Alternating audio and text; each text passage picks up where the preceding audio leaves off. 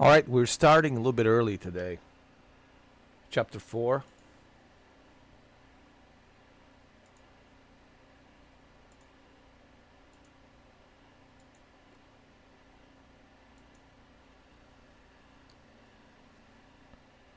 Yep.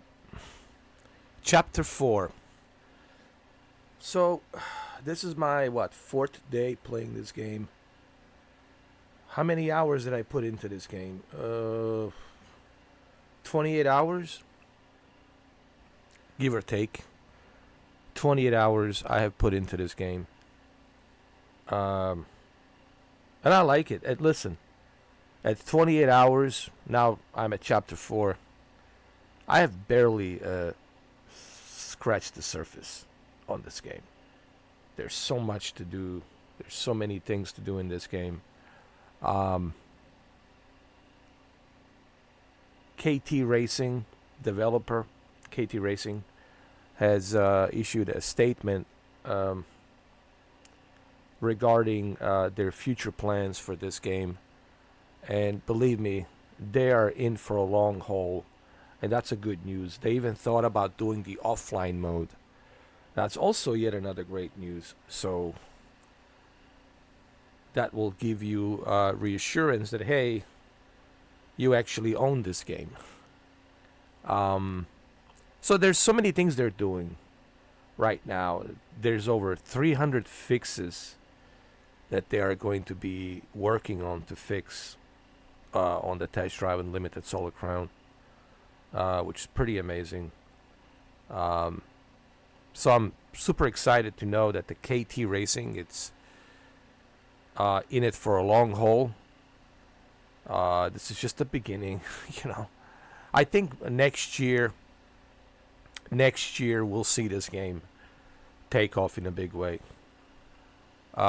Sure, it had a bumpy start, but every game starts kind of bumpy, right? And then slowly but surely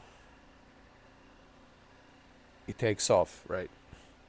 And that's the case here too.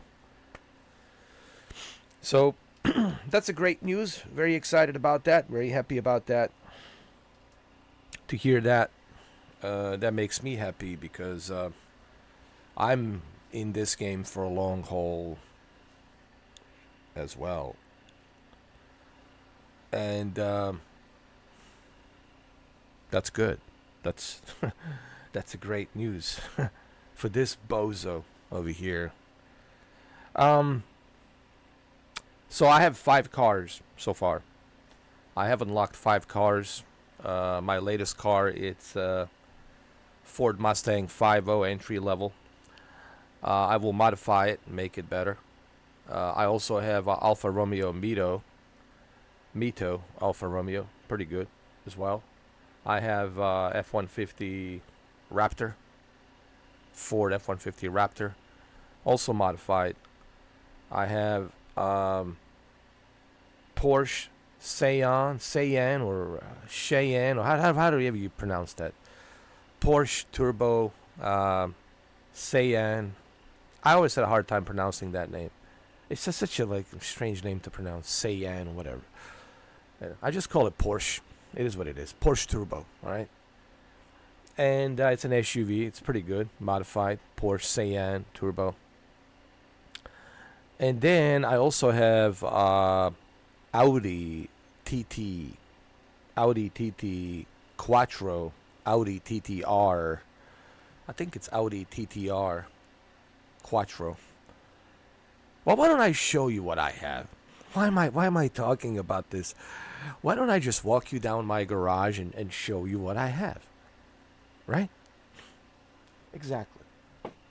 Instead of me jaw-jacking, trying to explain to you what I have, why don't I just walk you down my garage and show you what I actually have?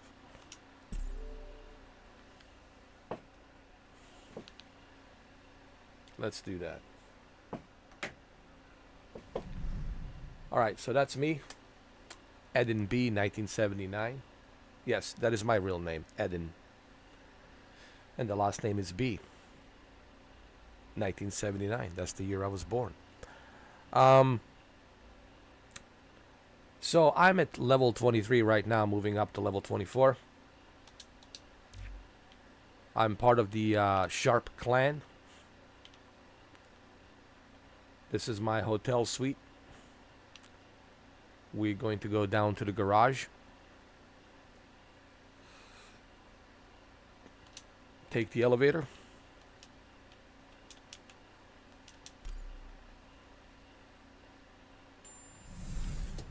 I will show you my cars.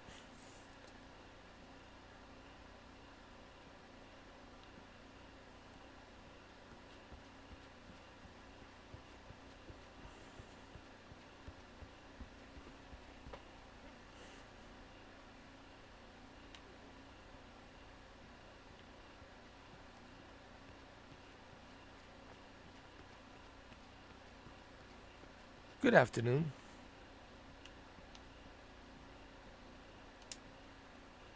All right, so let's go into our garage. Look at this, huh? Collection's getting bigger and bigger. Collection's getting bigger and bigger. All right, let's start with this one. This is Audi. I like this Audi. It's a Audi TTRS. I'm sorry. TTRS. Audi TTI. Oh, it's a TTI-RS. I'm sorry. TTI-RS. Pretty good. Let me show you inside. Let me turn on the ignition. Nah, we don't want to do that right now. Let me show you all these other cars. So it's a pretty cool car. I didn't modify this car yet. I will modify it pretty soon once I have enough cash.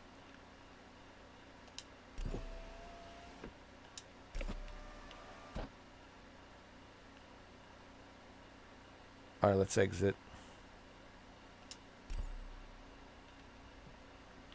All right, the next one is this thing right here. This is Alfa Romeo Mito. It's not a fast car, even though I have modified it to be a little bit faster. But this thing, it's very responsive. This thing, it's pretty good, like for tight corners when you are like racing a track that it's in very tight corners, and you can really kind of responsively move around. It's a very responsive car.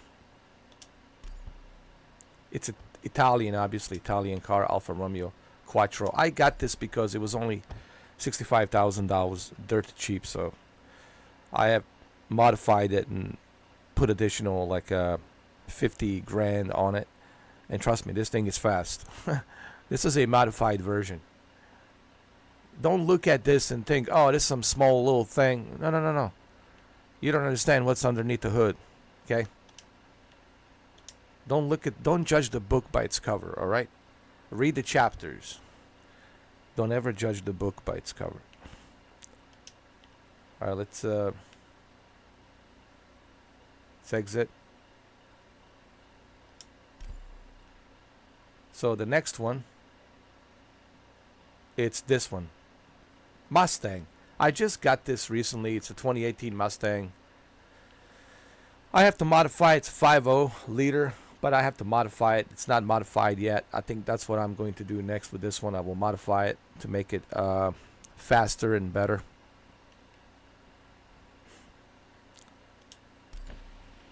Let's open up the window. It's pretty good. Attention to detail. It's done really well. People complain about the graphics. The graphics are fine. I personally don't have any issues with the graphics. Now, if you're on a console, you have to remember a couple of things. And KT Racing developers have already addressed this statement on the Steam. Unfortunately, the console versions are only running at 1080p 60. But that's fine because you're still getting a nice upscale to 4K with 60 FPS. you know. As far as the high fidelity resolution mode, it's only 1440p 30 FPS, and why would you want to play this game at 30 FPS is beyond me. So what you want to do if you're on a console version, you need to stick with performance mode 1080p 60. Now keep in mind it's a 1080p source, that it's upscaled to 4K. It's going to look a little bit soft, a little bit blurry at the times, but that's just this is why you need a PS5 Pro. And then people are saying, well, why do I need a PS5 Pro? Listen, these consoles, PS5 and Xbox Series X, are not that powerful enough to handle, man, rendering some of these games. You know, they don't have enough horsepower, man, to do it. This is why you need PS5 Pro. That's why Mark Cerny talked about this. And, you know, again, this is why you need PS5 Pro. Okay? Unless you're okay with stuck with 1080p or 1440p, you know, that's up to you. You know, but if you want to have like better fidelity, 60 FPS, better textures with a 60 FPS, you will need that Pro, because the Pro will allow developers to be able to enhance their game to the best possible version, and then if you have a PS5 Pro, you will have the best possible version of that game. Yet another reason why you want to get PS5 Pro. And let's be honest, everyone will buy PS5 Pro, especially with the Grand Theft Auto 6 coming up in September. People say, why do I think it's September? Well, because I'm sure Rockstar wants to make a anniversary, because the last GTA 5 was released on September 17th, 2013. So it makes total sense for them to do like an anniversary, you know, September anniversary date, 10 year, was it 10 years or more anniversary?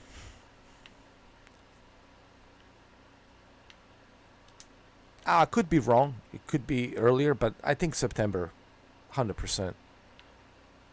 I'm super confident September GTA 6. There's no question in my mind. You will not play it during the summer. You will not play it during the spring. You will play it during the fall, September 17th next year. Because they still have a lot of stuff to do in the game. They have to patch a bunch of stuff, you know. They want to make sure everything's ready, so next year, September. All right, let's exit the car. And that's fine. We waited this long. We can wait. No problem. I would rather have a good finished game than some half-assed experience, you know. Like Cyberpunk, remember? Half-assed experience. All right, so that was my Ford Mustang. This is a Porsche Turbo SUV. The one that I have a difficult time pronouncing the name. Porsche Cayenne. Cayenne? Or Cayenne? Is it Cayenne? Cayenne. Cayenne. It's a Cayenne Turbo. Really good. The Porsche Cayenne Turbo, it's really good. I won a bunch of races with this one. This is a modified version, man. This one is... Make no mistake. This thing right here. Oh, yeah. This thing right here. It's really fast. It's really good. And it's a modified version. Has a twin turbo, dual intake. Yo. A lot of stuff in it. Okay. It's pretty good. Well, it's Porsche. You know. What do you expect? But it's a modified Porsche, which is even more faster. Same thing here. This is my modified Raptor. And this Raptor right here, it's a 2018 version of a Raptor. But make no mistake, the way I modified this Raptor You might as well call it Raptor R. It's close to Raptor R. The way I have modified this Raptor, trust me guys, it's if not close or equal to Raptor R, which is the latest one, which is the beast of the beast, right? The most expensive one, the latest one, which is the Raptor R. So this bad boy, when it comes to off-road racing, this is what I use. This is it. This is the baddie. This baddie right here. Looks nice. The interior, it's black and blue.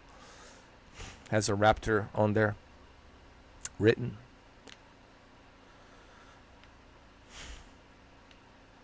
Alright, let's exit. And of course, this is where I started my journey on a chapter 1. Okay, this is where it all started. This is a modified Nissan 370Z Fairlady Z. If you live in Japan, you know how much value this car has for drifting. This is used. This is everyone's favorite car for drifting in Japan. If you're in Tokyo, Osaka, Kyoto, right? Tokyo, Osaka, Kyoto. You know that this is everyone's favorite drifting Nissan, especially if you're in a Kyoto. Kyoto forest has these mountains. You go down these mountains and it's very dangerous, but you guys saw the Tokyo drift, right? In the forest of Kyoto, and they go down the hill, man, for like 4.5 miles, and it's very dangerous, and that's where they're drifting. So this is it, Nissan. Let me open it for you. Fully modified. Trust me, this thing, it's about 700 horsepower. Yes, twin turbo, dual intake. I was able to max things, just to max it out to 750 horsepower. Even though I cannot use it because it's not eligible. This game has rules. You know, you can't use this car on certain races because it's illegal. Because I'm going above the threshold. So sometimes you have to go ahead and reduce the power to be able to be eligible to join certain races. To be fair, obviously. But yeah, I spent a lot of money on this one. I even got the windows tinted illegally. Yeah, these windows are tinted illegally. I would definitely get pulled over with this one. Let me show you. Yeah, look at these windows. They're tinted, bro. 100% black. Yeah. Yeah. Not only am I getting pulled over, but they would probably tow this car. Would they? I don't know. I don't think they would tow it. They would give me a hefty ticket. But if they see me again and I didn't, remove the tint, I think, yeah, they would tow the car. Your car would be towed. Yeah, 100%. Like, you would have to get an Uber home and your car would be towed, and that's it. You're done. Especially here, it depends which state, man. It depends where you are. But here in Florida, they really they don't tolerate. There's a certain limit of tint they will allow you to have. I don't know how it is in different states, but in Florida, yeah, man. If you go above the limit, you're getting an Uber home, dude. You're not going home with your car, okay? You're getting an Uber home, dude. So, yeah, anyway, but this is a game. We are in Hong Kong. So this is my collection of the car that I have. Remember, we are in Hong Kong. We're not in Florida. Rules are a little bit different in Hong Kong. Not a little bit different. Hell of a lot different. We're in China, man. The American law really doesn't apply much to the Chinese law here in Hong Kong. You know what I mean? All right, so these are my cars. What are we doing next? Well, the next we're going to go ahead and take my Mustang. We'll take it to the shop, and we're going to customize this Mustang. Let's turn on the ignition. Here we go. Let's take it to the shop.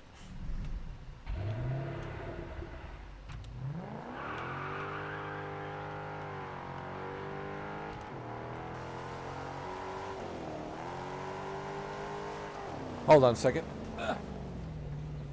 My drink was blocking the view. I couldn't see. I was like, what the hell?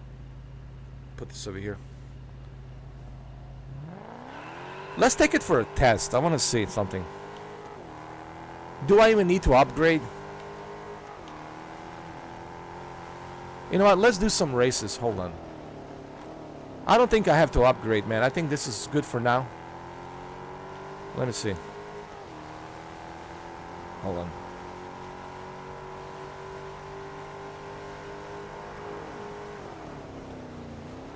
Yeah, he's good. He's good. This Mustang's good for now.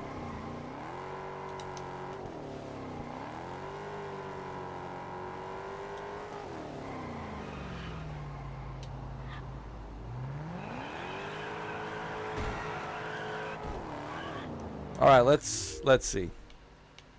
What do we have? Okay. Center stage. We can do this, right? Let's go. Or strictly business. How about that? Let's do strictly business. Because I know Jojo. Jojo is waiting for me. Who is Jojo? Jojo is a Brazilian chick with an attitude. She has a really nasty attitude. She spanked me a couple of times, and I spanked her once, and she's still dreaming about it. So, what can I tell you?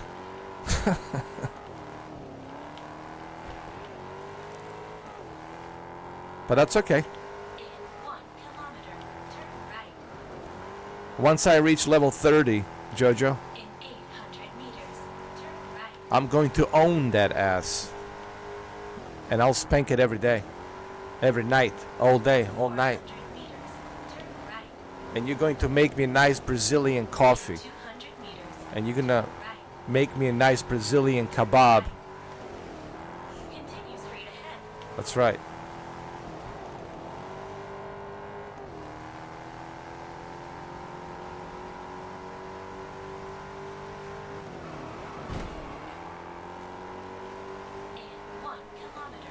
Jojo. If you missed the Jojo, you have to watch it.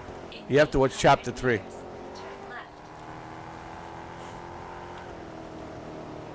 A lot of things happen in chapter 3 for 10 hours. A lot of crazy things happened last night. It was just wild. Especially at the Hong Kong video store. Which I don't even want to talk about it. I had nightmares. I'm still recovering, especially with the video that was recommended for me to watch called Big Dick Daddy from Cincinnati. 200 meters, turn right. Anyway. Turn right. And it turns out that Big Dick Daddy from Cincinnati, it's actual band. Yeah. Yeah, it's an actual band. Big Dick Daddy from Cincinnati.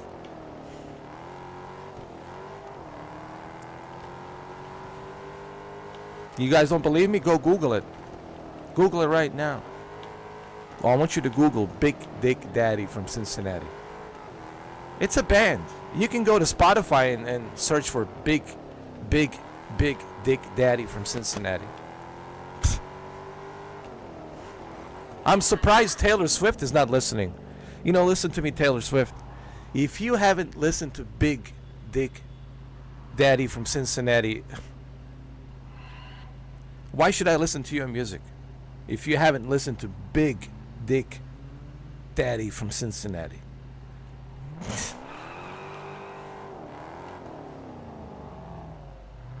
Come on. I think it's a mandatory for Katy Perry, Taylor Swift, all the Taylor Swiftie fans to listen to Big Dick Daddy from Cincinnati. And then maybe I'll listen to your music, all right? That's it. That's how it works. Anyway.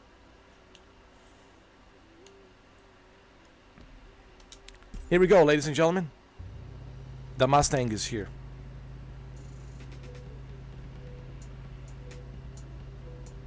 So, a lot of crazy things happened yesterday on Chapter 3.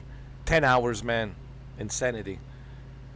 I highly suggest you watch Chapter 3 because, my God, 10 hours of just show. So much stuff.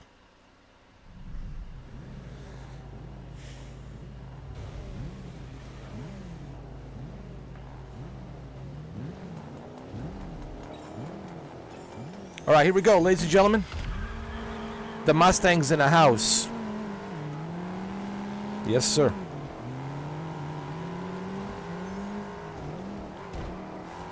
Yeah, don't worry. This is John Wick. Hey, move out of the way. You know who I am? Don't make me take out the pencil out of this Mustang. It's a Baba Yaga coming through. This is my Machina. My Machina. 1969. Boss. I wanna be Boss 500. No, this is not a Boss. It's not a 1969 Boss, but they do have a 1969 Boss. You know, people have always asked me on a Chapter 2, John Wick, because I know Russian. I speak Russian fluently, by the way. Did he pronounce everything correctly when he was talking to that Russian mobster in a Chapter 2? When he said, Uvashi Menya. No, he says, what did he say? He said, Vi imate moj Machina 1969 Mustang. No, he said, U vas moj Machina. U vas moj Machina. That means you have my car. Machina means car. So when he says, U vas moj Machina, U vas meaning you have, meaning you, vas, you, u vas, moj, mine, moj Machina. So he told him basically, you have my car, and I'm here to collect it. And the guy dropped the phone, and he's like, fuck, Baba Yaga. So yeah, he was accurate, 100%. Don't ask me, ask any Russian, he'll tell you, it's true. So Keanu Reeves got it right. He was speaking Russian fluently, which makes it even more accurate. Kudos to Keanu for learning Russian accurately and Japanese accurately on a 47 Ronin. Listen, who doesn't like Keanu, man? It's Keanu, for crying out loud. You know? The guy takes his work very seriously and very accurately. Okay, here's the movie I want to see. I think it's time. Okay, who will disagree with me? I don't think anyone will disagree with me. Nobody. What I'm about to say next, you guys have no idea what I'm about to say. What I'm about to say next, nobody on this planet will disagree. So what am I talking about? I think it's time. I think it's time that we see Keanu Reeves and Tom Cruise make a movie together, and they're fighting each other. They don't like each other. Like, they hate each other. Like, Keanu Reeves' character effing hates this guy. Like, hates him so much. Like, can't stand Tom Cruise. And then Tom Cruise can't stand Keanu Reeves. And they're fighting each other, man. Tooth and nail. Tell me you don't want to see that movie. Tell me you don't want to see that movie. Who's disagreeing? Nobody. Exactly. That's the movie we need to see. That's the movie that needs to happen. Keanu Reeves versus Tom Cruise. It needs to happen, man. It needs to happen.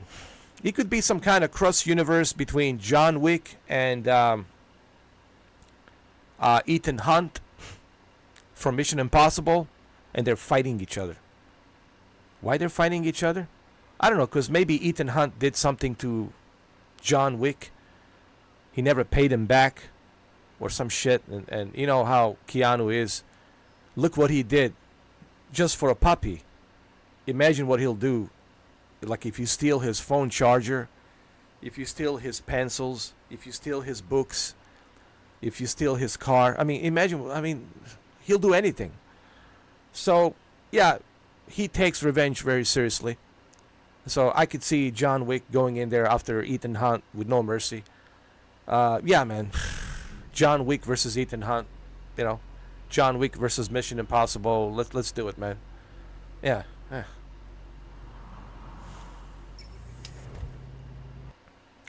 This movie needs to happen. I don't care how much they have to pay, both of them. Tom Cruise, Keanu Reeves, needs to happen. It's an instant box office hit. Billions of dollars. Instantly. Because everybody wants to see it. Trust me. I can produce the movie. I can direct the movie. Just give me $2 billion and we're good to go.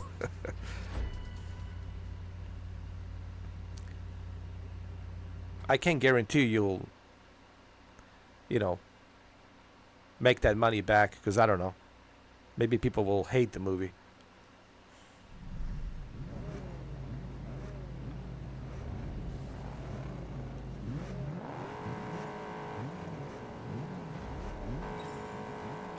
All right, here we go, ladies and gentlemen. We're doing some grind. We're grinding here. Joe is number 3. Jojo is number 3. I don't even think I have to modify this Mustang GT50, man. But I will modify it, don't worry. But I don't even think I have to.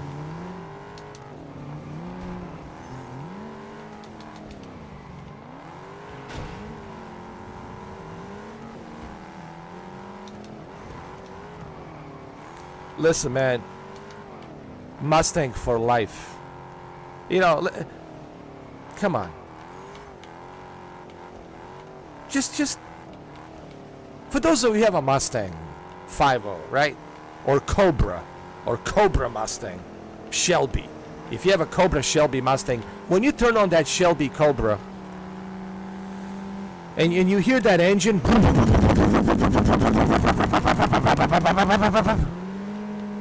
yo, it's like a Godzilla, bro. It's like a Godzilla waking up.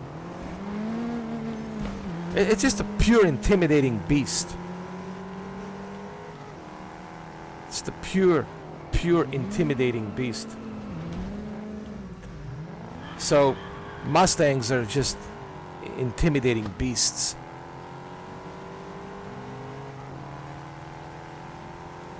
Pure American beast. You hear that, especially the 1969 500 Boss. Fuck yeah, hell yeah, man. Shit, man. Women have immediate orgasm, dude.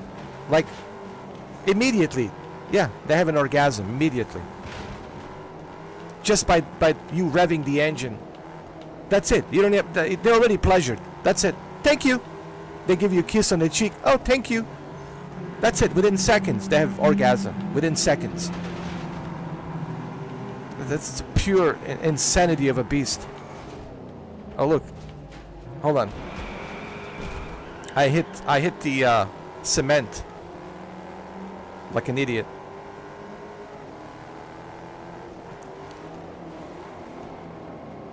I have to agree. Look, I love my Japanese cars. I love my Italian cars. But there's something about the pure muscle. There's something about a Mustang, man.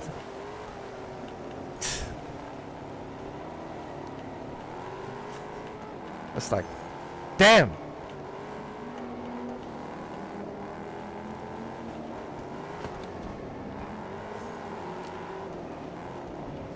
It's intimidating. Like, the engine is so intimidating.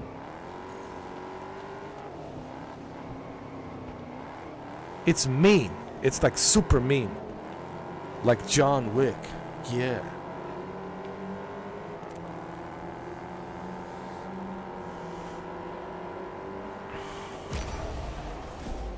And for those of you who have a Mustang, I don't need to tell you. I already see you guys hitting the hearts. You know what's up. For those of you who have a Mustang, I don't need to spell it out for you. You already know it. You live it, you breathe it, you hear it.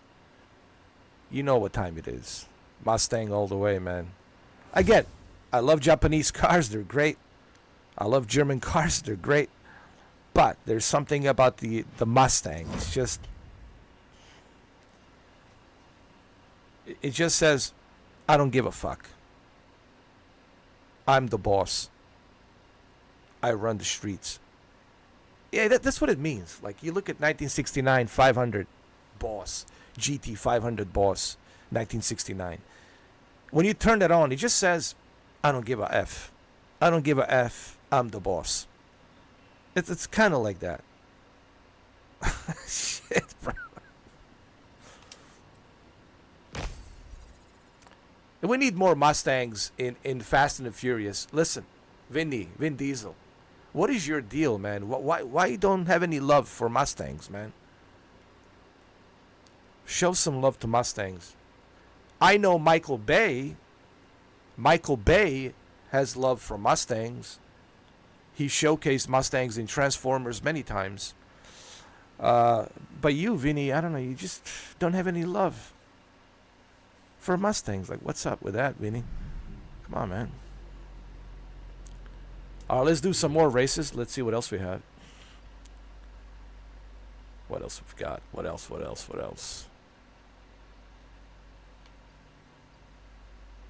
Let's see. Tourist Trail? Yeah, let's do that. Let's do Tourist Trail. Let's fast travel. Why not? Hey, Dragon's Dogma. Dragon's Dogma 2. Learn from KT Racing. Learn from KT Racing developers and Nikon publishers. You need to have a fast travel. Capcom, shame on you for not having a fast travel. Here we are, a racing game that has a fast travel. And a Capcom, it's a walking game and you don't have a fast travel.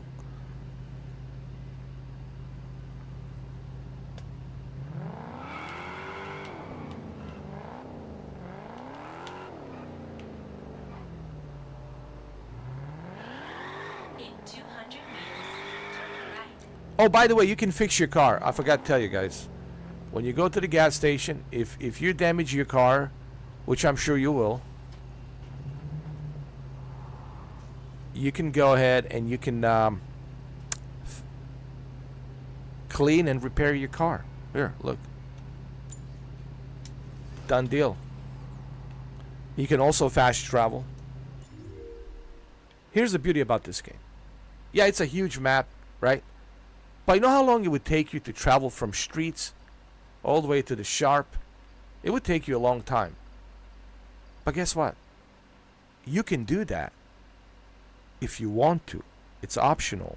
You can do it. But let's say you're in a hurry and you're like, man, I don't have time for this. I'm in a hurry, dude. I don't want to drive all the way from up here to there. I don't have time. I'm busy, right? I have a football game today I got to watch. I don't have time. So guess what? You have gas stations, and these gas stations will take you there. Super fast. Easily. I like that. See, they're doing everything right in this game. This is what Kingdom 12 was talking about. When I first started watching Kingdom 12 YouTuber, I didn't know nothing about Test Drive Unlimited.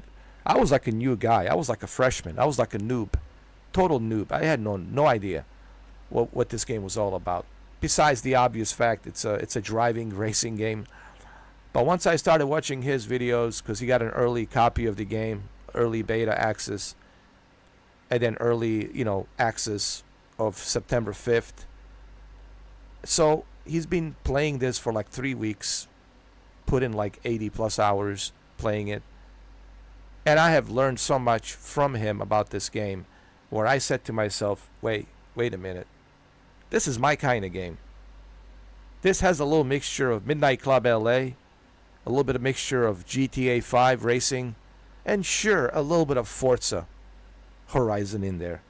But trust me, in my opinion, this is way better than Forza Horizon. Again, not shitting on Forza. Forza Horizon has shitload of cars. Hear me out. I know some of you already are. What? Not shitting on Forza. Don't take it easy. Calm down. All my Xbox fans, just relax. Okay? I'm not shitting on Forza. Okay? I have all the Forza games. I played them. But they're doing something different here. Okay? They're giving you many different options here. And the concept, it's much bigger in this one. All right? And I feel that's something that's missing on Forza. This is more like live out your dreams, right? You can buy a house, walk around the house. You can buy a penthouse suite. You can join different clans. You can go to a nightclub and listen to music. You can go to a casino. It's more like a Grand Theft Auto. I would say this. This is more borrowing from Rockstar, Grand Theft Auto, like Midnight Club Los Angeles, and the GTA 5. Although there's a little bit of Forza in here, but it's not entirely Forza Horizon. Forza Horizon, it's a festival. Motorfest, the crew, it's a festival. This is more than that. So, I think this is better. This is better in many retrospects, But then again, Forza's fine. Not shitting on Forza. I'm just saying, this is different. All right, let's go do this race. In 200 meters, turn right. Turn right.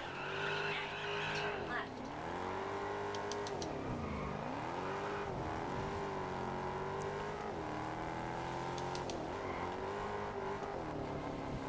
Turn left.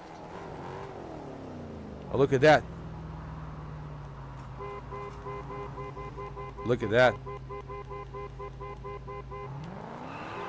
left.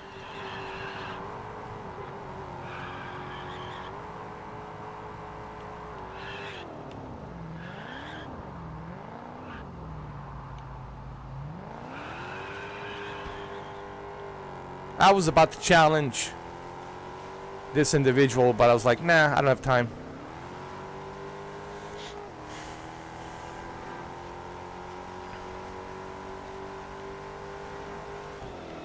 How do you challenge people? You have to be a ranked. You have to get to the ranked race. You have to look at your reputation. It's all about reputation. What level? The higher the level, the more you will unlock, the more you will enjoy. So this game, it's very rewarding. In the beginning, you have to grind. But it's rewarding. The more you grind, the more you unlock, the more you unlock, the more you enjoy. Right? It's like a promotion. You get evaluated.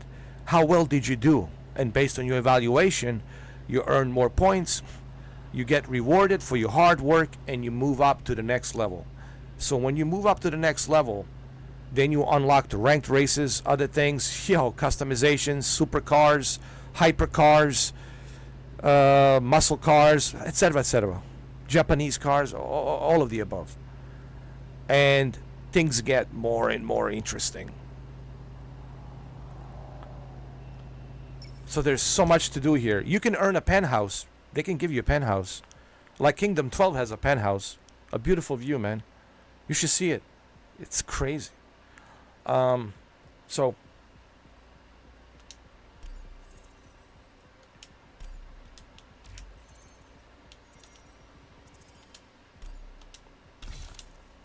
There's plenty to do in this game, but you have to invest time.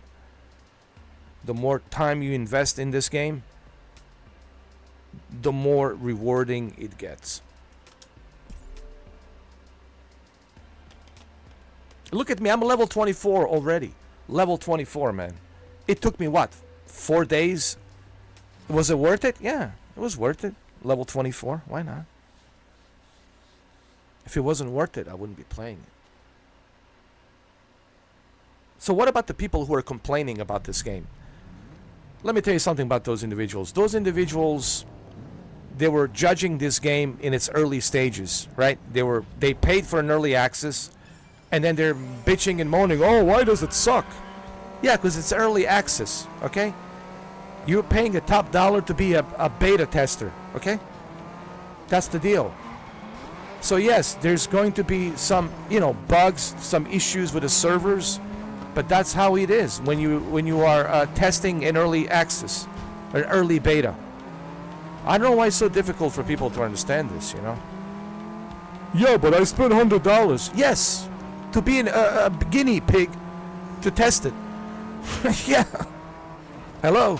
Didn't you read the fine print? Yeah. But now things are better. The servers are working fine. They said they're going to fix 300 bugs and issues that might be in the game.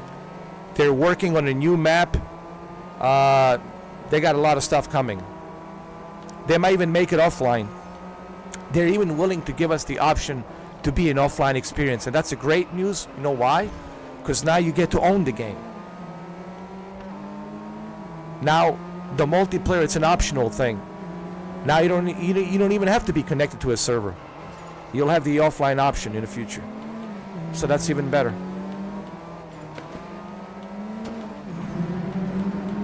People gotta stop having a knee-jerk reaction on early access games. Remember, early access is for you to give feedback.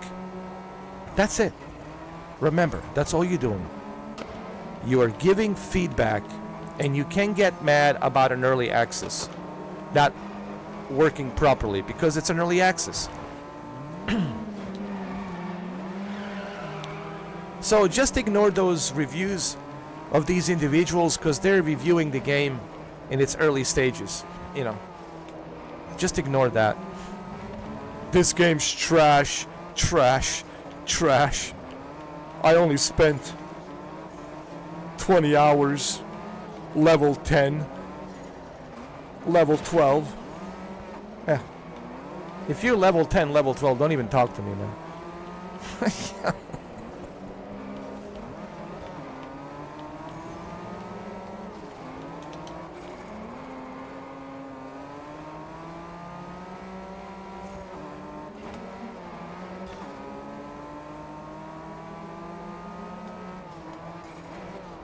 And then people complain about the graphics.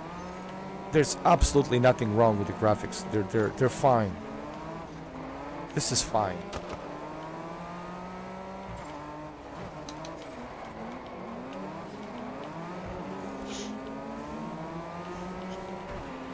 I don't know what they want, I want the photorealism. Oh God, here we go again. Photorealism. Aren't we getting tired of these Digital Foundry fanboys? I want the photorealism with the magnifying glass and Hubble telescope so I can see the vegetation. Maybe I'll see a cockroach with the vegetation walking on the grass. Maybe I'll see a grasshopper. What's with this whole Digital Foundry magnifying glass Hubble telescope nonsense, man?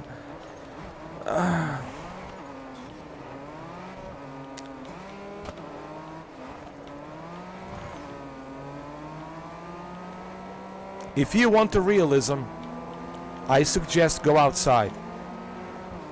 Go outside, go have a picnic, go to the forest, sit by the lake, alright?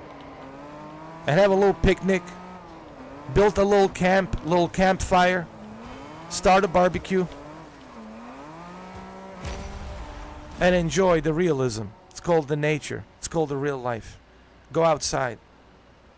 There's your photoreal. You don't need Digital Foundry. You got your own two eyeballs. Yo, Jojo won. Oh my god. That's the Brazilian chick I was telling you about. Jojo. Yeah, man. Photorealism. Go outside. Go outside. Sit by the lake. Enjoy the nature. There's your photorealism.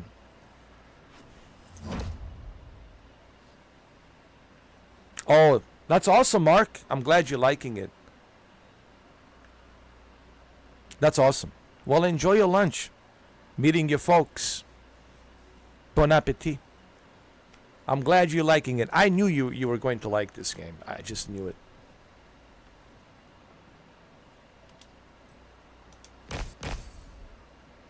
I just knew it. This is why I tell people, don't read the reviews. Don't listen to these early access naysayers. You know, crying and moaning about, I can't see the vegetation. It's blurry. Oh, it's blurry.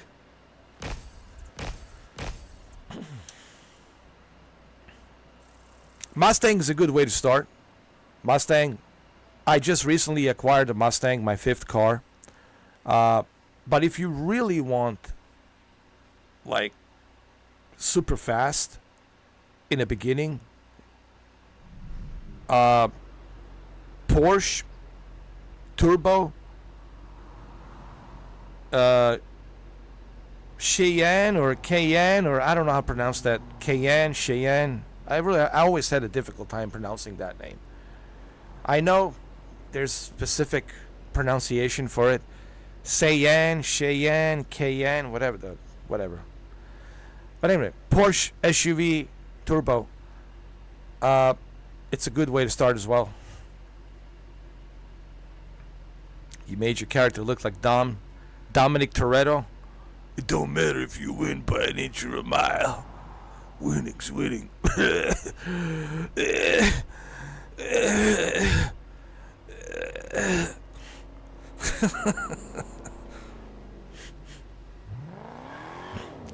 don't matter if you win by an inch or a mile.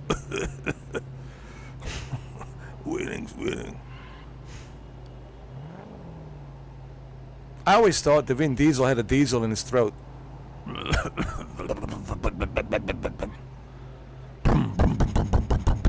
Maybe he does have a diesel motor in his neck. You know, the way he talks.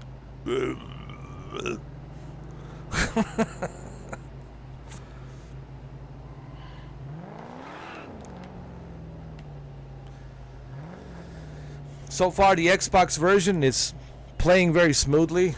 I haven't had any issues so far. That's good. You know, I know that the console version, it's a 1080p 60. But that's okay. It's upscaled to 4K. Will look really nice with HDR and Dolby Vision. And you got upscaled to 4K, 60 FPS with 1080p. You got yourself 60 FPS. It's still good. You know? But no. Wait. What about us, Digital Foundry fanboys, with a Hubble telescope? That's right. Because God knows we're watching. Hey, Richard. Hey, John. I think we see some soft images here. I don't like this, John. Yeah, it's very blurry and soft. They could have done better. Yeah, John. Yeah, Richard. Like, I'm going to stop in the middle of the race to see if there's a grasshopper or a cockroach or a spider walking on the this soft image of vegetation. Yo. Look, I get it. They're geeks. That's what they do. They're technical geeks. That's fine. Whatever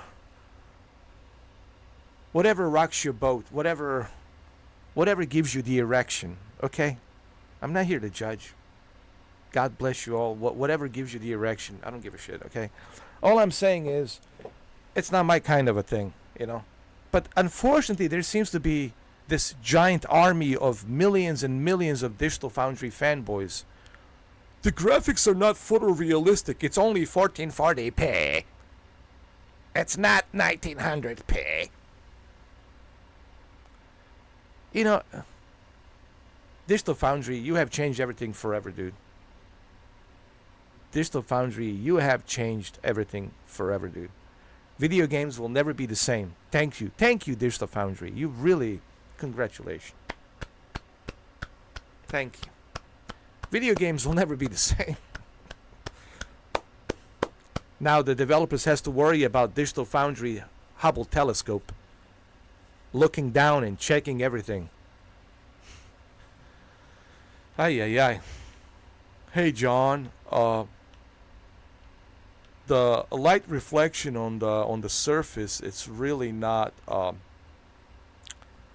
this white cube that it's reflecting this light. It's very bland and it's not defined properly, and they seem to be using very old assets, and these old assets are very what do you think, John? Yeah, I have to agree they could have done a better job with the circular shapes of reflection, and I even think Mark Cerny talked about it. It could have been better. What do you think, Mark Cerny? Hi, this is Mark Cerny. I am happy to report to you with PS5 Pro.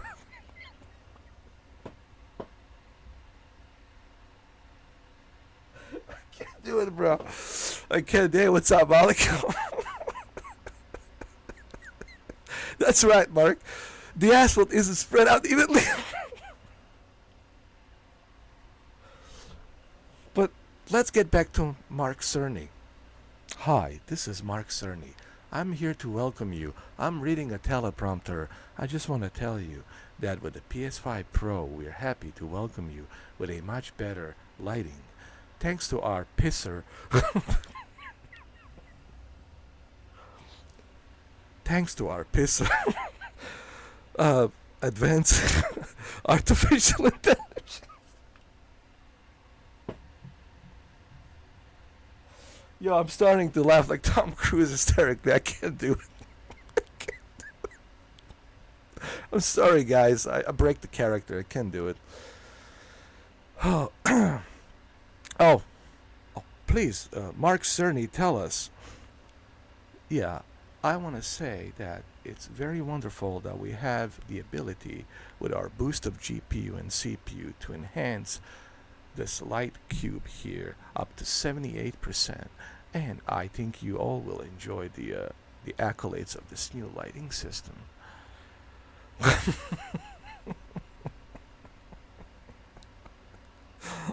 Oh man. Anyway, that's where we at, guys. Thank you, Digital Foundry. You changed video gaming forever, man. People today's don't even listen. Because of Digital Foundry, no one is even playing video games. Listen, I'm 100% convinced. Because of Digital Foundry, no one is even playing video games. You know what they're doing?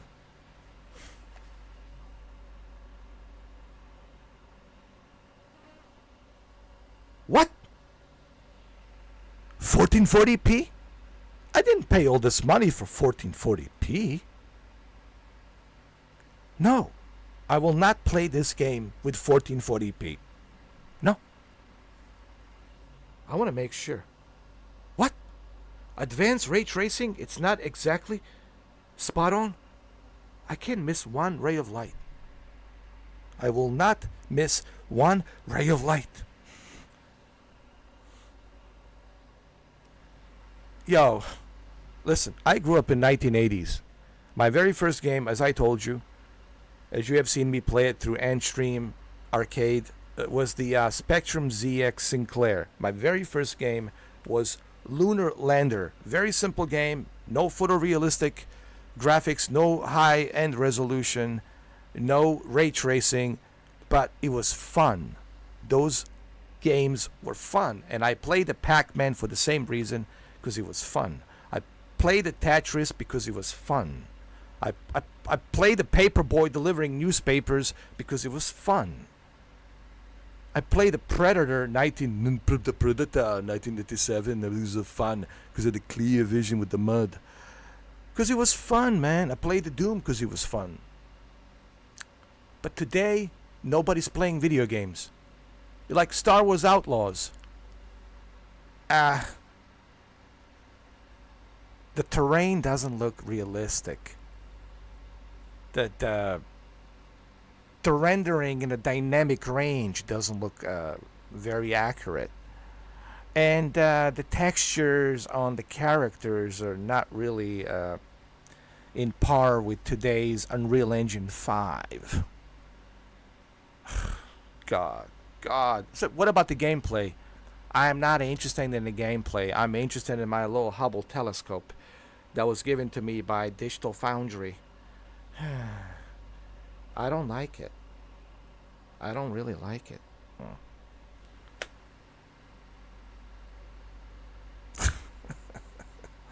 Oh my God. What is the Project Brutality? Is that a new game? What is that?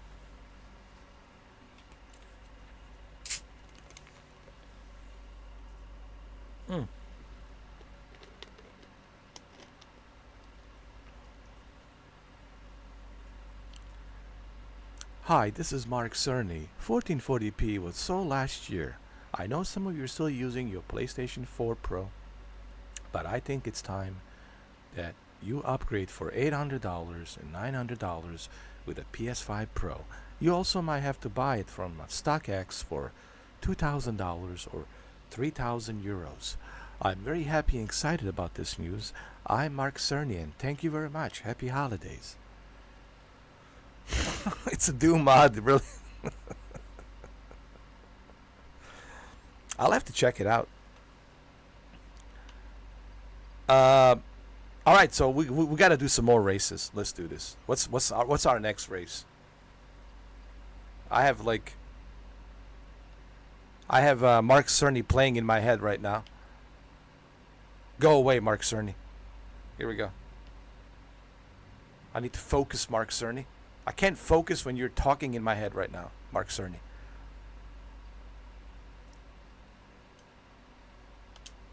All right, we're going to do this one called the North Face. What is this? North Face? Yep, we'll do this one.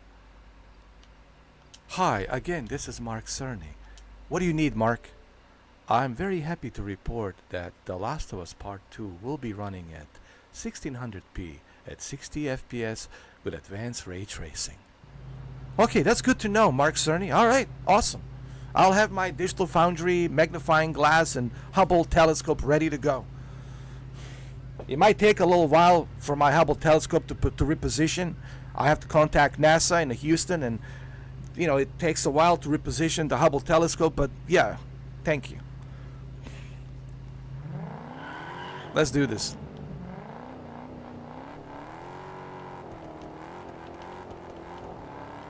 This is why nobody's playing video games. Guys, this is it. This is why everyone's complaining. No one's playing. Cause it's all because of Digital Foundry, man. That's what this is about, man. This generation grew up on Digital Foundry, and it's all about what's the resolution, what's the peak brightness on the HDR. Ooh, the tone mapping, it's not good. Oh my. Hi, this is Mark Cerny again. I am also very happy to report that the tone mapping has been increased by 65% on The Last of Us Part 2. Alright, thank you. Good. Let's do this. Let's go. Alright, Mark Cerny, thank you. Alright. No more information. Thank you, please. Sir. It's okay. Thank you. Alright.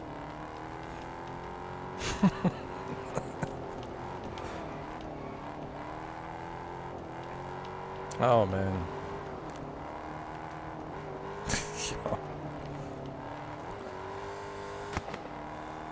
Well, I think we have figured it out, guys. We now know.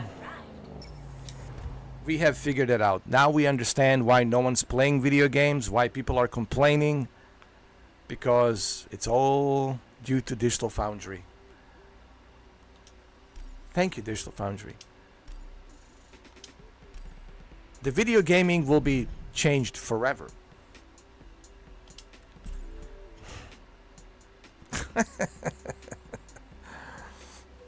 But Jose, it's a huge. I have to call out Jose on it. Jose, that's it. I'm calling you out. Jose, it's a huge Digital Foundry fanboy. He even has a shirt, a hoodie. No, he has a hoodie. He has a Digital Foundry hoodie, bro. Jose, sorry, man. I love you, but I have to call you out. He has the Digital Foundry hoodie, bro. I couldn't believe it. And I'm pretty sure he has a magnifying glass signed by Richard from Digital Foundry. And yes, Jose has a 4090. He uses a magnifying glass to check everything. Nothing but love, Jose. But I think people should know that you are a Digital Foundry fanboy. I think I gotta listen, man. I have to let people know.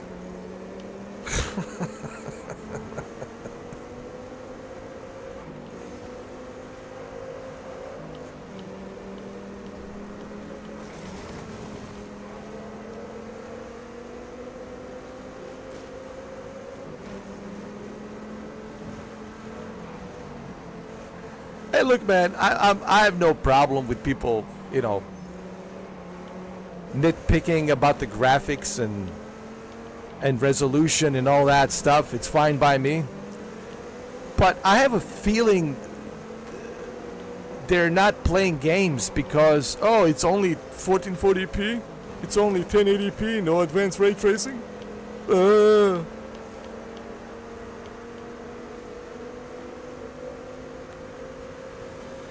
That's the sad part, man. People are refusing to play the game because it doesn't have a certain resolution, right? It doesn't have a certain textures or a certain field of view, or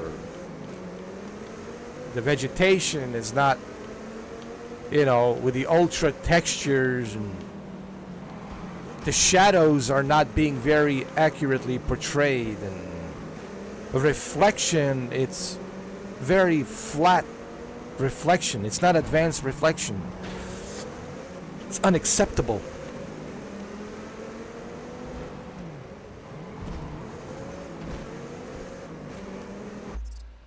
Hold on.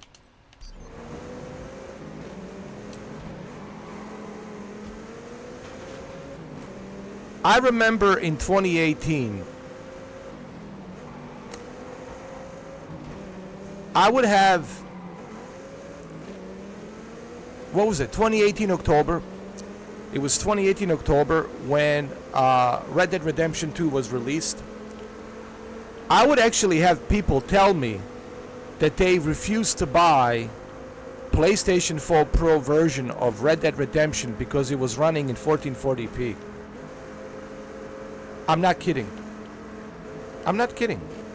I had people get in touch with me, tell me that they refused to play Red Dead Redemption 2 on the PlayStation 4 Pro because it was only 1440p.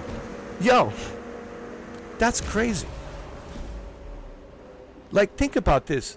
You are willing not to experience a masterpiece because it's not 1600p, because it's only 1440p. I'm not making this up. This is honest to God truth. I actually had people contact me telling me, you know what, Mr. 4K, I refuse. I refuse to play the PlayStation 4 Pro version. It's only 1440p. I said, why?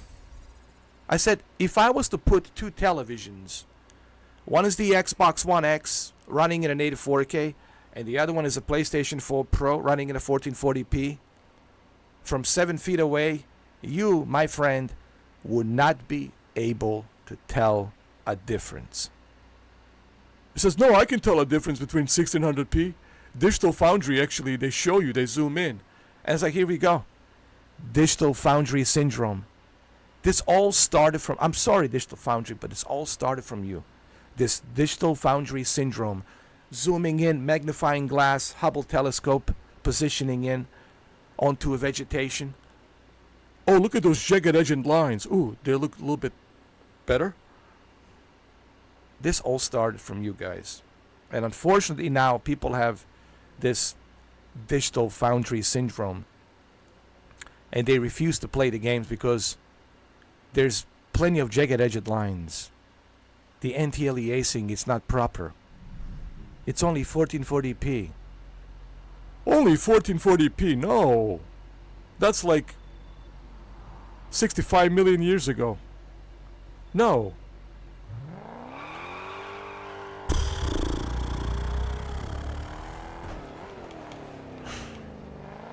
Exactly, Malik. As long as you enjoy the game, that's all that matters, man. As long as you're having a good time, yeah, that's all that matters. But no, people are not enjoying their video games. They're just complaining. I enjoy it, man. I enjoy Star Wars Outlaws. I enjoy this. I haven't played Space Marine, but when I do get a chance to play Space Marine, I'm pretty sure I will enjoy it. I enjoy my stuff, man. I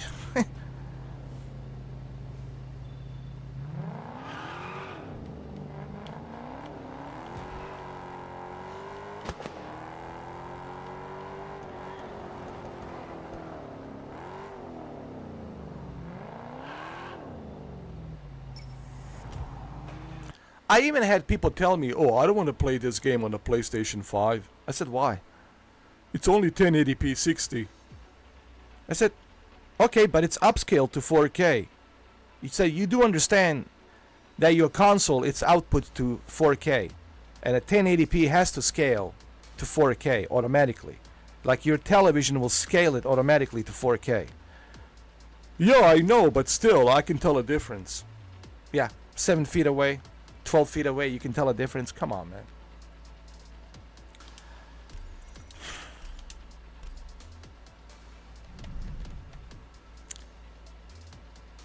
If I was to put this game next to PlayStation 5 game, this is 1440p, next to 1080p, you guys, 100% guaranteed, will not be able to tell a difference. Will not be able to tell a difference. I remember when I started my channel in 2016. Yo, how many times people would come up to me and say, oh, your television, you know, it's not having a good scaling chip. Sony Bravia has a better scaling chip. It scales better. Yo, man. Shaking my head. And God knows I've been through it.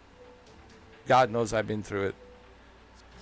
Oh, yeah. And then tone mapping. Oh, this HDR doesn't have a real tone mapping. It's a fake HDR. It's a fake HDR. It doesn't have a proper tone mapping. It's a fake HDR. Remember that? Fake HDR? Oh, God. Don't remind me, guys. Don't remind me of that nightmare. Good God, man. What a nightmare.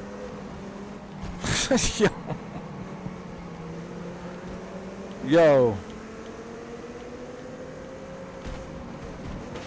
What a circus that was, huh? 2016, 2017. Hey, Mr. 4K Upscaler, you don't know what you're talking about. You're doing it wrong. So what am I doing wrong? Giving you my own custom recipe? My own custom settings?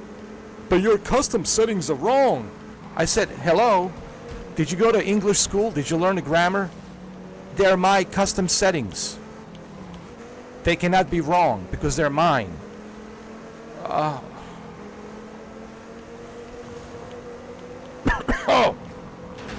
Jesus H. Christ. Good old days, huh? Good old days. Oh, this game is awesome. This thing, it's awesome, trust me, man. No, it's not awesome, Mr. 4K. I see a lot of soft images on vegetation. the draw distance it's blurry.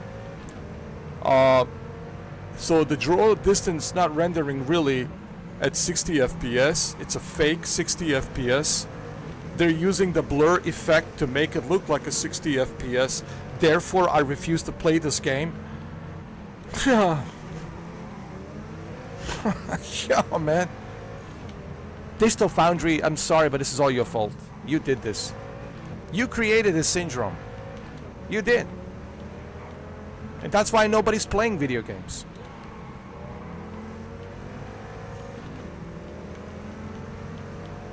That's why we have so many different Xboxes. The most powerful console on the planet. Xbox One X Scorpio.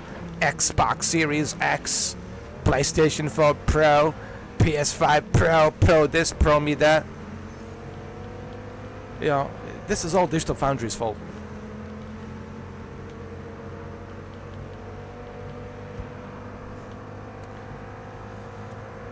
What can I say? That's it. I think we have established the reasoning for this. Sorry, Digital Foundry. This responsibility falls on you. You did this. People are complaining about video games. They're not enjoying video games. What can I say? You know?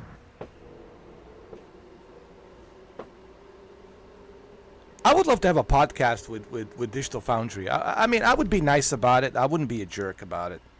I wouldn't be disrespectful. I wouldn't be a... Listen, I'm a teddy bear. I'm a sweetheart. I might be a big dude, but I'm a teddy bear inside. Okay, I'm very respectful. Most of the time. You know, not all the time, but most of the time, you know. I can be an asshole. Majority of the time, but most of the time I could be a really nice guy. But I would ask them some really hard questions, like, hey guys, don't you believe that you bear responsibility for all of this, you know, magnifying glass, zoom in, Hubble telescope positioning, zooming in 20 times, 40 times, 50 times in to see the vegetation, to see the advanced ray tracing, to see the resolution scaling. Oh, the resolution scales up and down. Don't you think you guys bear responsibility for this? I think you guys do. Since 2016, 2017, 2018, 2019, till now, you guys have bear responsibility for this. And your influence definitely has given this generation of gamers a Digital Foundry syndrome. And now they're always like looking at resolution, looking at the tone mapping. I have people tell me, oh, I don't want to play this game. The tone mapping is not high. This is a fake HDR. Fake HDR. I said, so you're refusing to play the game that you love because it doesn't have that additional tone mapping. Digital Foundry, see what you did.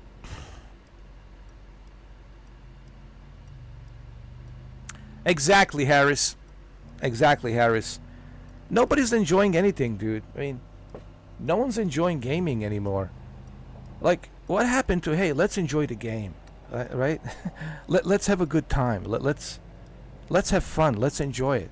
No, nobody's enjoying anything because they're so focused on the metrics, scaling resolution, tone mapping of HDR. The local dimming zones on these televisions are not proper. We need a higher number of local dimming zones. Peak brightness, it's only what, 900? It's not 1200?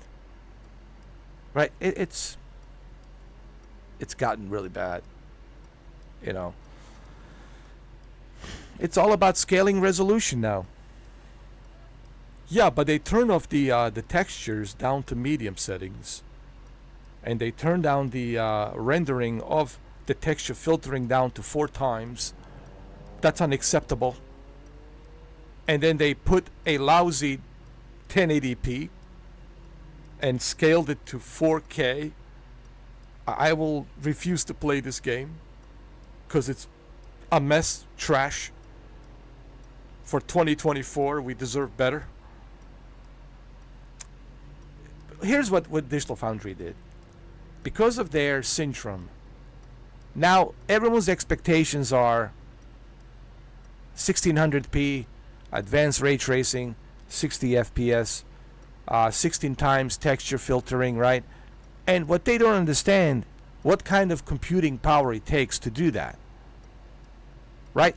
You look at the GPUs, you look at the CPUs, you look at the memory RAM on the PC, and what kind of computing power it takes, even on a PC, to render all of that, to scale and render all of that. And they don't seem to understand what it takes. And they don't also understand that your console is cheaper for a reason. Okay, here's the breaking news. Everybody's watching? Okay. Okay. We're going to go back to school. Why are you paying less money for console? Ask yourself a question. Why are consoles cheaper? Huh? Question mark. Well, let's say we're in a class. Let's say I'm the instructor. I'm doing the instructions, and I'm your instructor, and I'm telling you, question mark. Why do you think consoles are cheaper? I'll tell you why. Consoles are cheaper because they're downgraded. They're not that super powerful than your 4070 or 4080, okay? They don't have enough power and juice to render like your GPU 4080 or 4090 can render. Okay? They don't have a super powerful CPU like your i9 processor is with 24 cores and 38 threads, all right? Or your Ryzen 9, whatever you have. So these consoles are cheaper for a reason. And they're designed for those of you who can't afford high-end PCs, so that way you can buy these cheaper consoles and enjoy it with a simple click and play right away. That's the whole point of a console. So people have to be reasonable. Hey, I can't expect my PS5 to be running this game the way the 4070 or the way 4080 and 4090 and i9 processor is going to be doing it. That's why people pay top dollar, $3,000, $4,000 for these high-end PCs. So this is why I don't like it when gamers are comparing PCs to a console. That's like me comparing watermelons to oranges. Yeah, it's like comparing a watermelon to an orange. It's two different things, man. So people should understand that you're paying less money for a console because it's not super powerful. It's mediocre premium quality. And not every game is going to run at 1600p or native 4K, right? But guess what? You got the console to play games. But that's why we have Pro.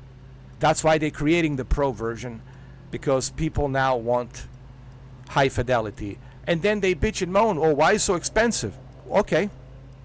You want high fidelity? You want to enjoy 4070 graphics? You want to enjoy i9 processor and Ryzen 9 CPU? It's going to cost you money. So you have to pay a top dollar for PS5 Pro. You want the high fidelity? Got to pay a top dollar. You don't want the high fidelity? Then stick with your PS5 digital for $400. Well, I think you might find it used for $350 or whatever, or $300. You might find it used for $300 somewhere. So stick with your PS5 digital. But if you want high fidelity, it will cost you more money. So people need to remember that. But they can't remember that because they have this digital foundry syndrome, and they have been brainwashed to think that PS5 is this next generation high-end console. No, it's not. It's just an upgrade.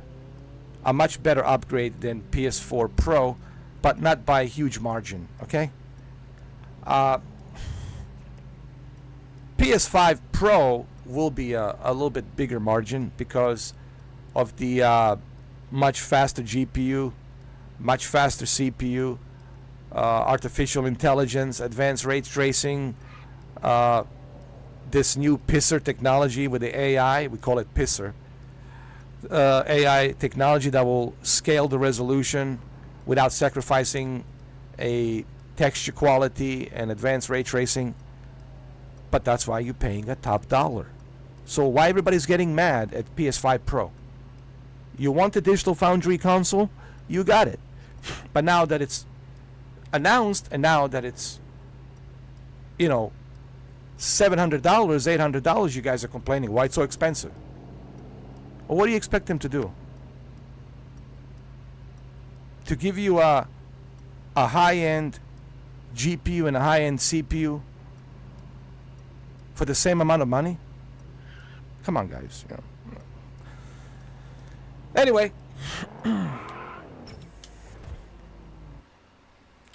good luck, right?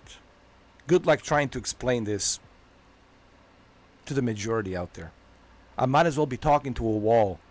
And I think the wall, the shadow on the wall, would nod its head and say, yes, Mr. 4K.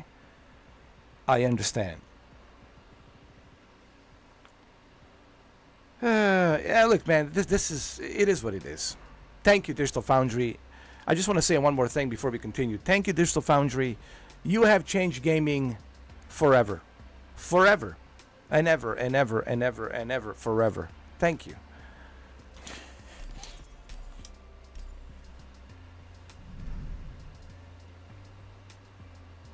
Things will never be the same.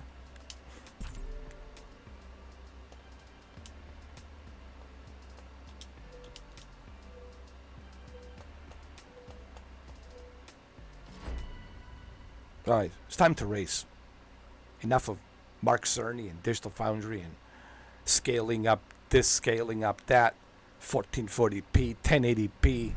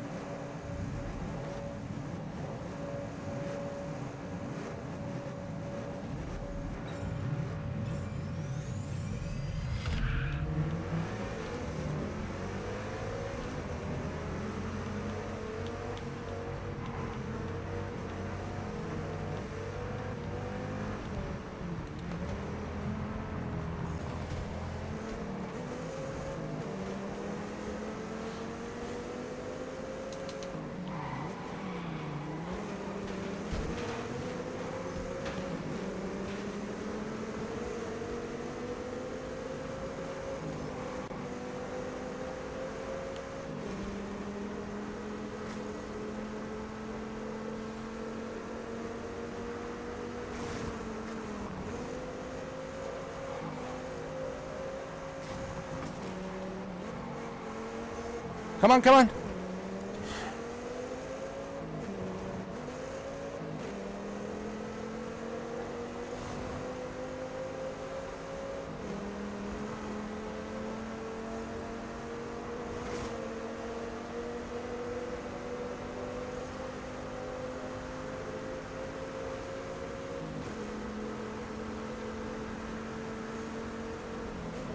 Ah!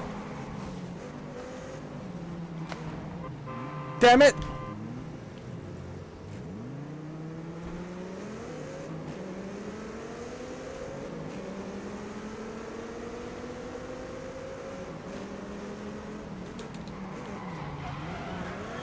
Let's go, let's go, let's go.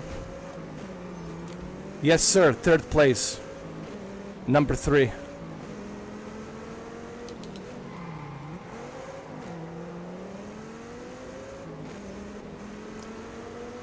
Oh, hell no.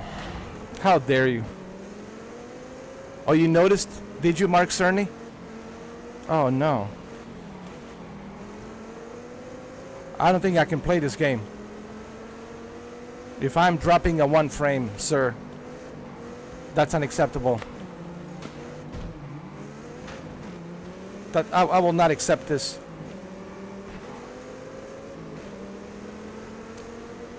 It has to be a consistent frame rate, sir.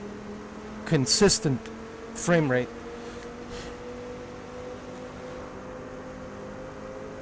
If it's not a consistent frame rate, no. That's unacceptable. Me dropping a 1 frame? No. No, no, no, no, no. I will have anxiety, panic attacks if it drops 1 frame.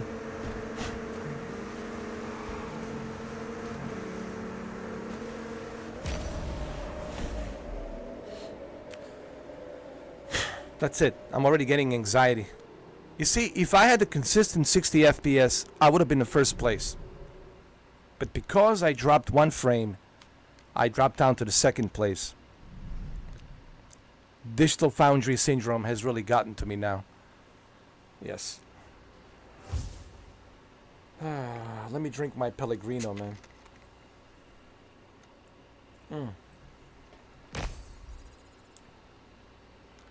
All right, boys. We're moving up in the world. Let's move up to level 25.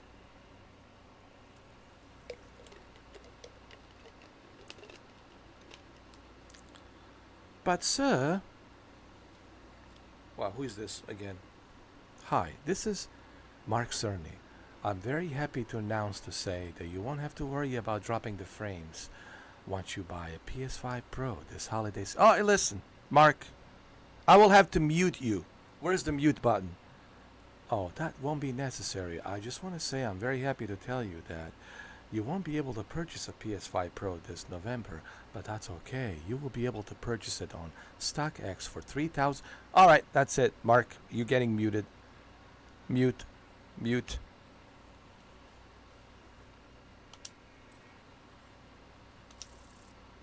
I'm telling you, man. Mark Cerny, it's something else.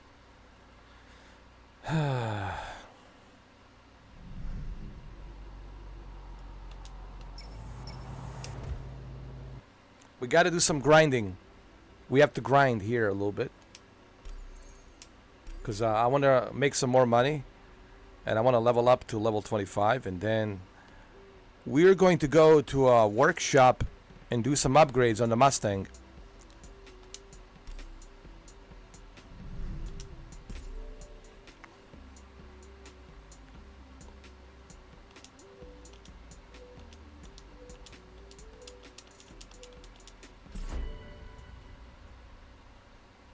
Here we go, boys. This is it. This is the moment. The moment of 60 FPS, consistent frame rate.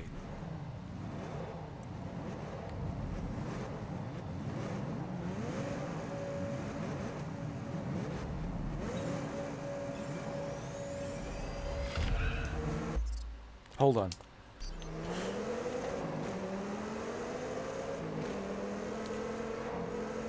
My frame rates are not consistent. I noticed something.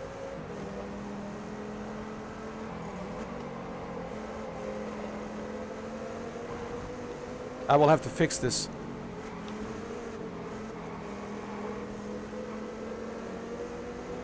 This is unacceptable.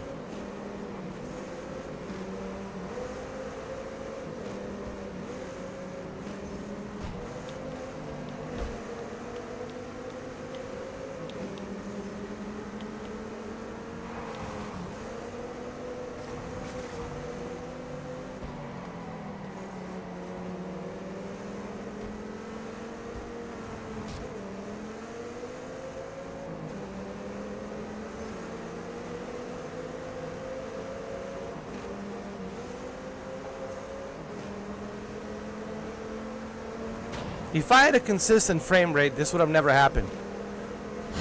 Because I don't have a consistent frame rate.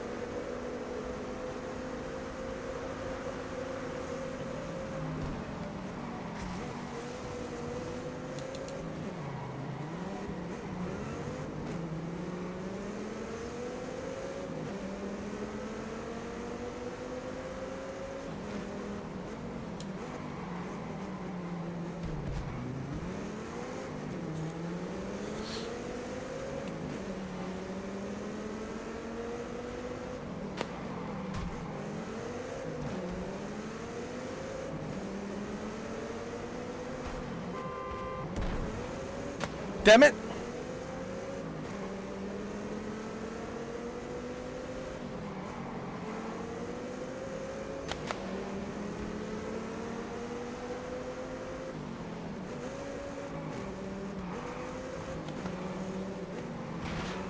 All right, a third place. Huh? Okay. We're getting some better consistent frame rates here. It's looking better.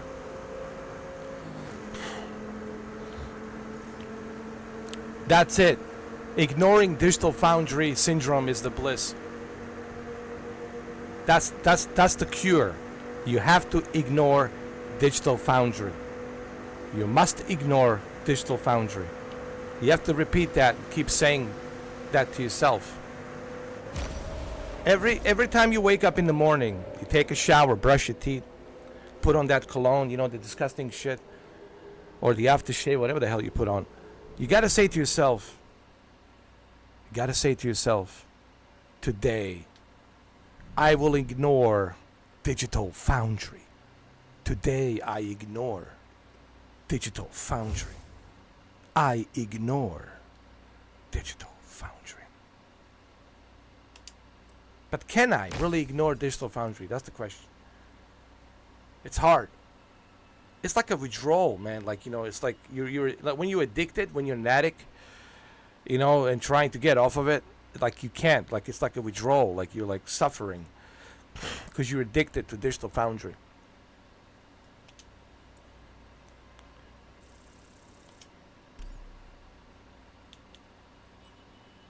You see what's going on right now? Because I'm so addicted to Digital Foundry, now I have to go to my option settings.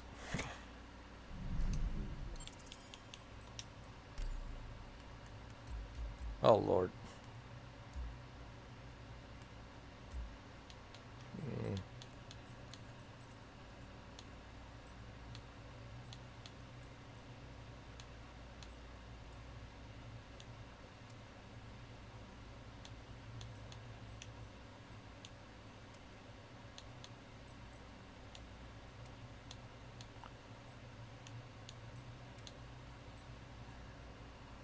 Yeah, I think this is better. Yeah, I think I might get more frames. Yeah, this is what people are doing right now. Thanks to Digital Foundry syndrome.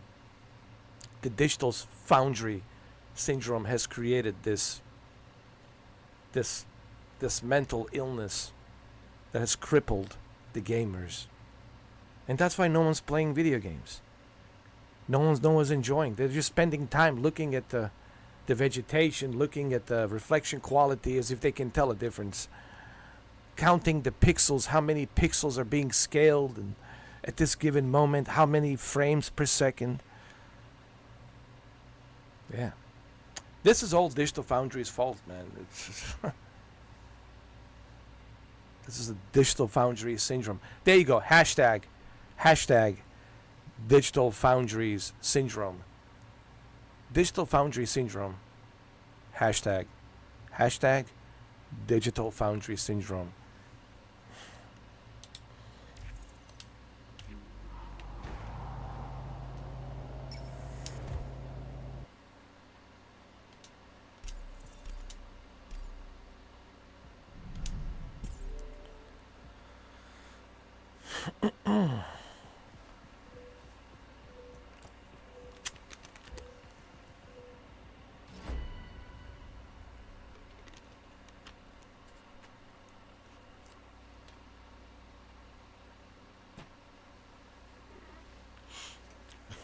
Welcome. Here we go.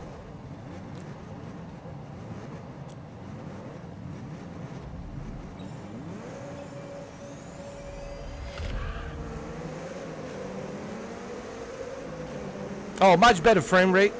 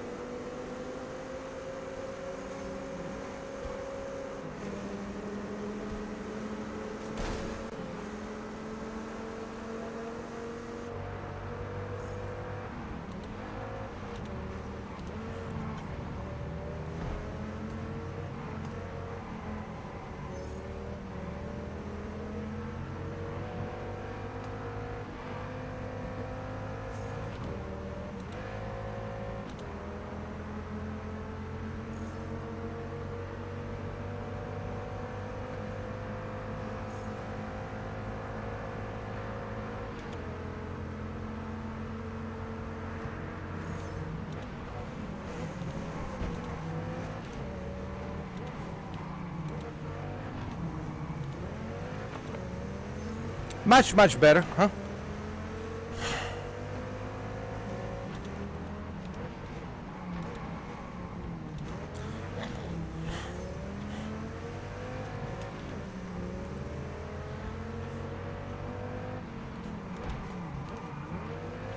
First place. Looks like this digital Foundry magic worked, huh?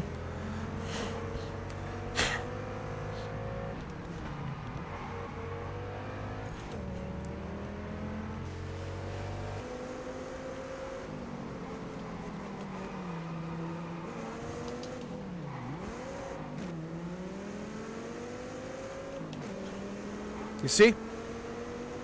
You can't ignore Digital Foundry. Even if you wanted to, you can't.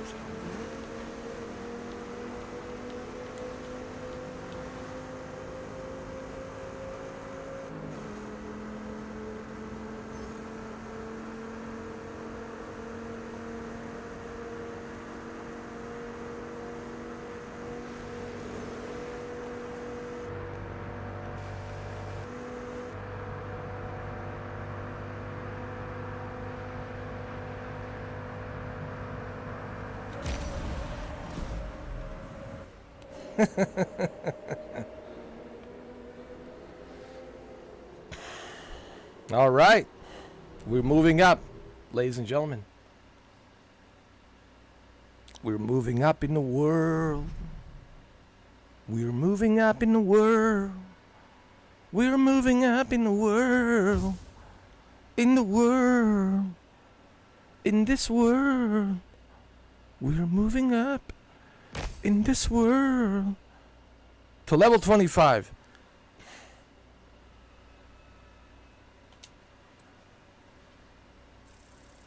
We got some money in the bank. All right. I think we have enough money to do some upgrades for our Mustang. All right, let's do some upgrades.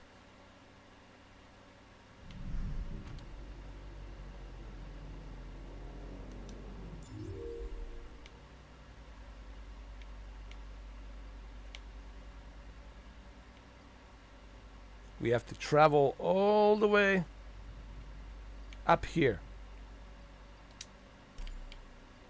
Here we go. It's time to upgrade. Ford Mustang. Yes, sir.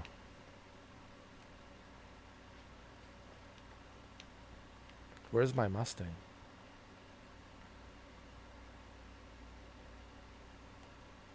It's right here.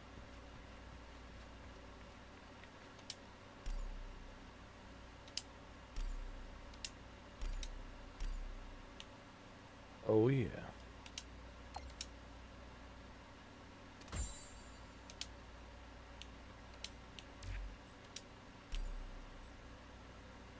Let's move up that torque a little bit higher, huh?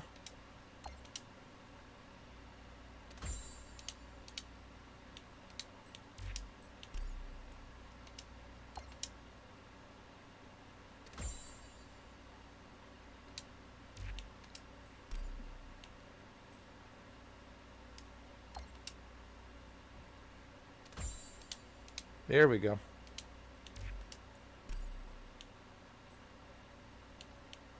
Now we're talking.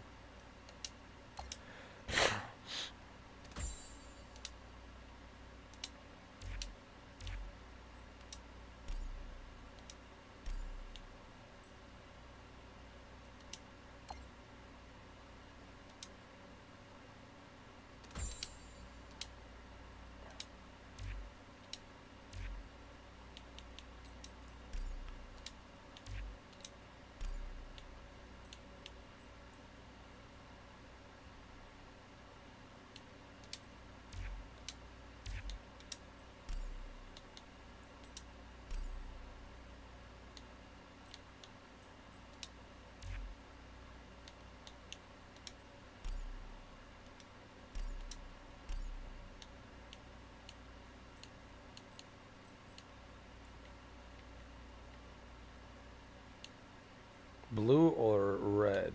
Yellow.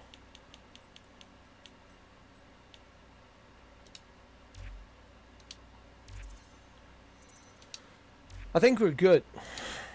We got everything we need. Let's take it for a spin.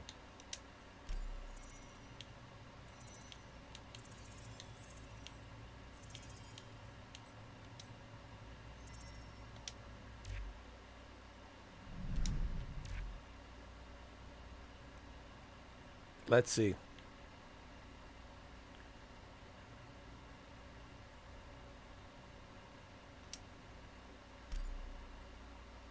I'm pretty sure the performance will be much, much better now.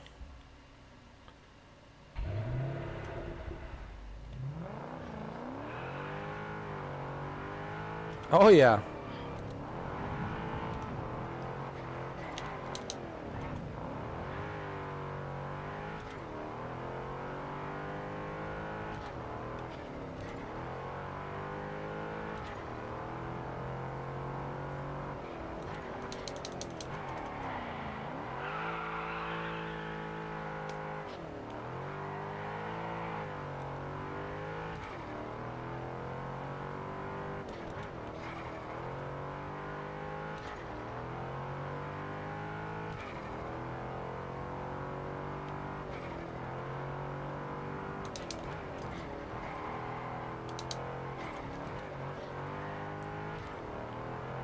Oh yeah.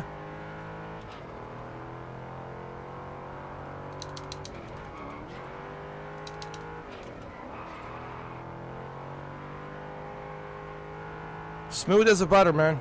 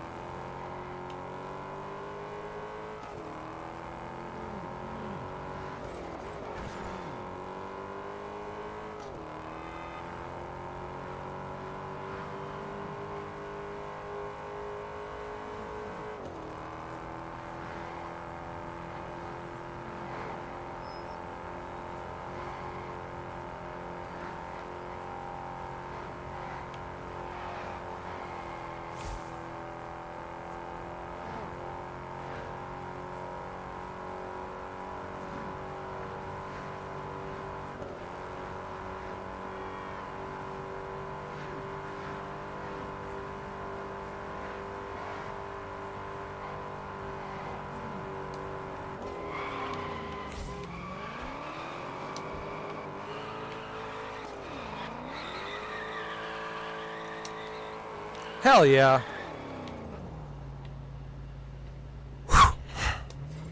John Wick approved. Yeah. I believe this thing gets approved with a John Wick signature. However, there's one more thing missing that I forgot. There's one more thing that I forgot. Just one more thing. To be officially John Wick approved. And I will show you what I missed.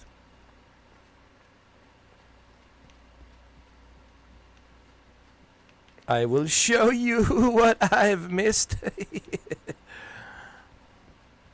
Here. I'll show you. You don't think I will show you? Of course I will. The ECU. Let's bump it up to 515. Now we're talking.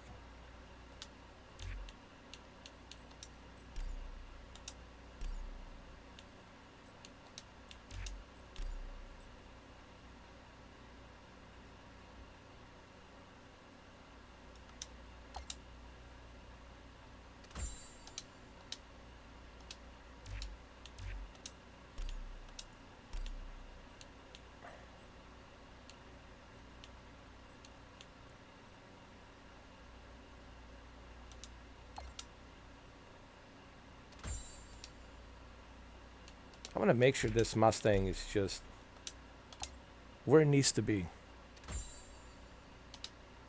Now we're talking. All right, so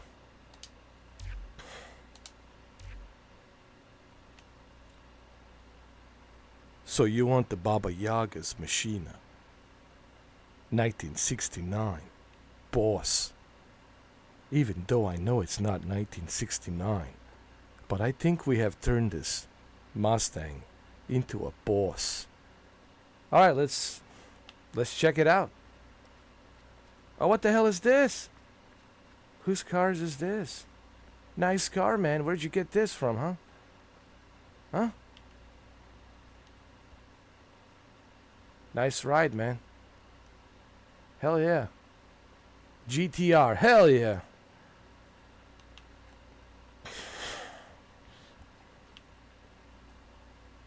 Let's take this Mustang for a spin, huh? This beast is ready. This beast, it's proper ready now. Trust me. Listen, listen.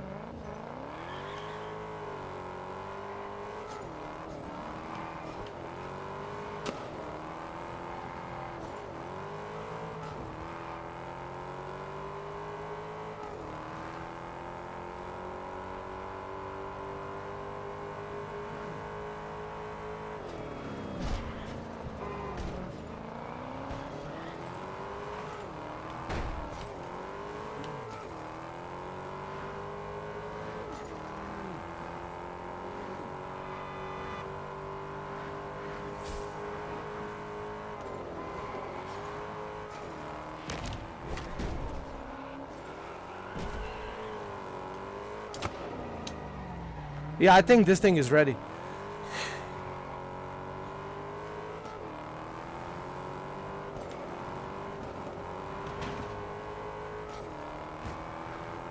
Don't worry if you damage your car. You can always fast travel to the garage and you can fix it. I mean, to the gas station, I'm sorry. If you're worried about damaging your car, don't worry. Because you can always fast travel to a gas station. And from gas station, you can fix it.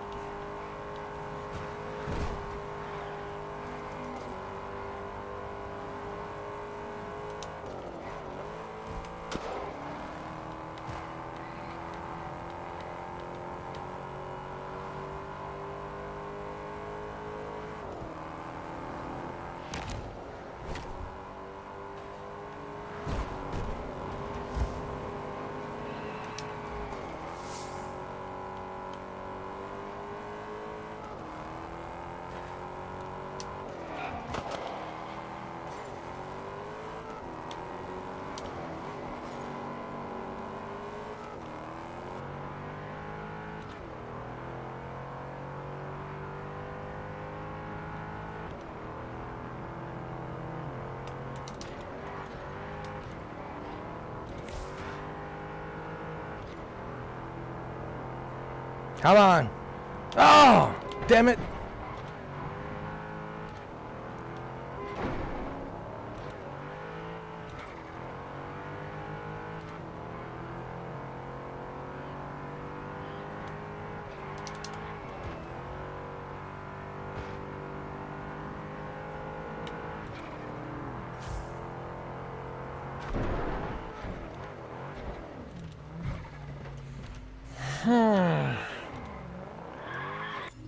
Let's go to the gas station.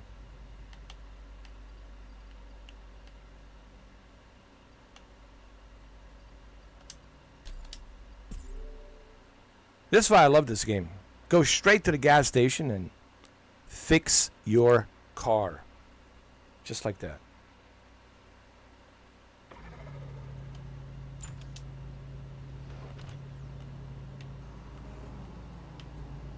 And now it's fixed and ready to go. Yeah, I think this Mustang is ready, man. It's... Oh, we got some cash over here, huh?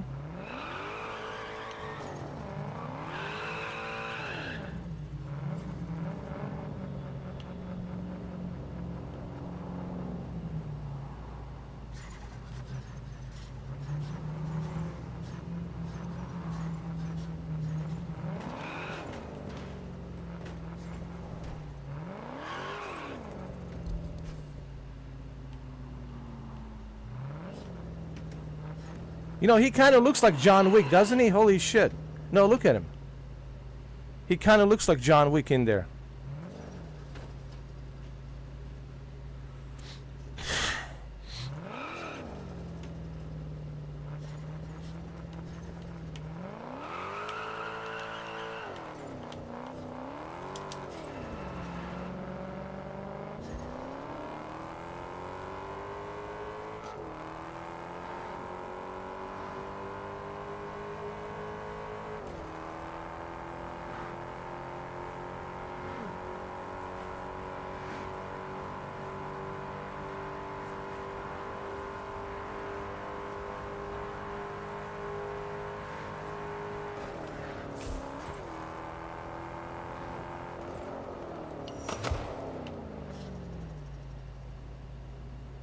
Hell yeah.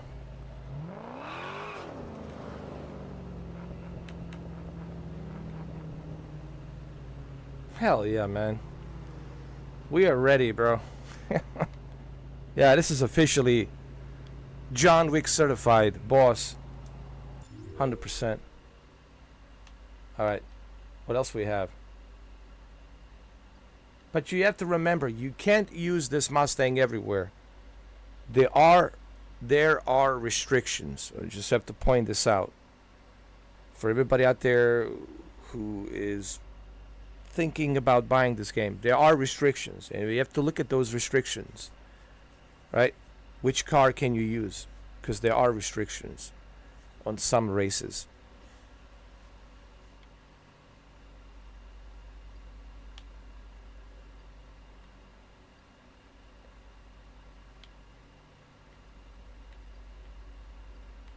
I want to do a race that I haven't done before. There has to be something I haven't done. I did a Belcher Bay loop. I did that. Against the Tide, I did that, didn't I? I was the second place. I want to do something that I haven't done. Center Stage, I did that. Tourist Trail. Tourist Trail, I was the 5th place.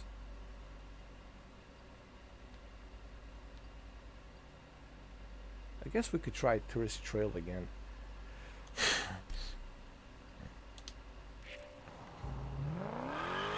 straight ahead.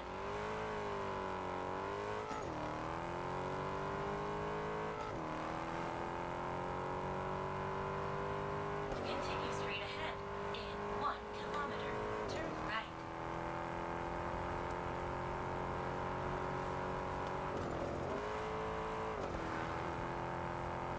In 400 meters, turn right. Turn right. Then turn left.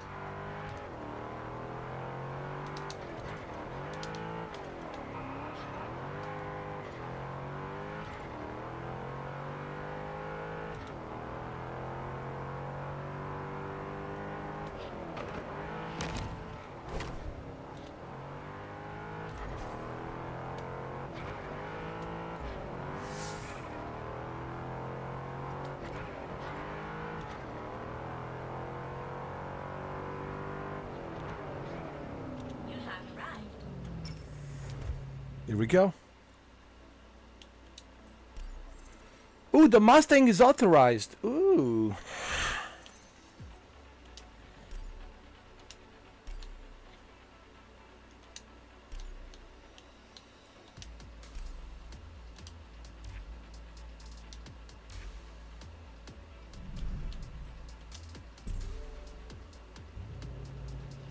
All right, but you have to decrease. You see, I had to lower some performances because there are certain restrictions. It is authorized. You can use the Mustang, but you have to decrease a certain performance that you have on this Mustang. So that way it's fair, you know.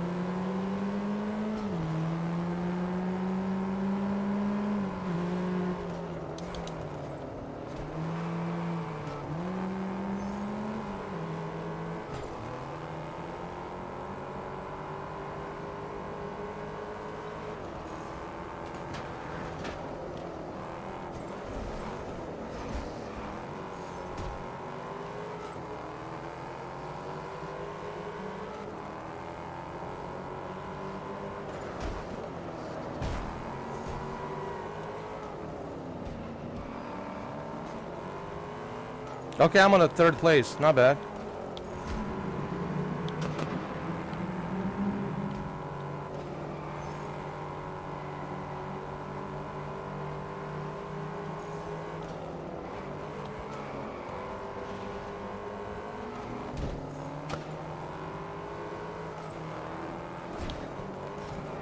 That was a great overtake, huh?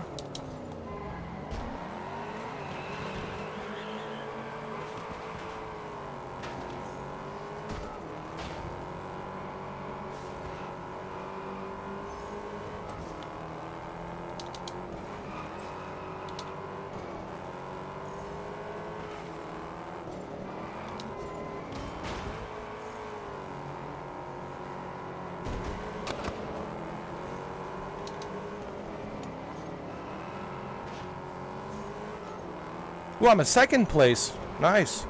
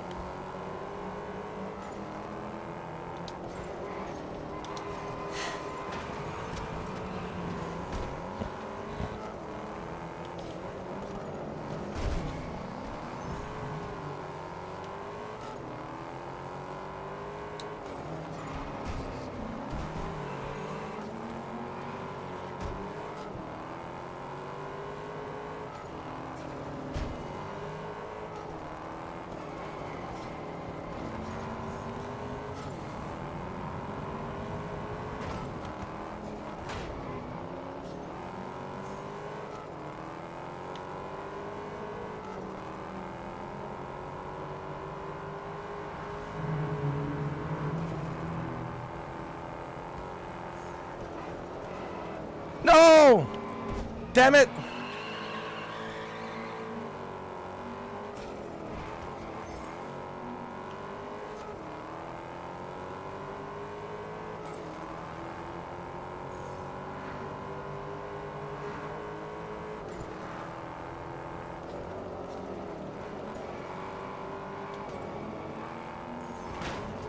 Alright, 2nd place. I can live with that. I can live with that. 2nd place. That's perfectly fine. So you see, this Mustang definitely helps. There's no question about it. Most certainly helps. 2nd place, hey, still good. Time to celebrate with some Pringles Harvest Blends.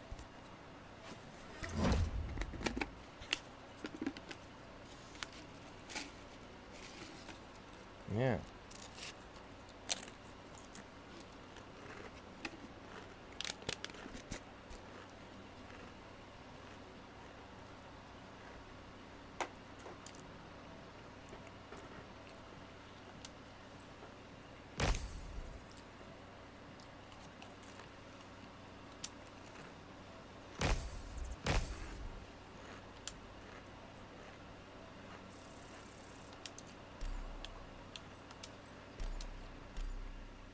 All right, let's see what else we have.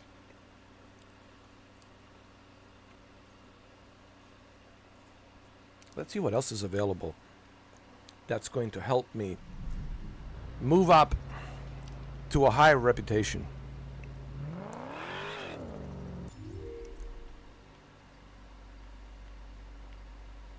What else we have? What else we have?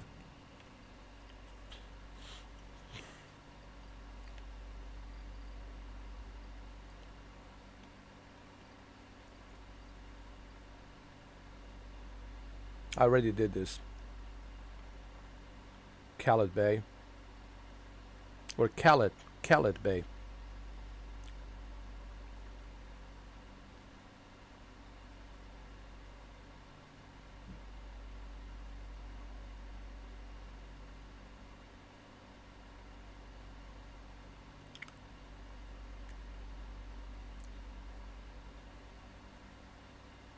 Maybe I should do it again. I don't know. You earn much higher points. Yeah, let's go down there.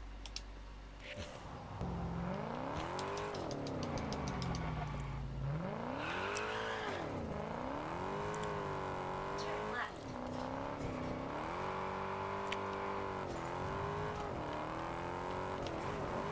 In 200 meters, turn right.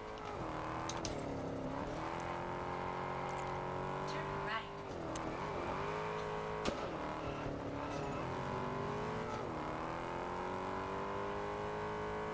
In 400 meters, turn left. In 200 meters, turn left. Turn left. Oh, what the hell? Continue straight ahead.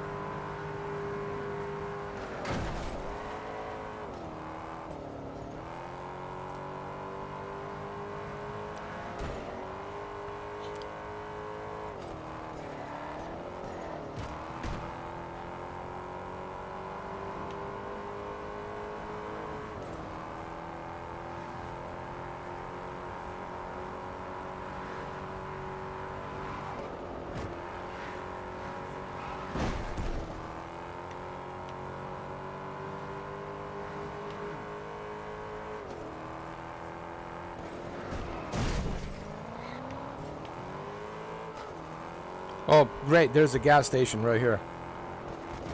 Continue straight ahead.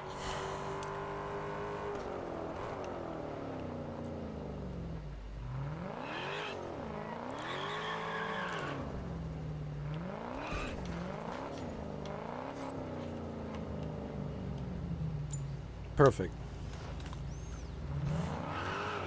Now, you don't have to drive and travel like I am doing it. You can always use a fast travel to get there quicker. But you also do get rewarded extra points of reputations when you are going in the opposite direction of the traffic. So Turn left. Continue straight ahead. you earn points just for driving, actually. Which I think it's great.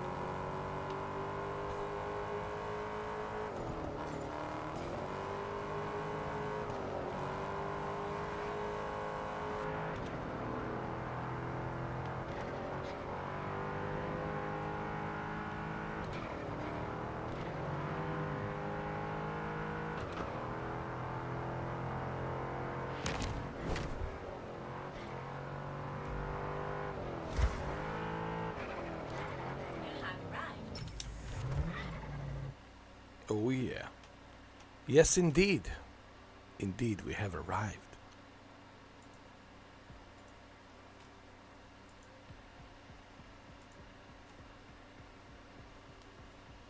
All right, let's see if I can use this car. Okay, it is authorized. That's good. John Wick, your Ford Mustang has been authorized. Good. I am very thrilled that it has been authorized. So let's go. What are we waiting for?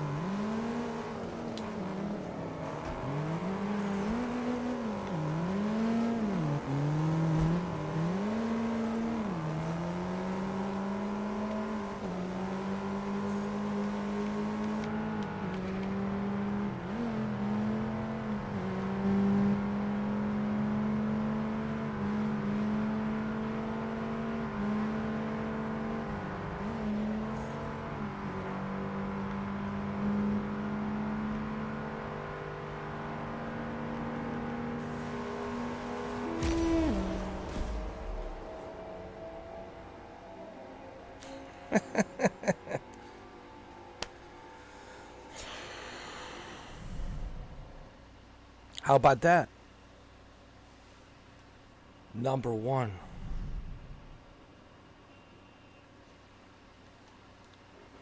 Yo, this Mustang boss.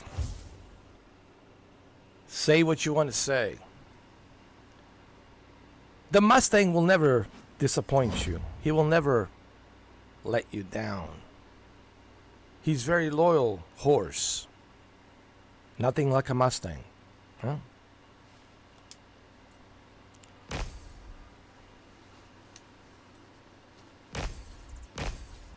Yeah, here we go.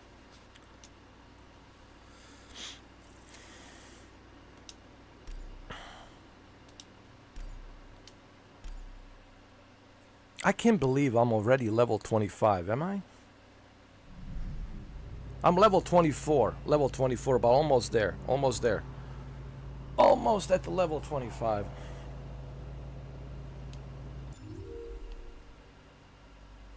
I need to do some races that I haven't done. Okay, Adrenaline Rush, we haven't done this. Okay, it's time to do this. And for this, we'll have to use F-150 200 meters. Raptor. Turn right. Turn right. Continue straight ahead. In 200 meters, turn left. Turn left. In 200 meters, turn left. Turn left. Continue straight ahead.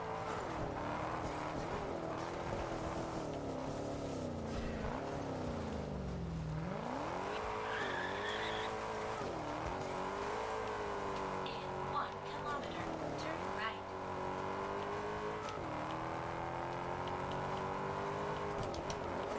In 800 meters, turn right.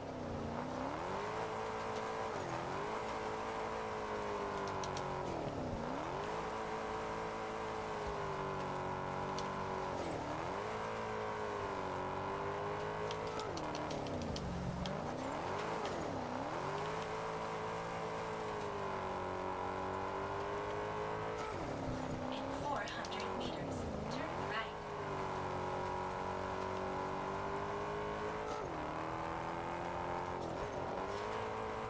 In 200 meters, turn right.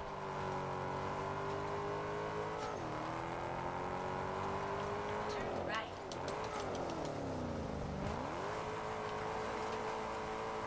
Continue straight ahead.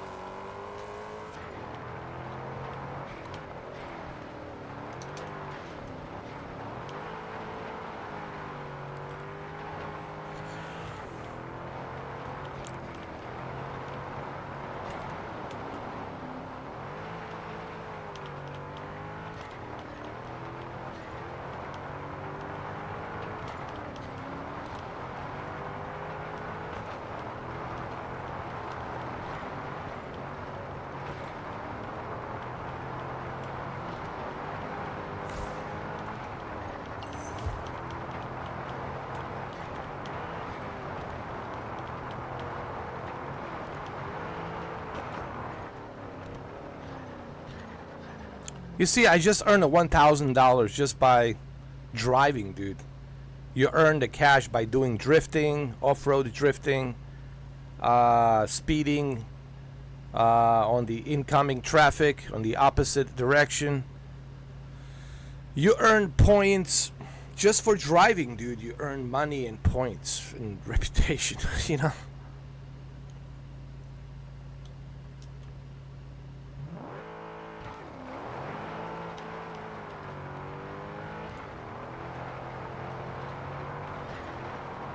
Which makes this game very unique. You have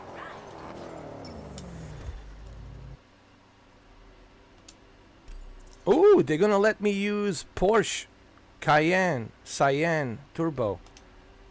Okay. Alright. Alright. Alright. Alright. Alright. Alright.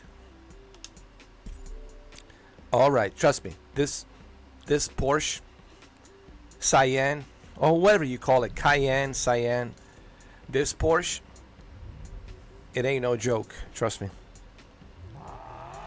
Listen, I have customized this beast.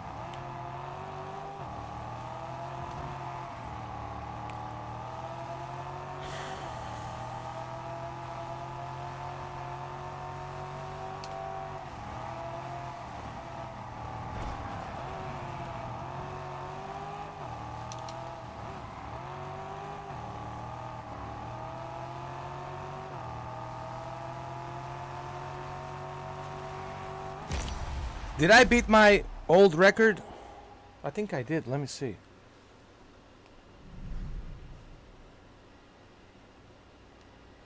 Yeah, I think I did. I got a new record. I beat my old record. How about that? That calls for celebration.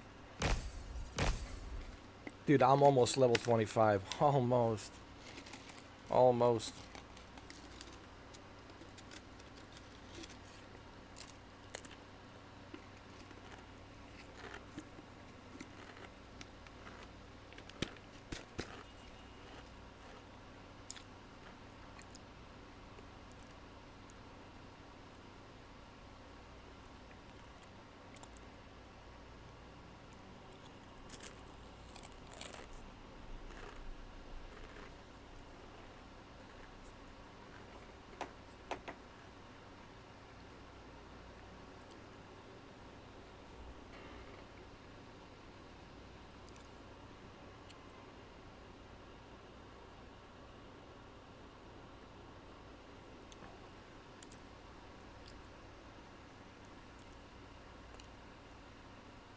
Here we go.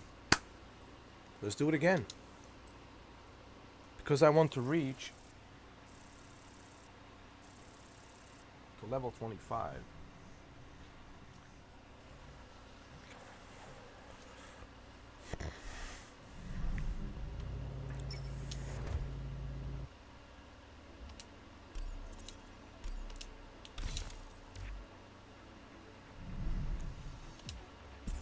I want to see what I will unlock at level 25.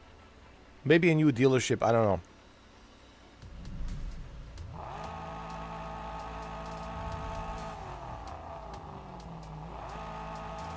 Level 30, which is reputation 30, I'll be able to buy Alfa Romeo.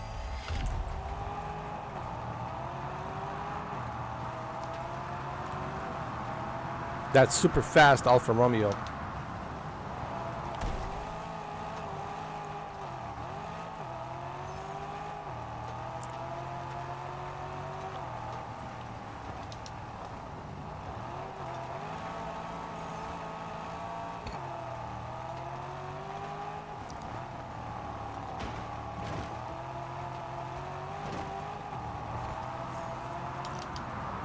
Oh, come on. Damn it.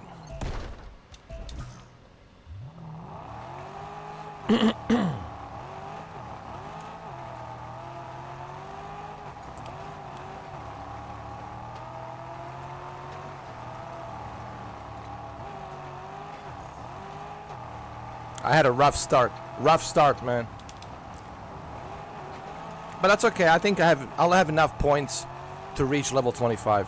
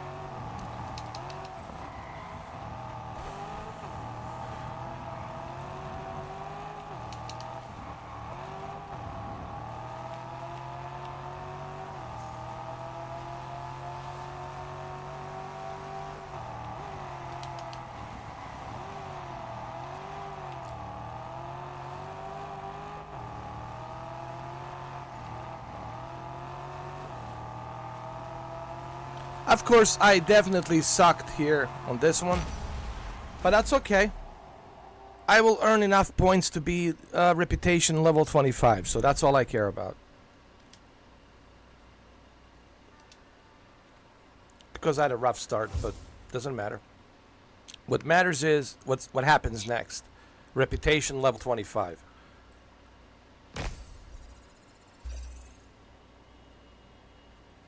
Okay? I got brand new parts available. 18 new parts for my cars available. Nice.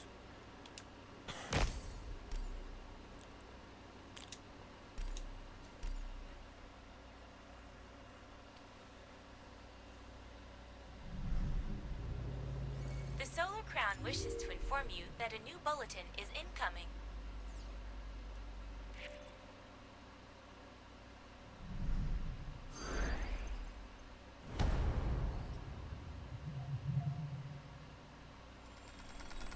The Solar Crown listens to its drivers. We know you like to make your cars unique. So, the workshops now have better quality parts in stock. And to show off their potential, where better than the roads of Repulse Bay to make their engines roar? It's one of the most upmarket neighborhoods on the island. I also have a nice surprise for our most talented drivers. They have been upgraded to the Junior Suite at the Solar Hotel. Ooh. I got a new suite. Mark the Ooh. new races on your map. The area is stunning. You'll see. Hell yeah. Hell yeah. Hell yeah. Hell yeah. We got some new races. Oh yeah, dude. We got a new suite. Let's go check out the new suite, huh? We got a new section of the island. Hell yeah. Take the chance to upgrade your car at the workshop. You'll be unstoppable. Hell yeah. I will. Don't worry, Alice. I will upgrade my car. But first, I want to check out my junior suite. Okay. At the Solar Hotel.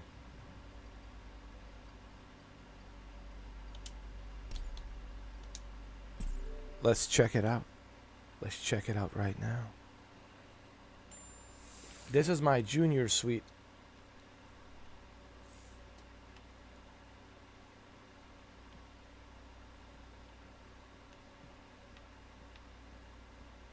Don't worry. It's right here.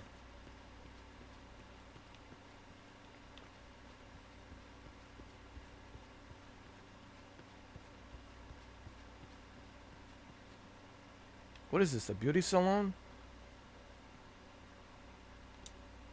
Oh, I can change my appearance. Okay. I think it's time that I change my appearance. Yeah. Yeah.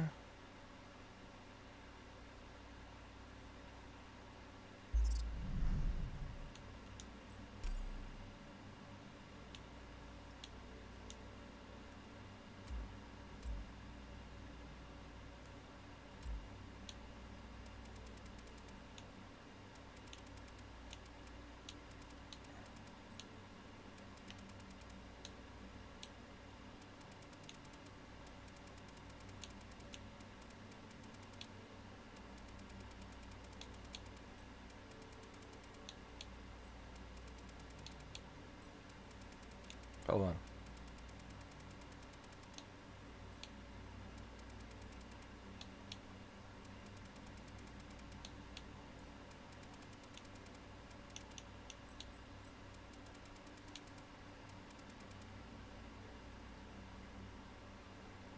Okay, that's better.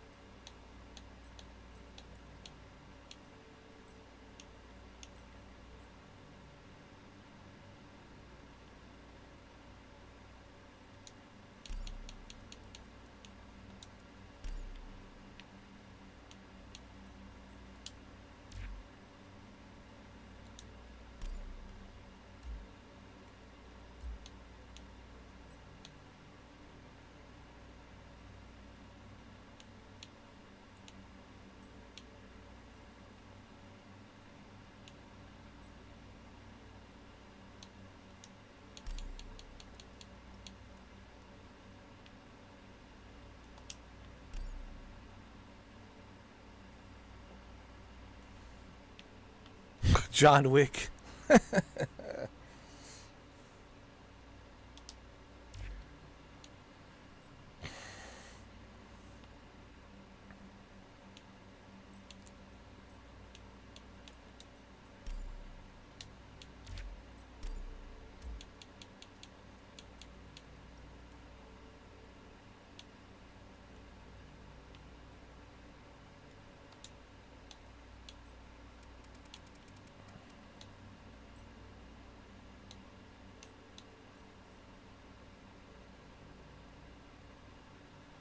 John Wick, welcome home.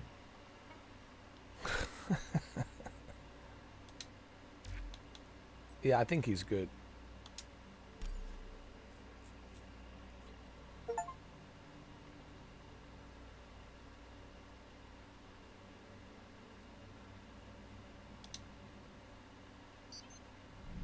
John Wick, you're looking good.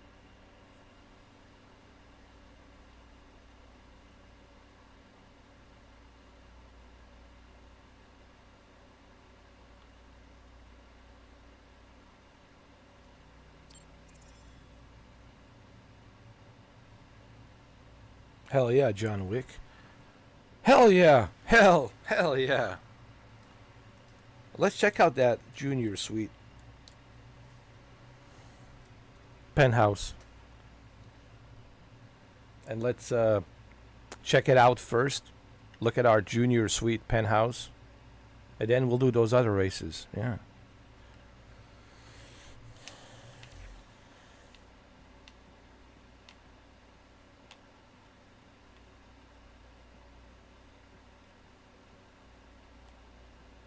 Oh, they got a clothing store. I didn't know that.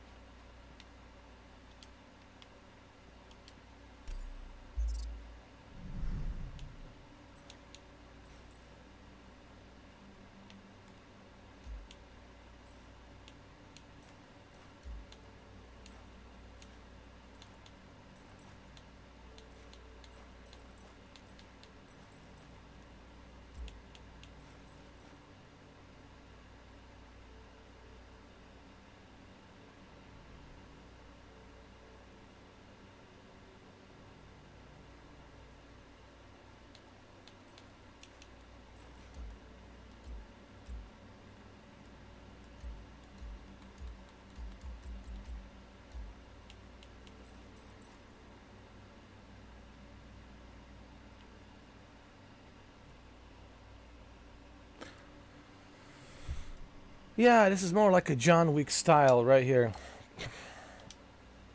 I like it.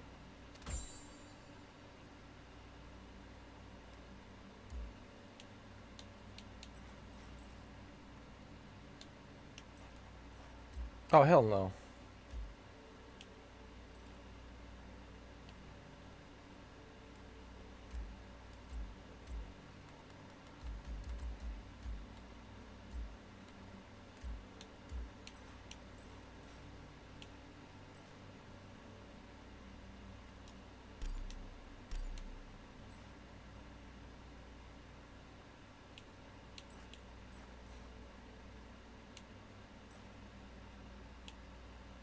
I like it. I like this. This is great.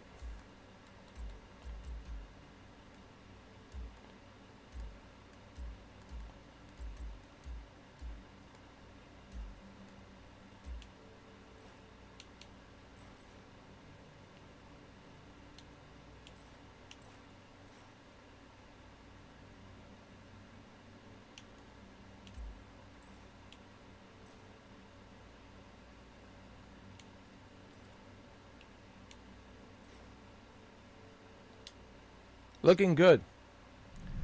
Looking good, John Wick. Yeah. Let's check out the penthouse suite.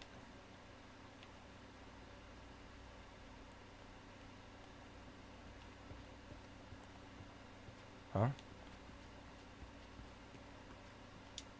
This is a junior penthouse suite. Oh, wow. You don't say, huh? Looks good. I like the view from here. That's me right there.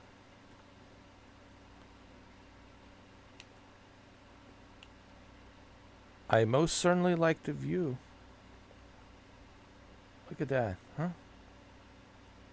Nice. Very nice.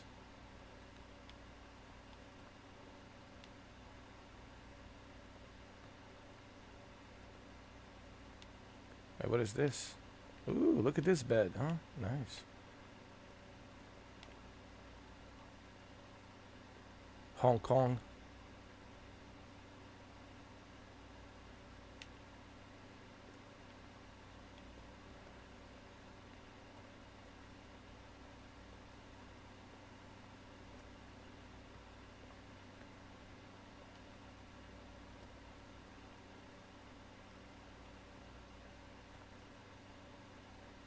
We're looking good, ladies and gentlemen.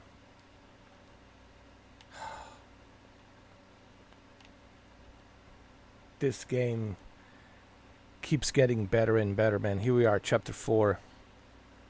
It's such a rewarding experience. I never played a game that it's so rewarding as this one.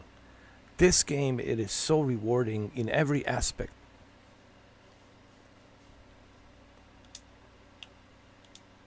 I don't know how can people not like this game. I just don't understand.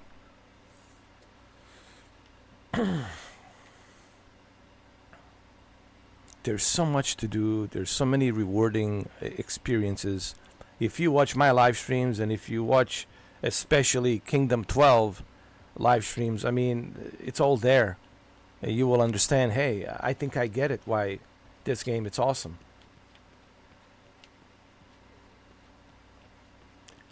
Have a good night.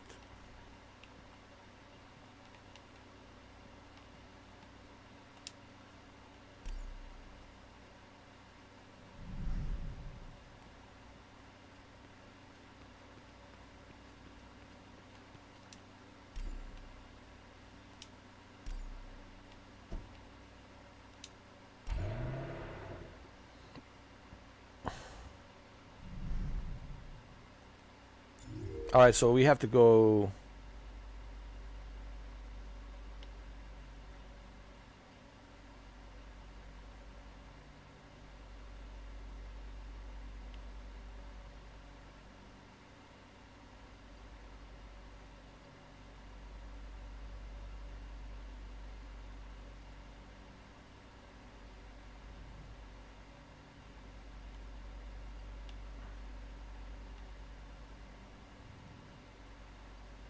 We have to go down here.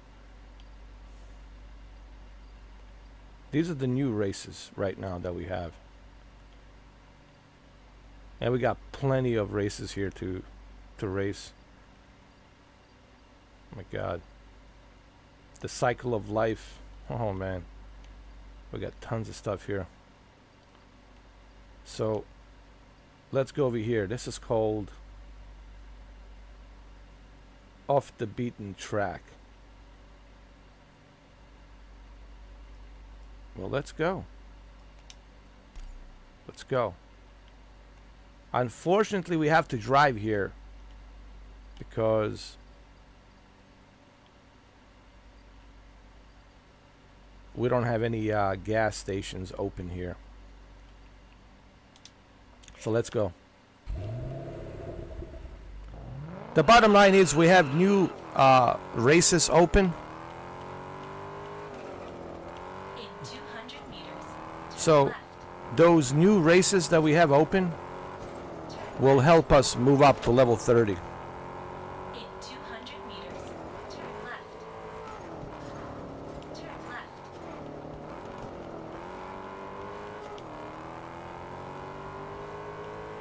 Turn left. Continue straight ahead. In 1 kilometer, turn right.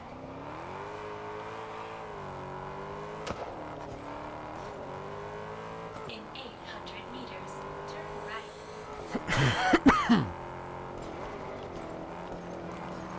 And once I get to level 30, then I can finally get that Alfa Romeo that I wanted.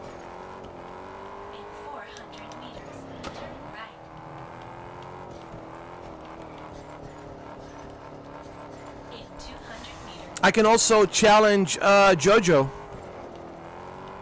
that Brazilian chick, Turn right. once I get to level 30. In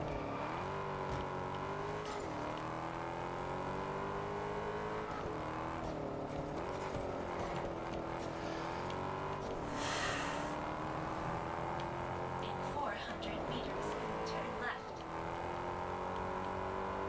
In 200 meters, turn left. Turn left. Continue straight ahead.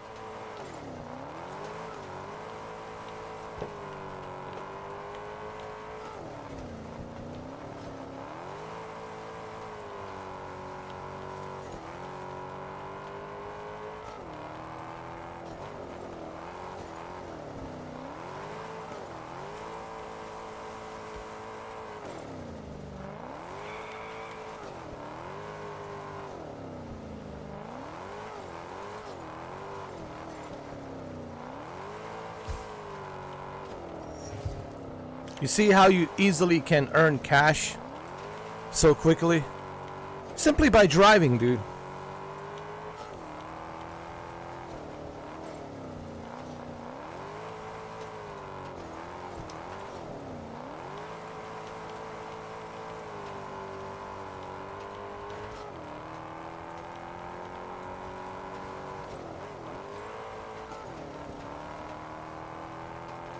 In 1 kilometer, turn right.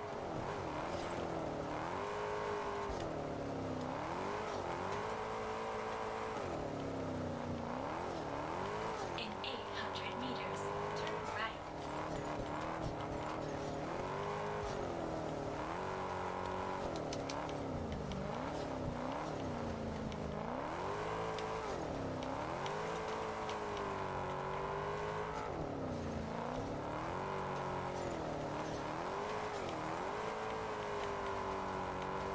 In 400 meters, turn right.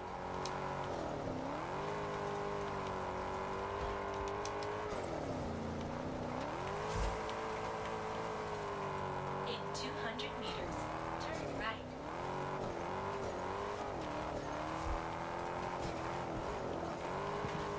Turn right.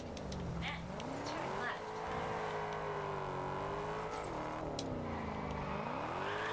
Continue straight ahead.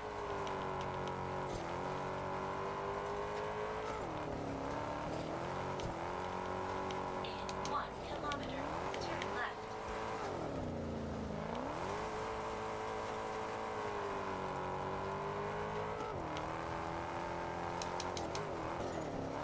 In 800 meters, turn left.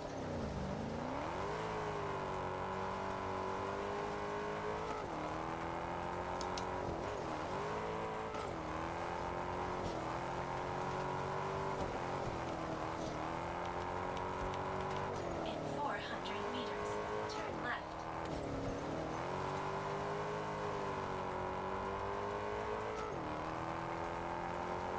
In 200 meters, turn left.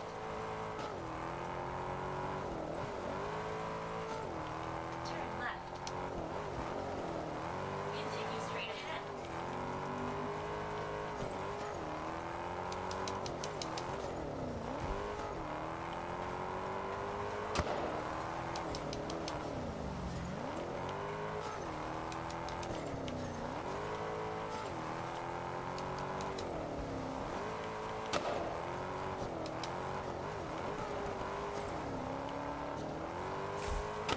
Some more extra cash, huh? See that?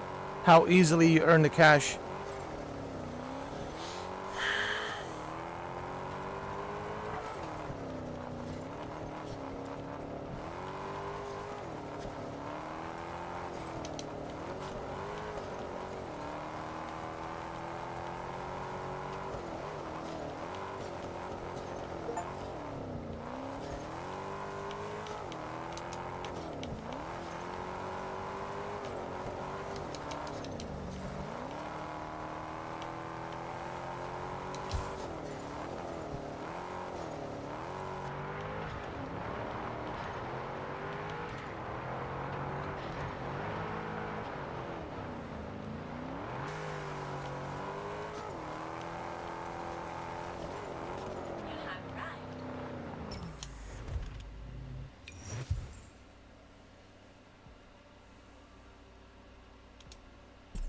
Here we go.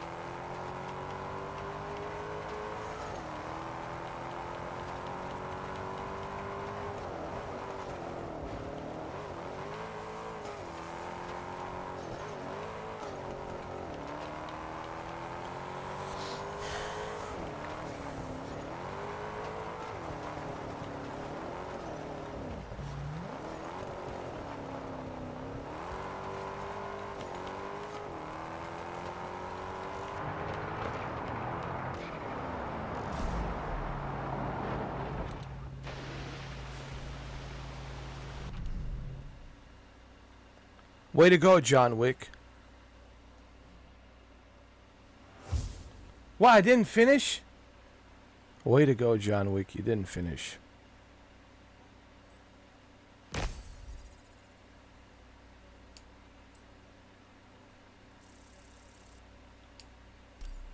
Hey, it's okay, John.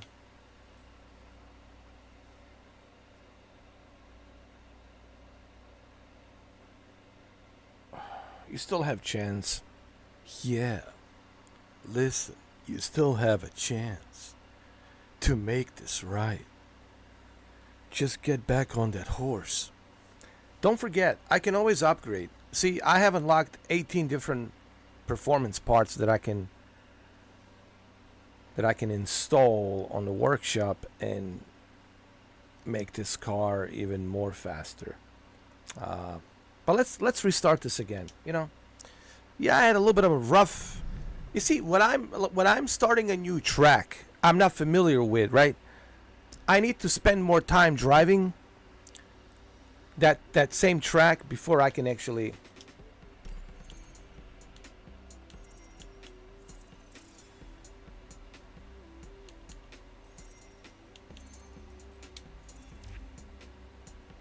You know, before I can actually get really good at this track. So I think my second time around, I think I'll get better. My third time, better and better and better.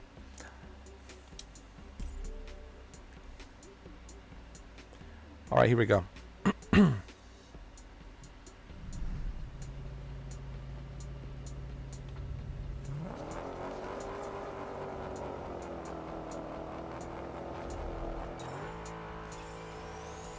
Come on, John.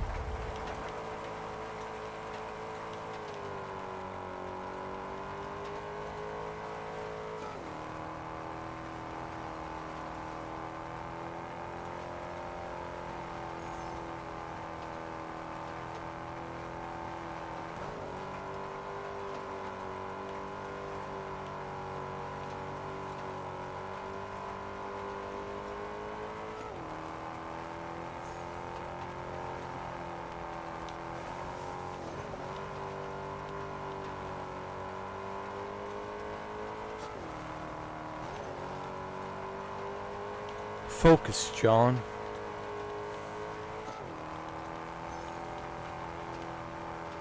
You're a man of focus.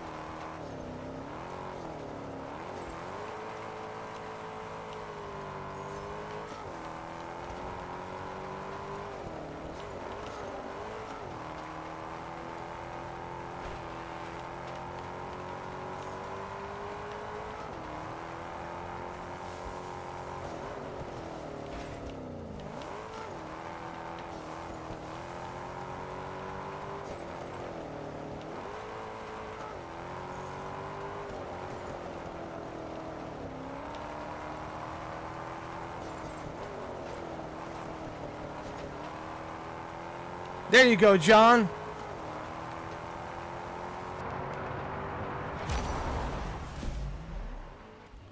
I told you, focus.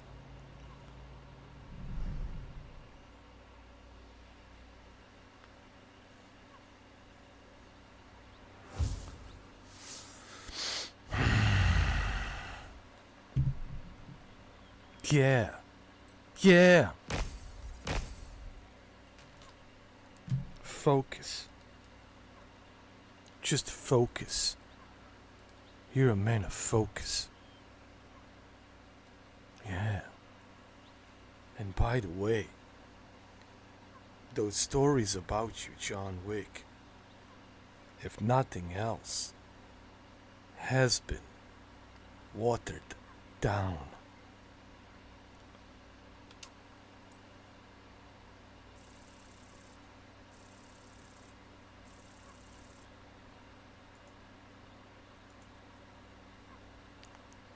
Well, we're most certainly moving up in the world. Welcome, Jose. Welcome to John Wick's world. You missed it, Jose. I had to mention you. You might have to go back 3 hours back. Digital Foundry syndrome, and I had to mention you, bro. I had to expose you, bro.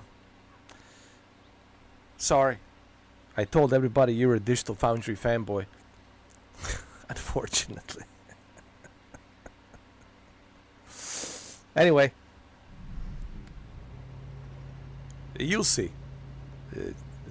It was fun. You always miss the good stuff. I don't know, what is it about you, bro? How is this even possible, man? How do you guys miss the good stuff? How, dude? What do I gotta do? Do I have to put my announcements on the billboards, on the highways? What do I gotta do? What do I have to do? What do I gotta do? Exposed. That was hilarious, man. I brought Mark Cerny. Yo, Mark Cerny came in, man. Oh, yo, no, you gotta watch it. I don't want to spoil it. Listen, people are giving you smiley faces. They know what's up. You have to go back 3 hours, watch it, and come back. Ugh. Mark Cerny, man. I don't even know what to say at this point. Just Mark Cerny just came in and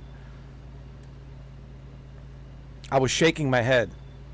I was just shaking my head the whole time. And anyway, it has to do something with Digital Foundry syndrome and Mark Cerny and a Hubble telescope and the magnifying glass signed by John and Richard, and a hoodie that you also have as well, which is signed by John and Richard. But anyway, you got to go watch it. Got to go back 3 hours and you'll see.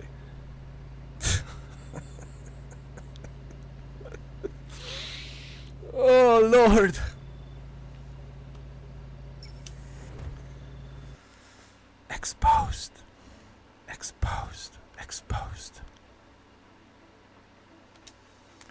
By the way, I got a new suite. I'm a level 25. I opened up a new races. Bunch of new tracks.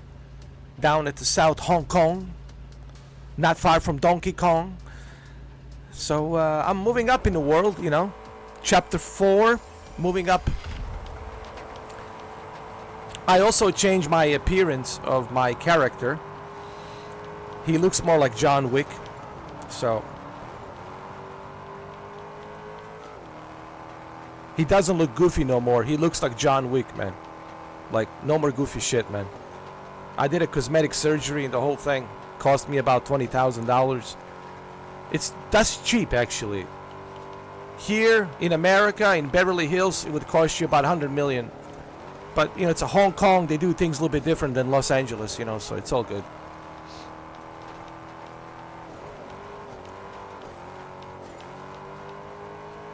You can do things cheaper, you know, and have the same results as you would in Beverly Hills, you know. So it's all good.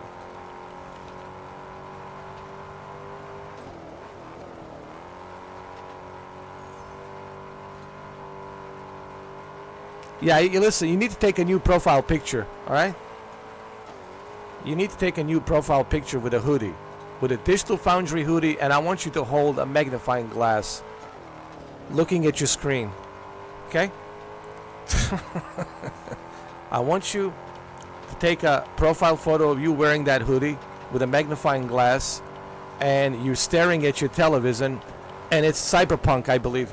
You're playing Cyberpunk, and you got a magnifying glass holding it in your hand. And I want you to write down on your profile, DF for life. DF for life. You know what that means, right? DF for life.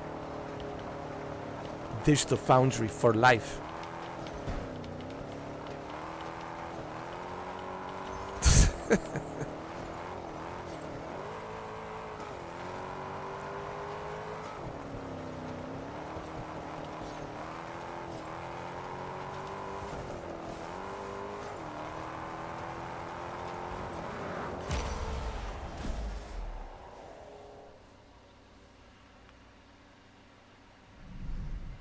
That should be a new nickname. Jose.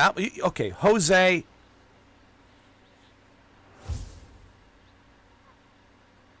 Okay, Jose. DF for life. You can put Jose DF for life. That's your new account. That's your new nickname. Jose. You can change it though. I think you can change it like I think they allow you to change it from time to time. You just have to verify that it's you. I think you can change your name. Call yourself Jose DF for life. DF for life. You see, John Wick looks good. Yeah. With his Mustang. Yeah. Got himself a nice little raincoat. He got a bunch of pencils. Yeah, yo. You guys have no idea how many pencils he has in this raincoat. Yeah, pencils are everywhere.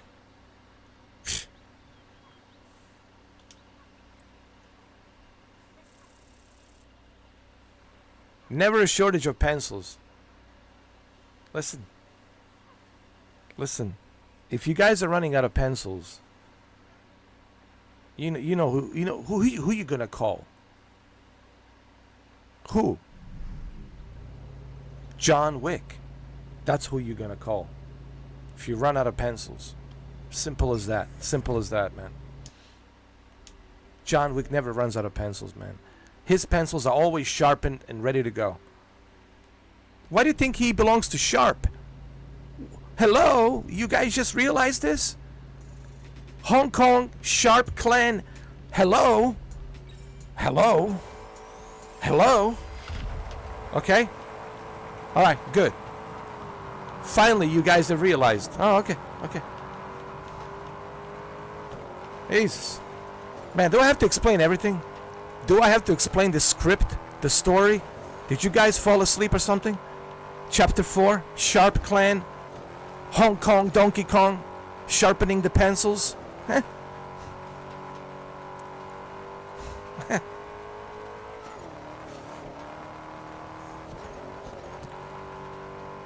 Nah, man, it has to be DF for life. No Papa this, no Papa that.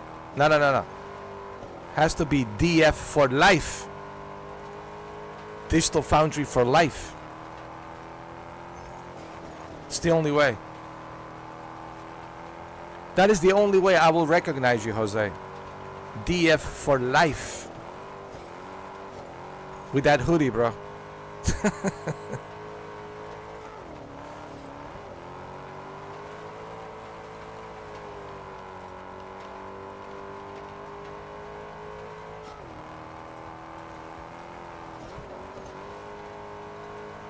There's no papas here. Only Baba Yaga, sharp pencils. That's it. Even the candles, you know, those wick candles are sharp as well. And listen, the story has it, the legend has it. He originally started using candles, wick candles. You heard about the wick candles? That's how he was taking out his, victims, with the candles.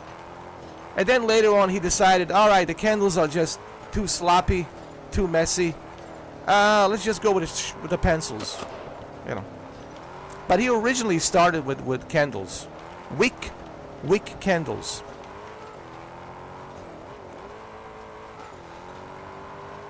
And then later on, he moved on to the pencils. Hello, you guys never heard of wick candles? Do I have to explain everything? Do I have to be an encyclopedia? I mean, you guys have a Google. Search Google. Do I have to hold your hands? Do I have to walk you down the aisle? Tell you about the wick candles? You already have a DF for life tattoo on your. I want to listen. You got to show it. If you have it, you have to show it. You can't listen. No. Don't be like one of those webcam girls. All right. You have to tip me before I show you. No. We're not tipping nothing. Can't tease us like that. You can't tease us like this, Jose. You got to put that photo out there on your profile with your biceps, and it says DF for life. With that hoodie. You roll that hoodie, and we got to see it. You have to show us that tattoo, man. No. Don't be teasing us like that. Listen, we don't like to be teased. All right? We're not into that. No. We don't like teasing. No. We don't roll like that, right, champions? We don't roll like that. No teasing. Jose has to show us the evidence, the proof, the smoking gun. That's it. On the profile picture, I gotta see DF for life. This is what I want to see. Here, I'll tell you. This is all I need to see. This is what I need to see from you, Jose.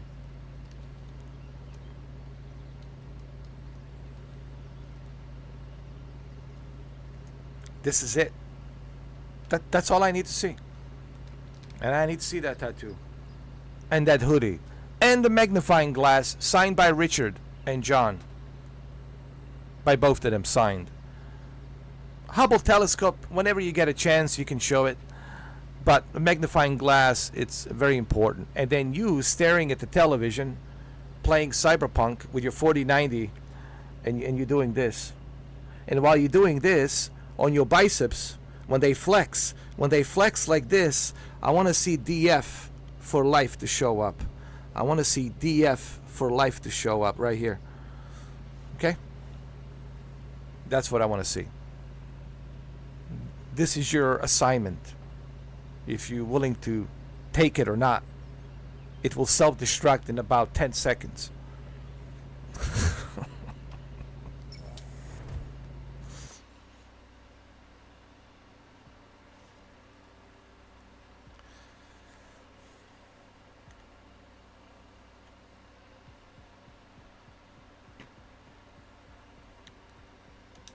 Are you up for it, Jose? Come on, man. Do it.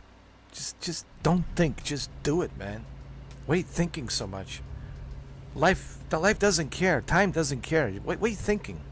You're losing time, minutes, seconds, wasting minutes, seconds. Just do it. Don't think. How do you think Tom Cruise came into Scientology? Because he was thinking? No, he just walked in there and says, what do I gotta do? Where do I sign up? That's it. Don't think. Just do. Don't think. Just do.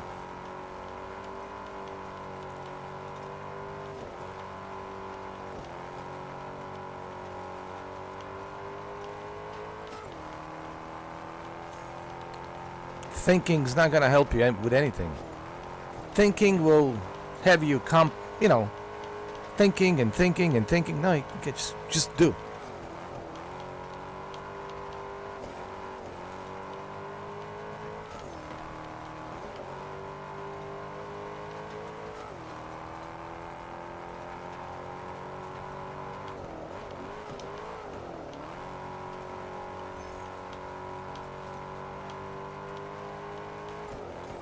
What do you mean what do you mean you can't find it? Jose, you're disappointing me right now. You know, the flying monkeys on the sidelines are all giggling, excited, laughing. And now they're like, he's not going to show us a hoodie. Digital Foundry for life. Come on, Jose, man. Come on, man. It's Sunday, bro. On any given Sunday, you can...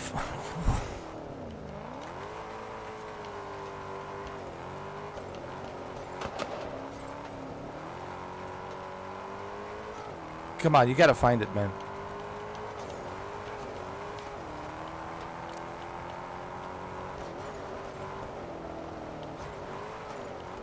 I know it's there somewhere, man.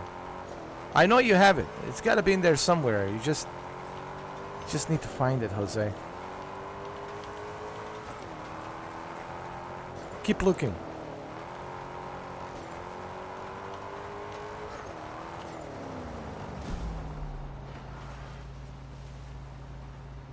You see what you made me do? I didn't even finish, Jose, because I was so disappointed. I couldn't even focus. I was like, what did he just say? You cannot be a loyal fanboy and you can't find a hoodie. Your membership will be revoked by Digital Foundry. You should sleep with that thing. You should take showers with that thing. You should work out with that thing, with that hoodie. You should climb the mountains with that. You should wrestle in the mud with that hoodie. You should sleep on the bench middle of the night in a very dangerous neighborhood, 3 o'clock in the morning. You should with that hoodie, you should be everywhere. Everywhere. So when the Hubble telescope is positioning itself to a certain continent where you are located, the Hubble telescope has to be able to detect you and see you with that hoodie that says DF for life. And now we're so disappointed, Jose, that you totally failed all of us miserably. I mean, this is just sad. I mean, I'm so disappointed.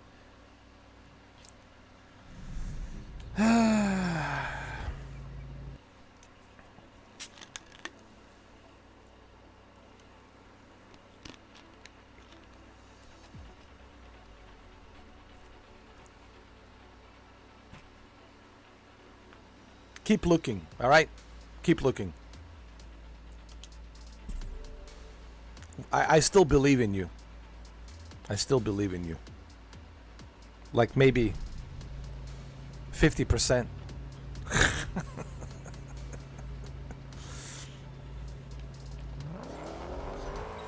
Come on. Find that hoodie.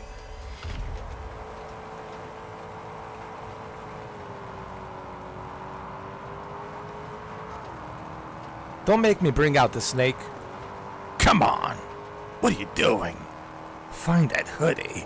It shouldn't take this long. Come on.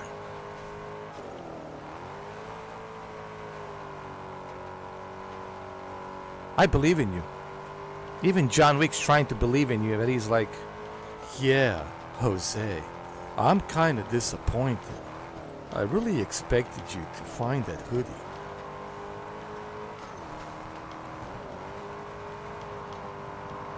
Even Arnold is disappointed. Well, Dylan, I'm not so surprised that you couldn't find the hoodie. You couldn't find a predator in the jungle.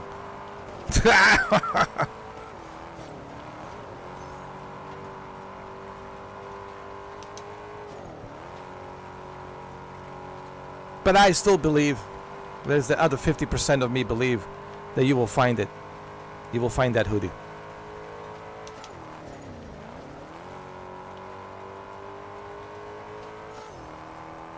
Guys, Jose's busy right now looking for his hoodie, alright?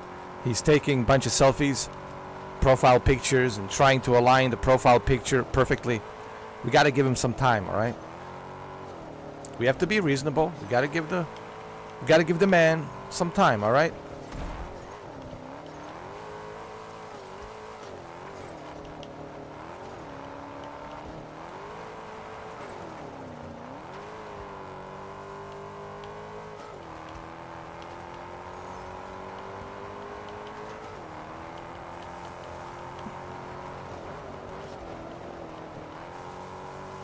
Come on.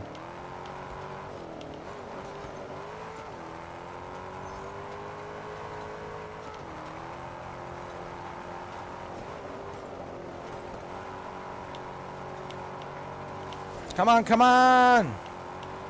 Come on, you bastard! There we go.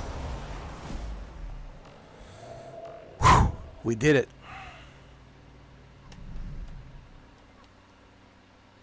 That's right.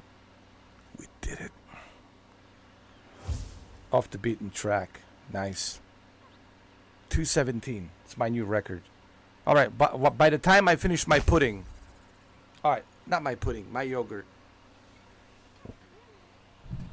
Which should be right over here. Alright, by the time I finish this yogurt, I'm pretty sure you'll find your hoodie. Pretty sure. I'm pretty sure you'll find it.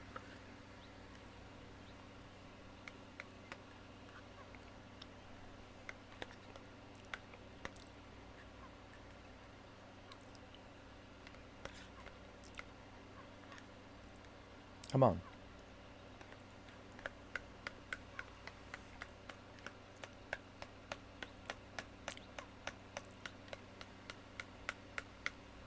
Hoodie is somewhere out there, trust me.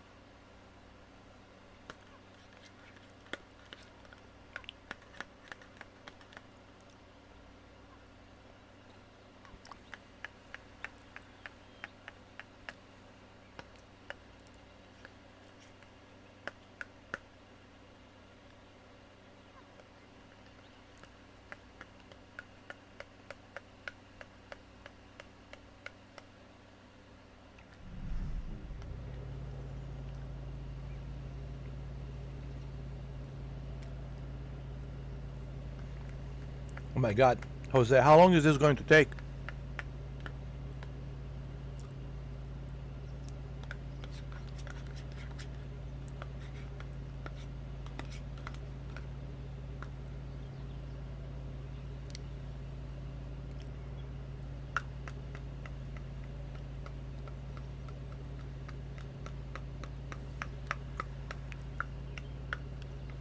It has to be somewhere, man. Look, if I was a DF for life, not only would I have one hoodie, bro, my entire closet would be nothing but DF for life hoodies. My pillows would be DF for life. My blankets would be DF for life. Dude, my showers would be DF for life. My front entrance of a house would be DF for life. The carpet would be DF for life. Everything would be DF for life. And a bunch of posters of John and Richard hugging each other, DF for life. I wouldn't have any problems finding t-shirts, hoodies, shorts. Even the shorts would be DF for life. I'm so disappointed, man, that you can't find it. Like, what's going on?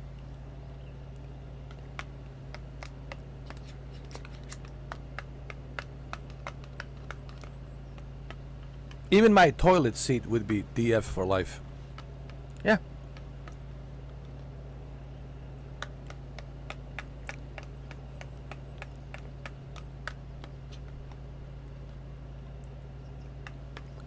Oh my God, Jose. This is embarrassing.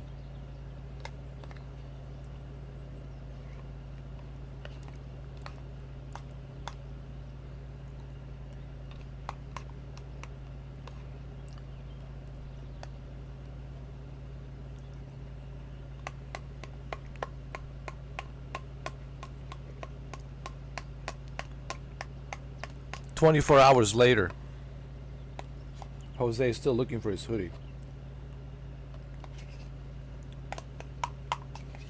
24 weeks later, he's still looking for his hoodie.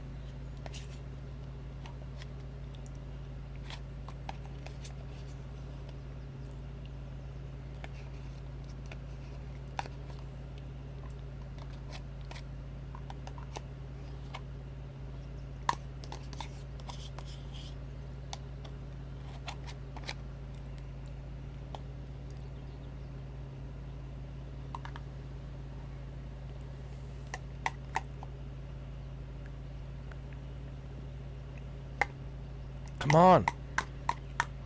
Damn.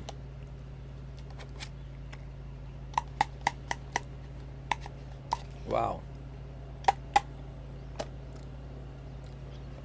I'm also going to finish my banana by the time. Find your hoodie. Okay.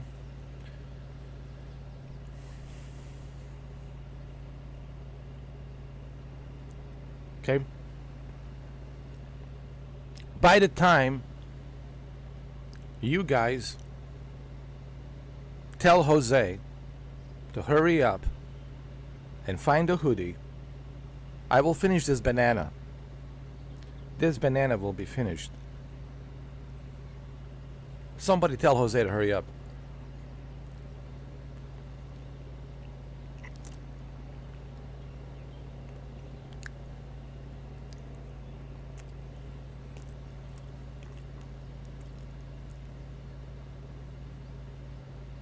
Jose, hurry up, Jose.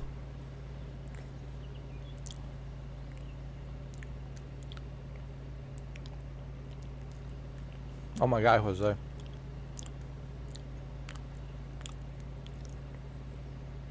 I think I'm growing a fourth leg with the extra 2 pairs of balls by the time you show up.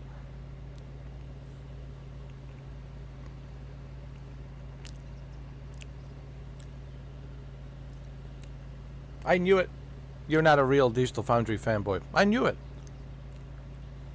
Knew it.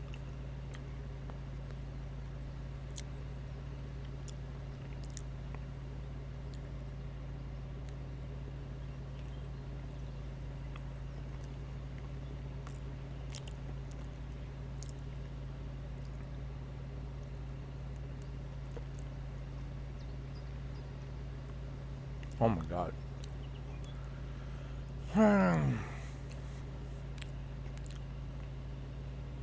I finished my yogurt and my banana.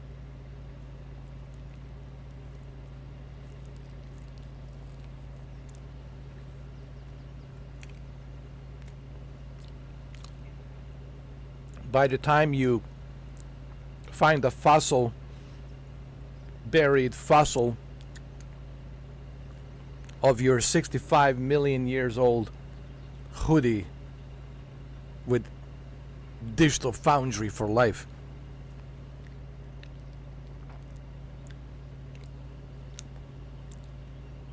Actually, I would find T-Rex skeletons much faster by the time you find the Digital Foundry hoodie.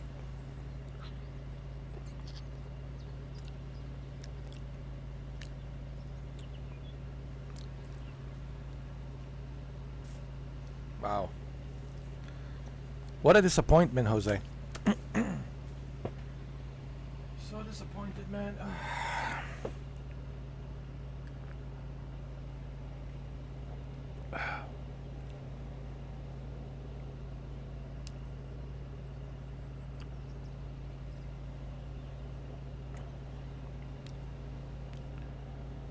Look what you made us do, Jose. You made us wait. You made us wait, all of us here. And now we're teaching our balls a Donkey Kong language.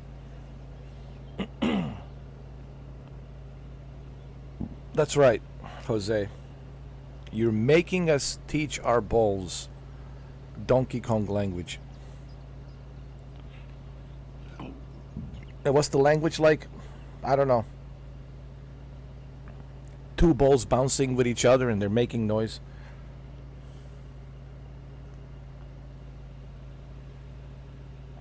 And there's a banana in front of it.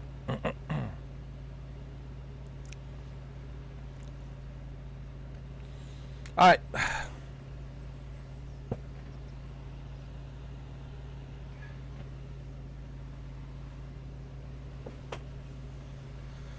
Let's continue, shall we? I think it's safe to say Jose has been exposed as a fake Digital Foundry fanboy. Wow. Wow.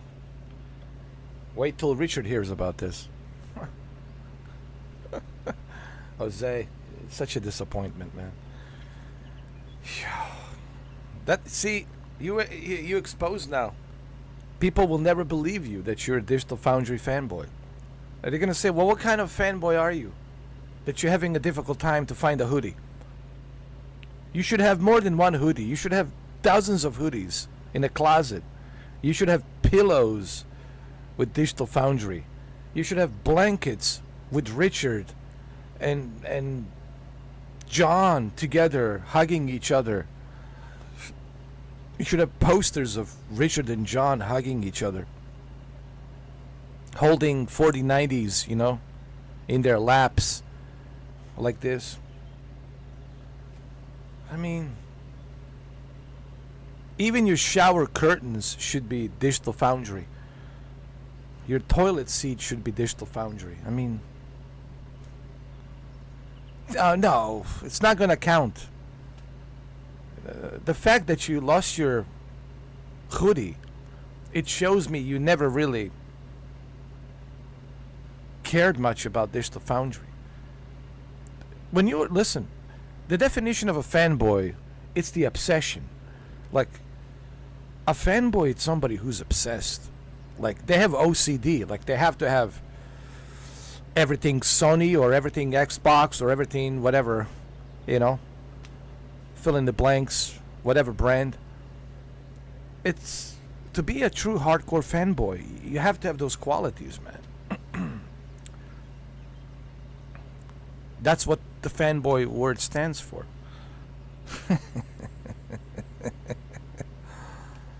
Ay, ay, ay, ay, ay, ay, ay, ay, ay, ay, ay, ay.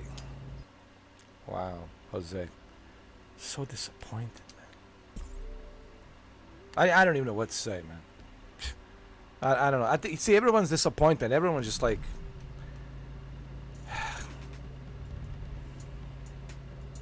people are so disappointed. They're like,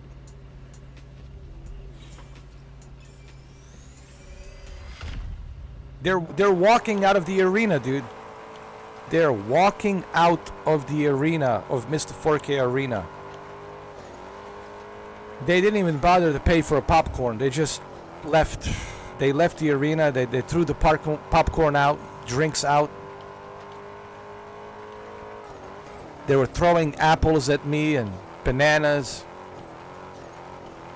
watermelons, potatoes, candles.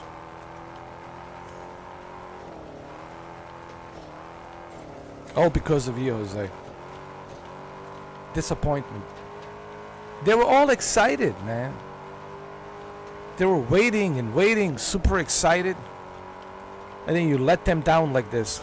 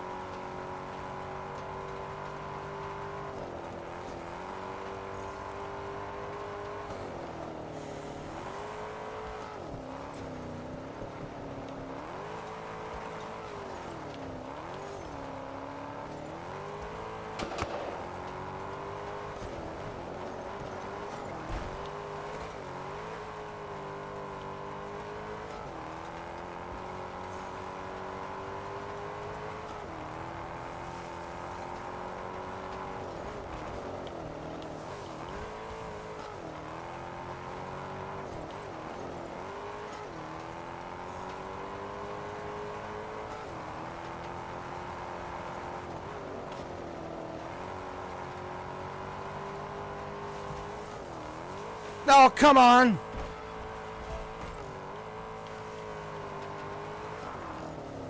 Wow. Did not finish. Come on. Come on.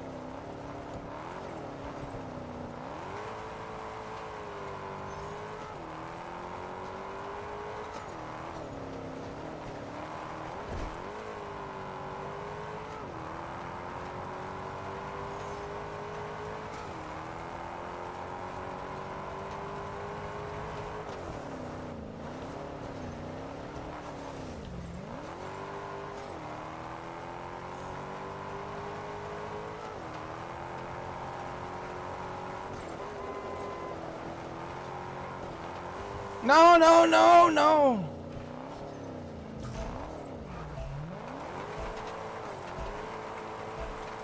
Oh, come on.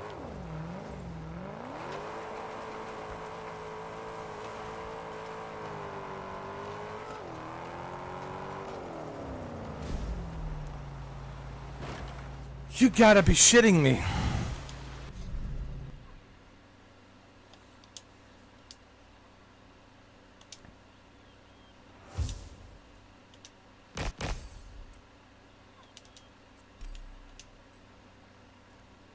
You gotta be shitting me, man. At the last minute.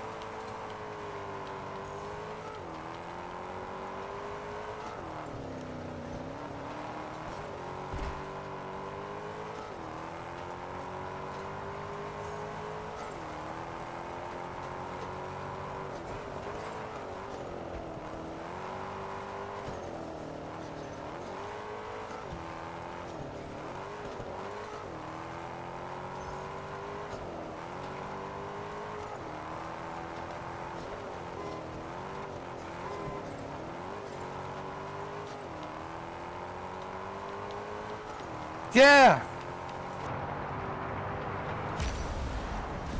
That's right. That's how you do it, Jose. Okay? That's how you do it. Okay? Watch and learn. That's how you find your hoodie. You get back out there and keep looking.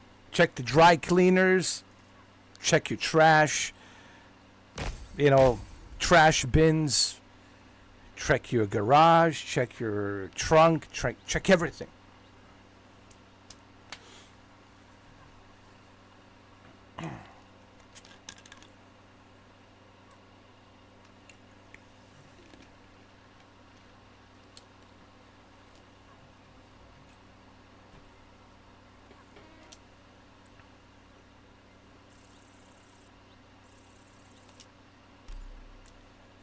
All right.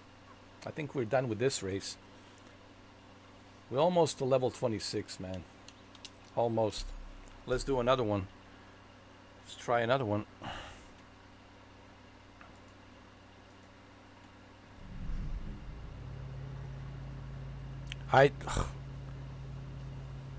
They're part of IGN? Oh my god. Stop rubbing it in. We already talked about the digital foundry syndrome, and it's a serious mental health issue. Digital foundry syndrome. No one's playing video games, Jose, because of digital foundry syndrome. People are just counting the pixels. They're counting the scale resolution pixels. They're looking at the vegetation. They're looking at the texture filtering. They're not playing video games. It's not good. They're looking at the HDR tone mapping. Looking how bright the tone mapping is. They call it fake HDR. Thanks to Digital Foundry, no one's playing video games. People are just complaining. Oh, it's 1440p. It's 1080p. Bing. See what you did, Jose? You and Digital Foundry? No one's playing video games because you guys are just magnifying glass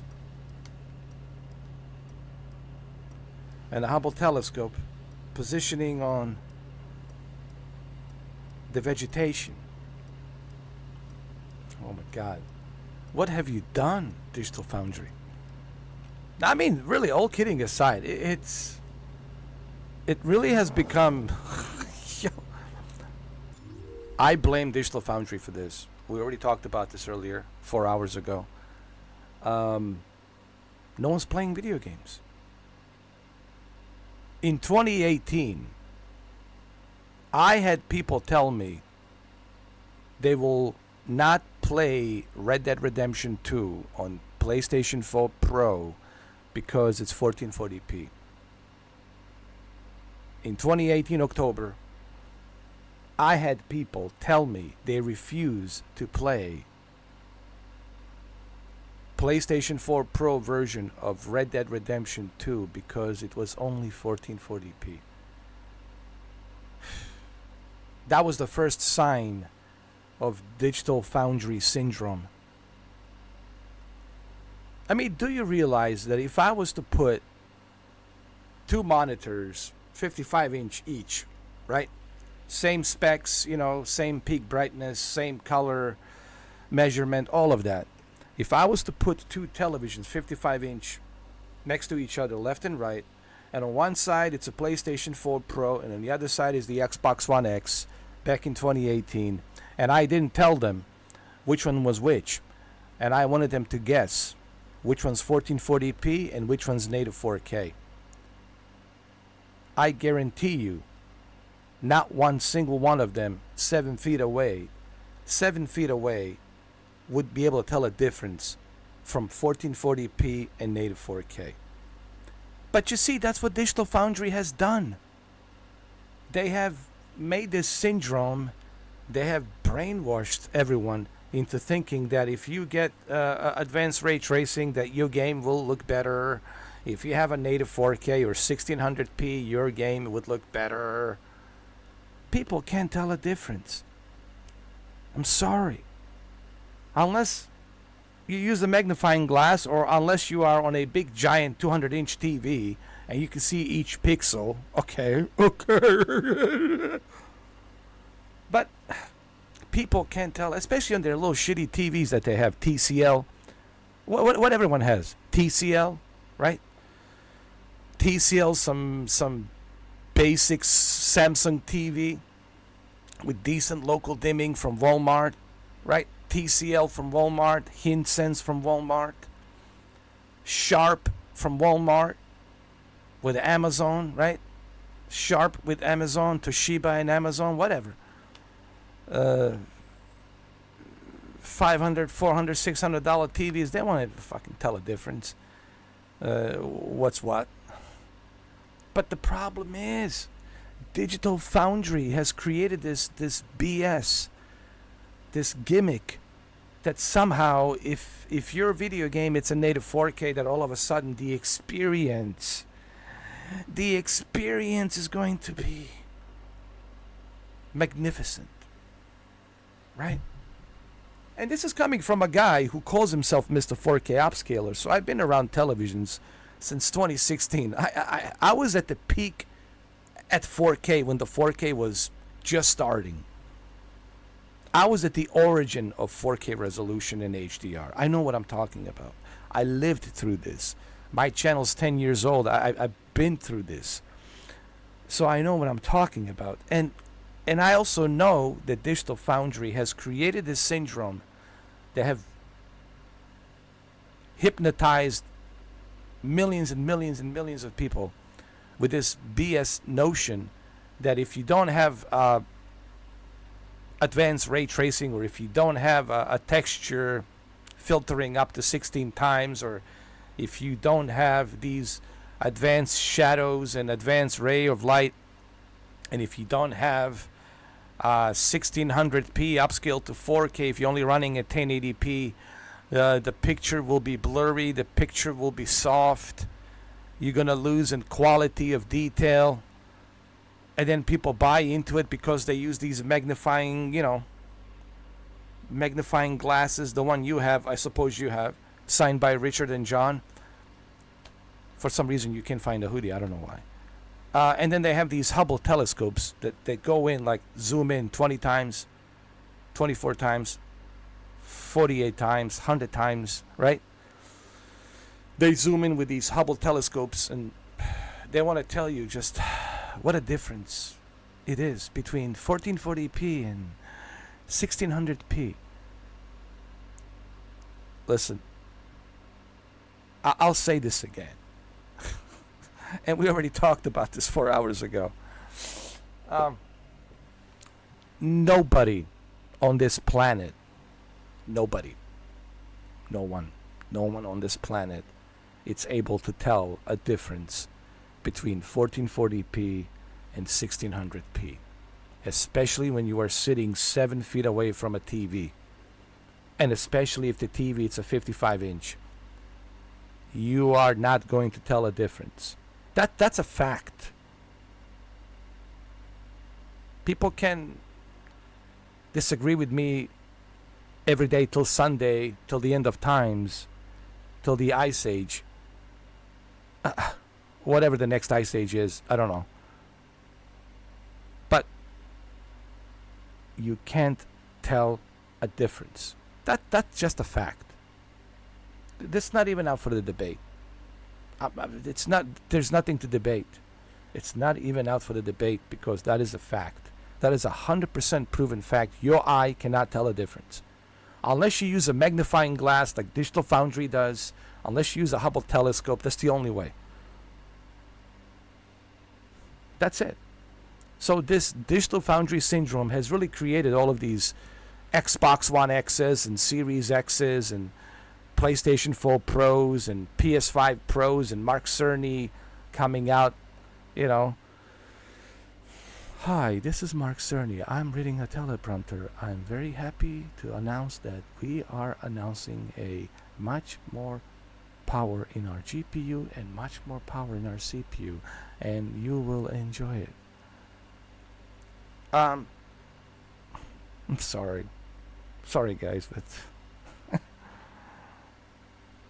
that's my opinion, and I will stand by that opinion till the day. I will die on that hill. I will die on that sword. Because I know what I'm talking about. Can't tell a difference, man.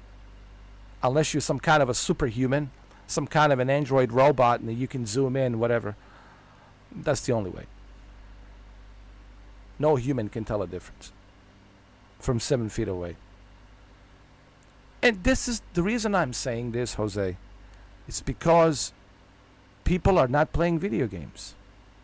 Because they're so obsessed with a scaled resolution. They're so obsessed with the tone mapping on HDR. They're obsessed with what's the texture filtering? Huh? What's the texture filtering? Is it 4 times or 16 times? As if they will tell a difference.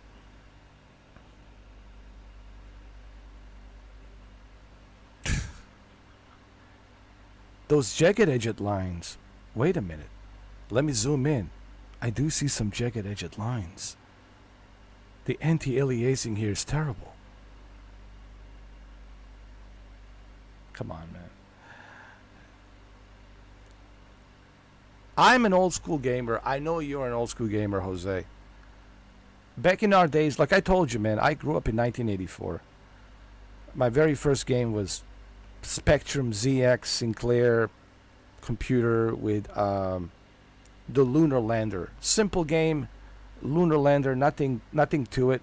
No super high-end resolution, no super high-end photorealistic textures and all this other nonsense. Simple game. You have to land that lunar properly on the surface without crashing. Simple game. It was competitive. Same thing with the Paperboy on a Commodore 64. Delivering those papers, making sure that I can survive my rounds while I'm delivering the papers, right? Frogger, crossing the streets, Pac-Man, Tetris, right? But no, Digital Foundry. Count the pixels. Scale the resolution. Advanced ray of light, ray tracing, reflection. This is why no one's playing video games. This is why people are just so picky. Nitpicking everything. No one's enjoying anything. Let me tell you, the very first thing people started complaining about this game, Test Drive Unlimited, was the graphics. And I remember Kingdom 12 from a YouTube channel, Kingdom 12. He says, who cares about the graphics, dude? Why don't you talk about the mechanics of the game? What the game has to offer? Why don't you talk about how awesome it is to drive these cars, the mechanics of the cars, and how responsive they are, and how every each car handles differently? No. The first thing they complained about was the graphics. And that tells you everything you need to know. Same thing with Star Wars Outlaws. I don't know about the graphics.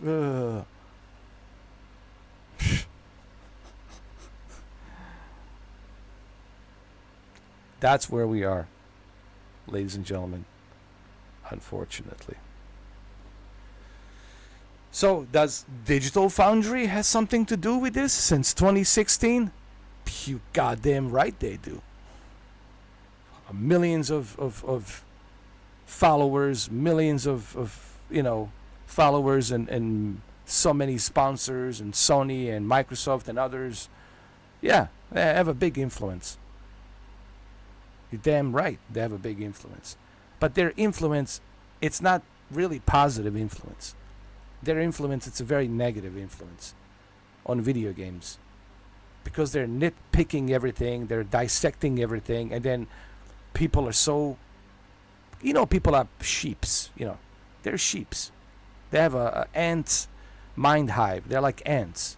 Whatever there's a sugar, they follow. If one ant goes the other way, he gets lost by himself. Ant by himself, it's lost. Ant needs to be in line and follow the line and follow the sugar. Same thing with a sheep. A sheep, if it's lost, sheep doesn't know what to do. Sheep needs to stay in a line. So people are kind of like that. They're easy to manipulate. They're easy to brainwash, right? They're easy to fool with the gimmicky and gimmicks. And of course, Digital Foundry, profited big time out of that. Nitpicking and all that zoom in crap. I get it. It's their business. They make money. But they also have created this syndrome called Digital Foundry syndrome that it's really had made it worse for video games. That's why no one's playing video games. People are just bitching and moaning and crying about, oh, it's only 1080p. Why? Why it's not 1600p?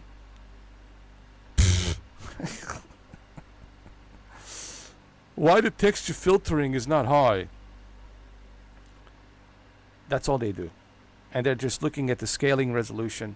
They're counting the pixels, and they're not playing video games. They're obsessed with resolution.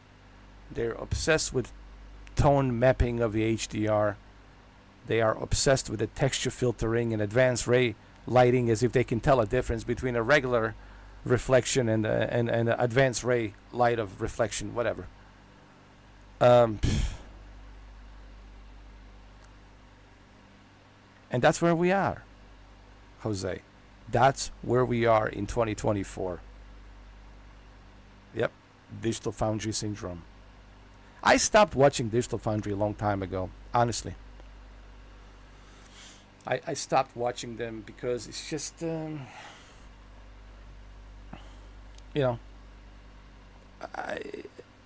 I feel about them the way I feel about them now.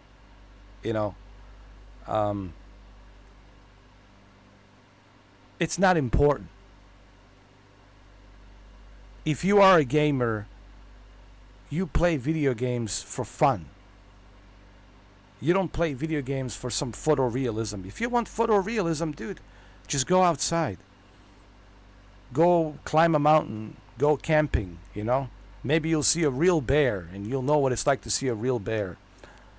Uh, or maybe you'll see a moose, and you'll know what it's like to see how big the moose is, right? When you are out there looking at the real vegetation, smelling it, holding it in your hands. You want the photorealism? Well, go outside. There is your photorealism. This is entertainment, okay? Video games are there to entertain ourselves, to have a good time, to have fun. It's a guilty pleasure. You know what it is? It's a fantasy guilty pleasure. It's what it is. It's like a role playing. It's a fantasy role play, right? You are playing a fictional character, right? Like in Zelda or Final Fantasy or Solid Snake, right? You're playing these fictional characters and you're just having a good time. You're escaping the reality. That's what it is. It's there for fun. And people have forgot why we play these video games in the first place. I know you know, Jose, because you're my generation. I'm from 1980s, 1984. My very first game was 1984, Lunar Lander, Spectrum ZX Sinclair, which I have played on the Antstream arcade. Antstream arcade, which I highly recommend to everybody. But this generation doesn't know that. All they know is Digital Foundry, because they grew up watching Digital Foundry. That's all they know. You know. So, does Digital Foundry have something to do with this? Of course. Absolutely, 100%. There's no debate. There is no debate there. They have 100% to do something with this. You have a PlayStation 4 Pro because of Digital Foundry. You have Xbox One X because of Digital Foundry. You have Series X because of Digital Foundry. And you got PS5 Pro because of Digital Foundry. That's why. And they like it because they profit big money from it. Yeah, it's a big business for them, of course. They will defend, yeah, this is what we do. We are geeks. We're looking at, scaling resolution, da-da-da-da-da. Yeah, but you have a huge influence. And your influence has really influenced negatively on the gaming society. Because people are refusing to play the game because it's not a certain resolution. People are refusing to play the game because it doesn't have a certain texture filtering.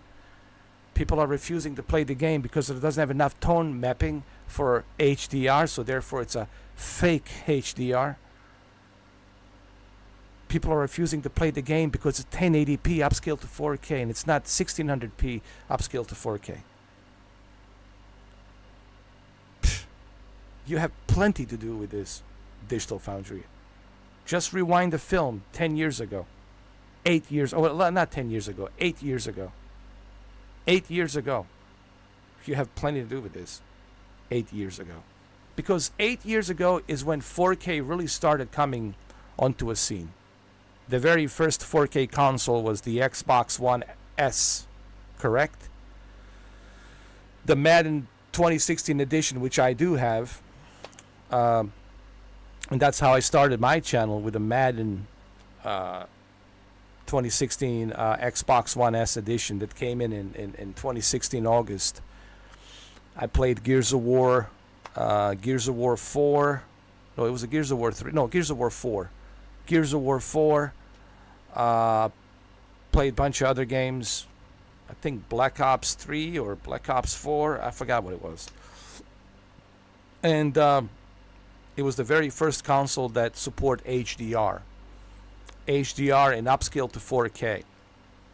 And I bought my very first 4K TV, Vizio, right? So I was at the peak of this whole 4K thing when it started growing. I was at the peak embryo. That's why I have this name, Mr. 4K Upscaler. I don't have this name just because I felt like calling myself Mr. 4K Upscaler. I have this name for a reason. You could call me a grandfather of the 4K. You could. That's okay. You can call me a granddaddy of 4K. That's fine. I'll take that as a compliment. But I know what I'm talking about. And I'm not trying to shit on Digital Foundry, and I know they're geeks. They're geeking over resolutions and HDR and new technology. But what they also have done with their rhetoric, their rhetoric has created this ridiculous digital foundry syndrome, and everyone now has digital foundry syndrome, and it's too late. The damage has been done. Nothing I say here will change it. The damage has been done a long time ago. So it is what it is. And now we know, at least the whole point of this is, now we know why people are not playing video games. Now we came to the conclusion, oh, I get it now. I understand why people are not playing video games. And they're just bitching and moaning and complaining. Now I understand it. Now I got it. Okay? And the reason is digital foundry syndrome.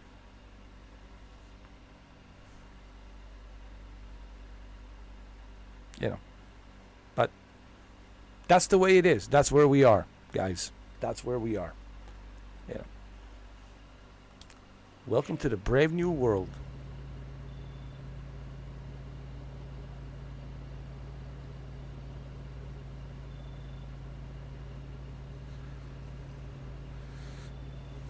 Anyway, that's all I have to say about that. I got nothing else to say. I said what I needed to say.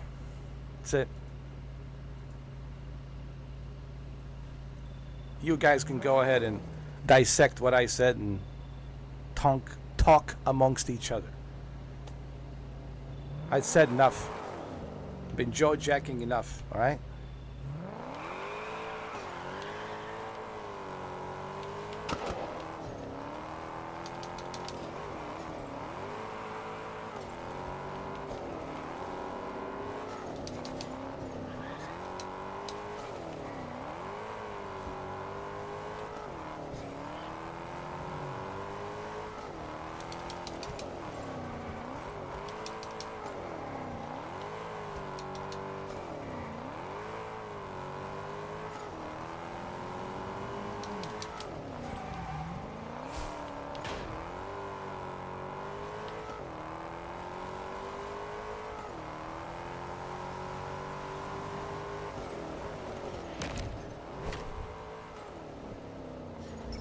Into the wild.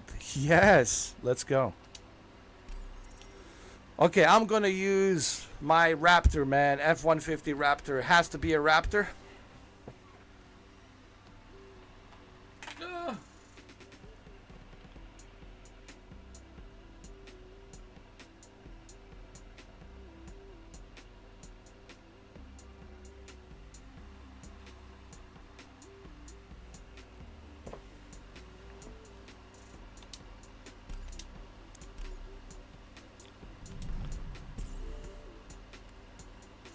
Listen, guys, just play the games, enjoy the games. If you are going to learn anything from my channel with all of these long live streams, 10 hours, 9 hours, 11 hours, 12 hours, if there's a one thing you are going to learn, besides the obvious fact that I'm entertaining, I'm funny, that's, I understand.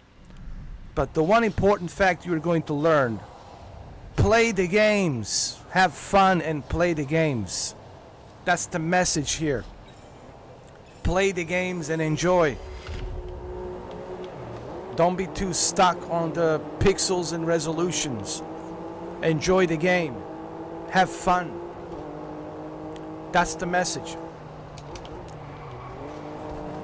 I don't know how else to say it. I don't know how else to say it. Have fun. Play the games.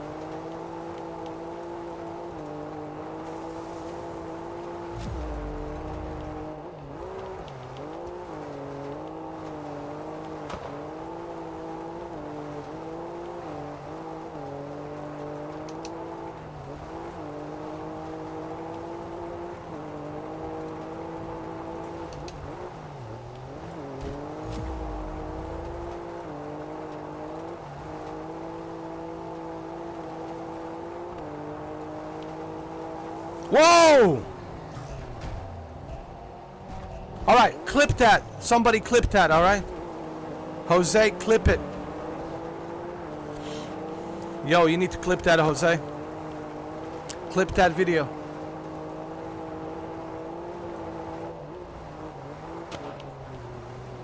Yo, that was crazy, dude. That was insane.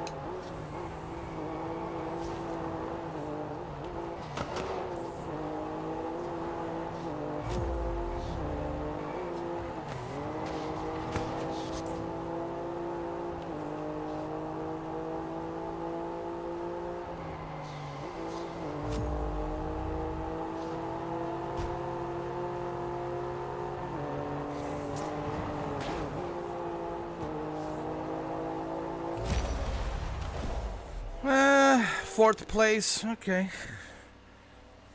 Well, fifth place. Oh, Jesus.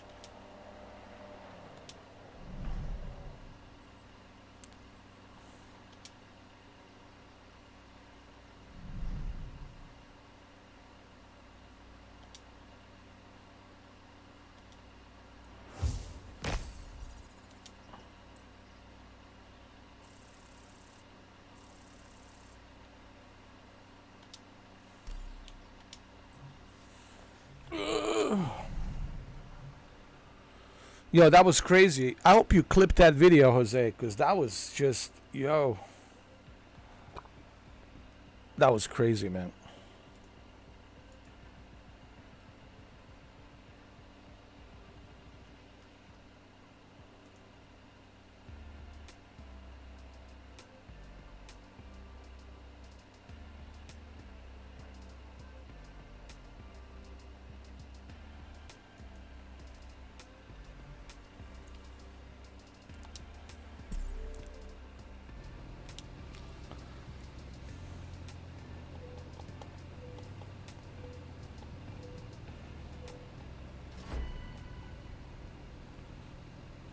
Here we go, ladies and gentlemen. We're going for level 26. Level 26, man. 4 days later, chapter 4.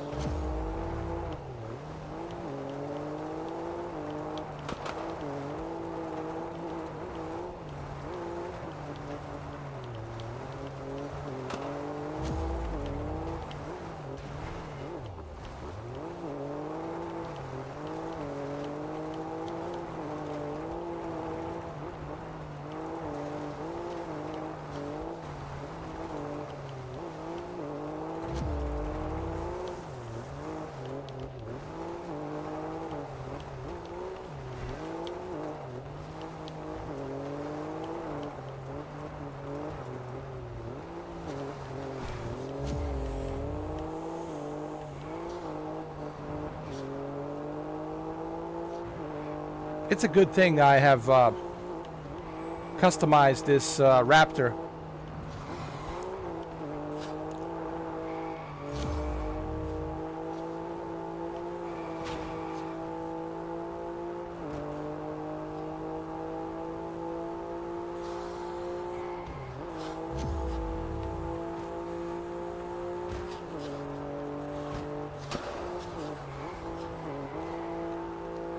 Woo! How about that? Huh? Second place. Not bad. Not bad at all, huh?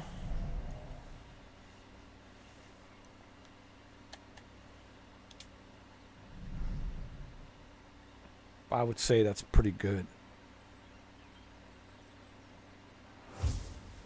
I would say that's pretty darn good, man. You know what I'm saying? We're so close to level 26.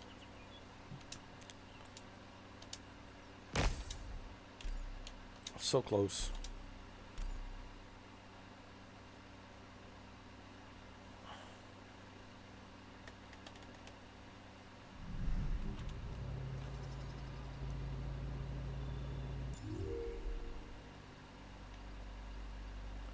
What is this? Fateful confrontation. Let's go.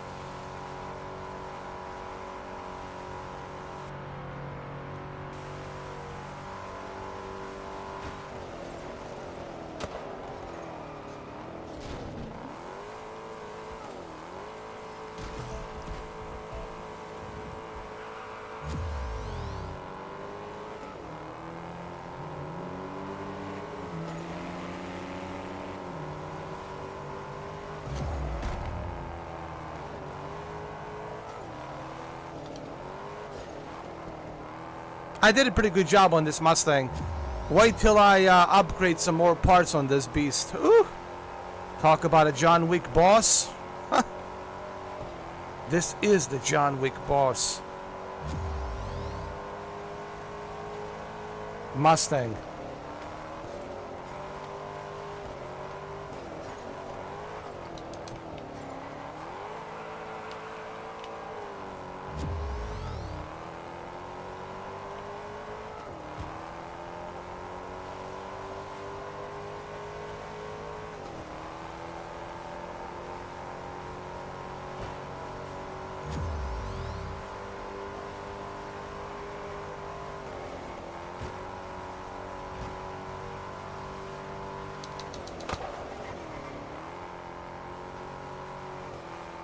Hell yeah.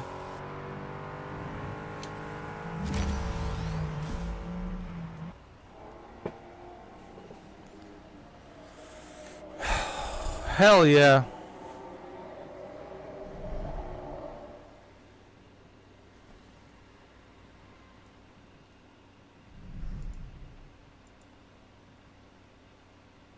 Hell yeah. Hey, Brendan, I'm a little bit tired. Been, you know, playing this game. Grinding it. Talking a bunch of digital Foundry nonsense and Mark Cerny nonsense. And Jose has disappointed me. I thought he was a Digital Foundry fanboy, and then turned out that he's not. He couldn't find his hoodie, you know. I'm just a little bit. I'm feeling it. I'm feeling tired right now, man. 4.5 hours. I'm starting to feel it, bro. You know. I might have to take a break pretty soon.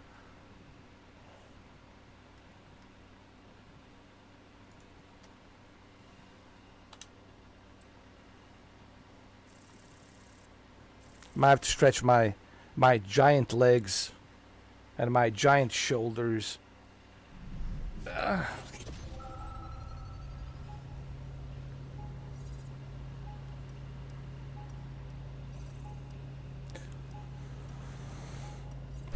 Let's go. Let's do it again.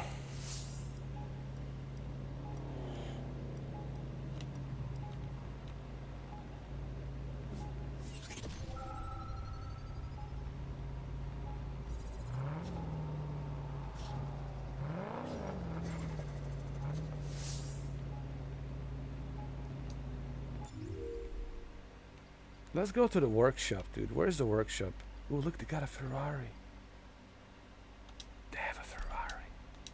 Ferrari's right next to me, dude.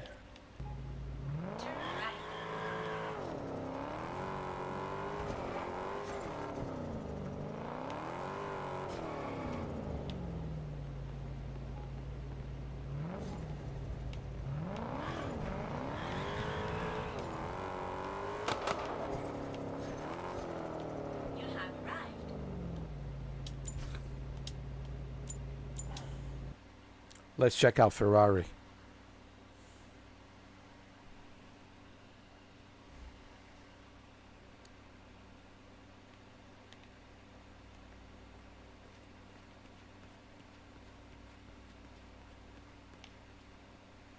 Yeah, I cannot. You can't afford Ferrari, pal. What is this? Remember that movie Fast and Furious? It's a Ferrari, pal. More than you can afford.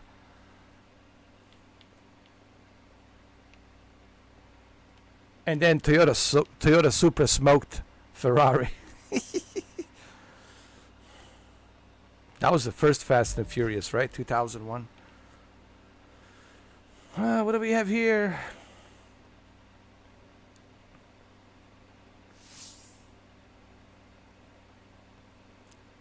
Holy shit, I can actually afford this.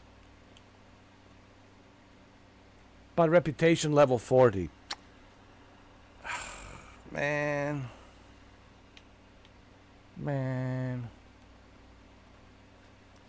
Reputation level 40. Oh, Jesus.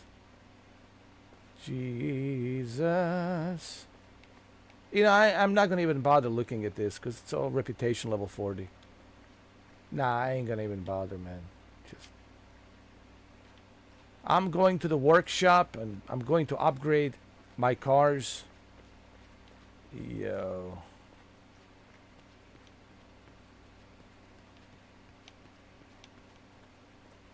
Yeah.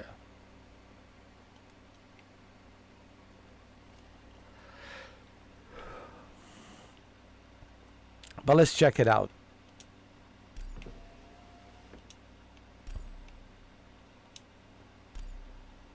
Yeah, it looks nice. Yeah, I'm pretty sure it's nice. It's a Ferrari. Why even bother driving it?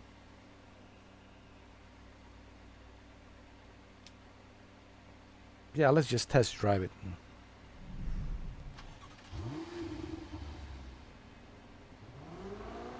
Oh my god. Oh my god. Oh my god. Oh. Oh my god.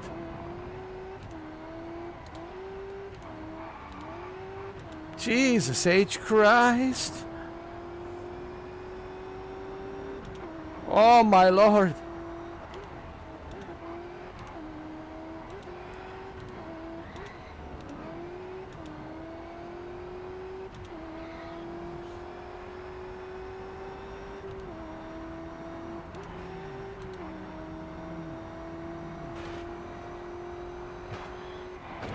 Jeez.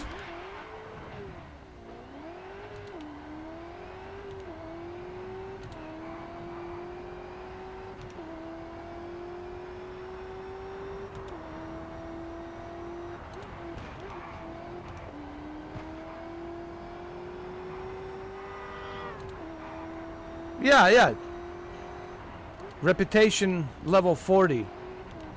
When is this going to be? This coming Thursday, right? Maybe I'll be level 40. Chapter what?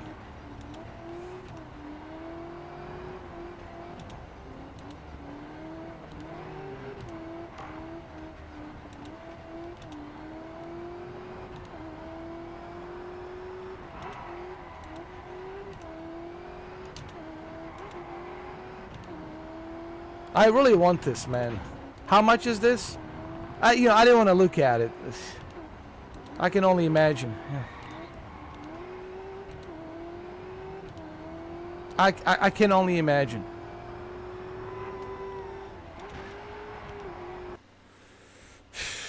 I can only imagine.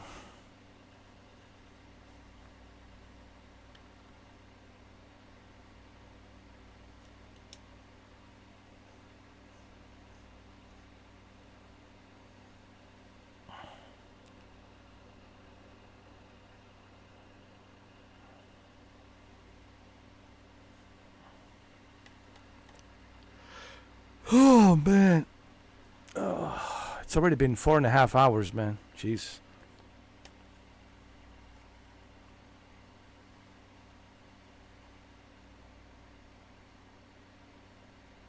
What's going on? Servers? So here's what's happening, Brendan.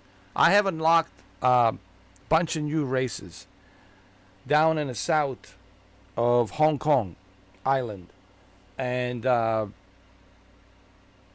have like eight different races I can race.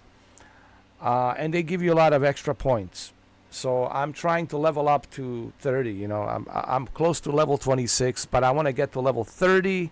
That way I can you know, purchase the Alfa Romeo. You know that car I was showing you yesterday, Alfa Romeo. I want to get the Alfa Romeo. So that's what I'm doing right now. It's like it's the road to Alfa Romeo. You know, which would be my what?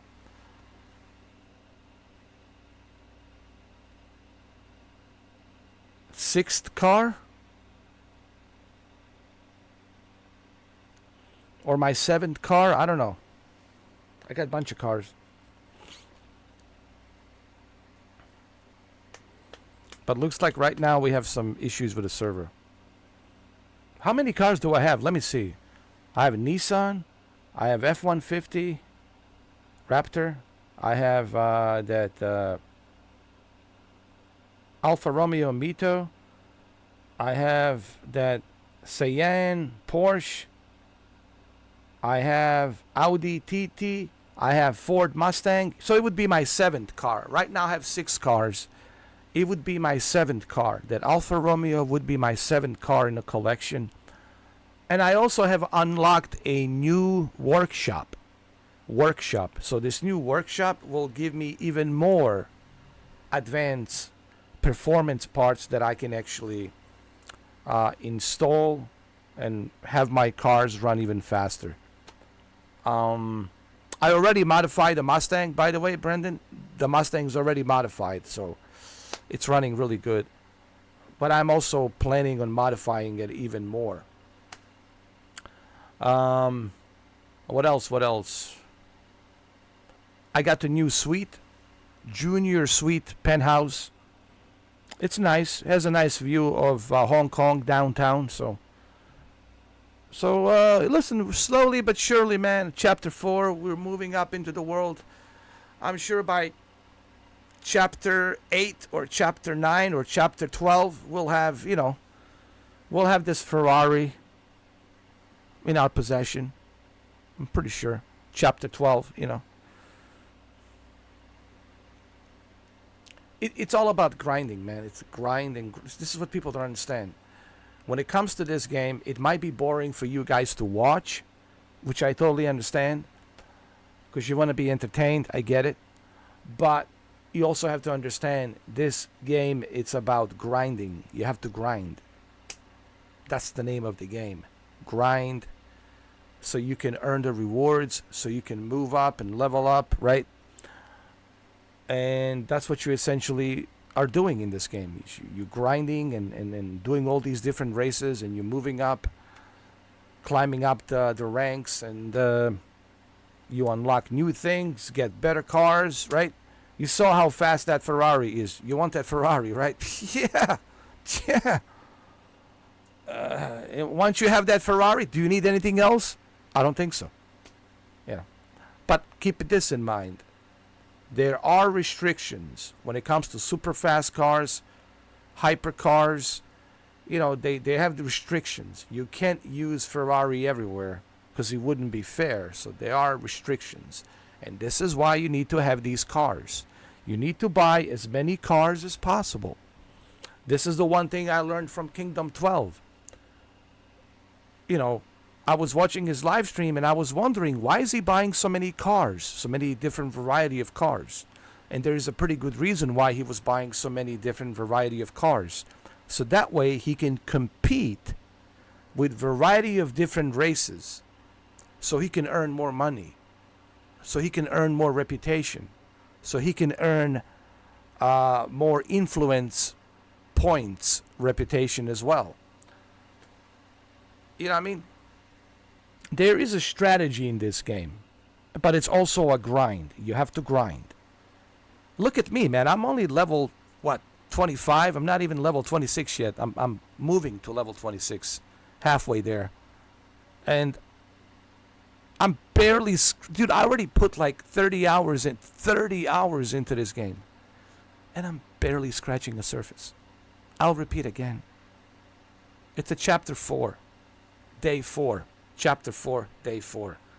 I barely scratched the surface. Barely scratched the surface. 30 hours. Yeah. 30 plus hours. 30 plus hours, barely scratched the surface. If you count this 4.5 hours that I did, that's 30 plus hours. 34 hours. 34 hours. I barely scratched the surface. So what does this mean? What is my point? Why are you telling us this? You spent 34 hours into this game, and what does that mean, 34 hours? It means that this game, it's so big. There's so much to do in this game. Especially with the future updates and the new maps, right? They will bring a new map. Yeah. They got a lot of stuff coming for this game, even in offline mode. So I'm super excited about Test Drive Unlimited. Dude, I highly recommend this game now. There's so much to do here. So much to do. So many things to do here. You know. And again, I'm not even scratching the surface. And I just put 34 hours barely scratching any surface. So, is it worth it? Yeah. There's a huge replay value here, man. Huge replay value. But you have to grind. You have to grind this game, you know. And right now I'm having issues with the servers. The servers are not working, so. But that's okay. I was gonna take a break anyway to eat something, so it's all good. I think the server was telling me, go take a break. It's been 4.5 hours. It's time for you to eat something. And then I'll come back later on.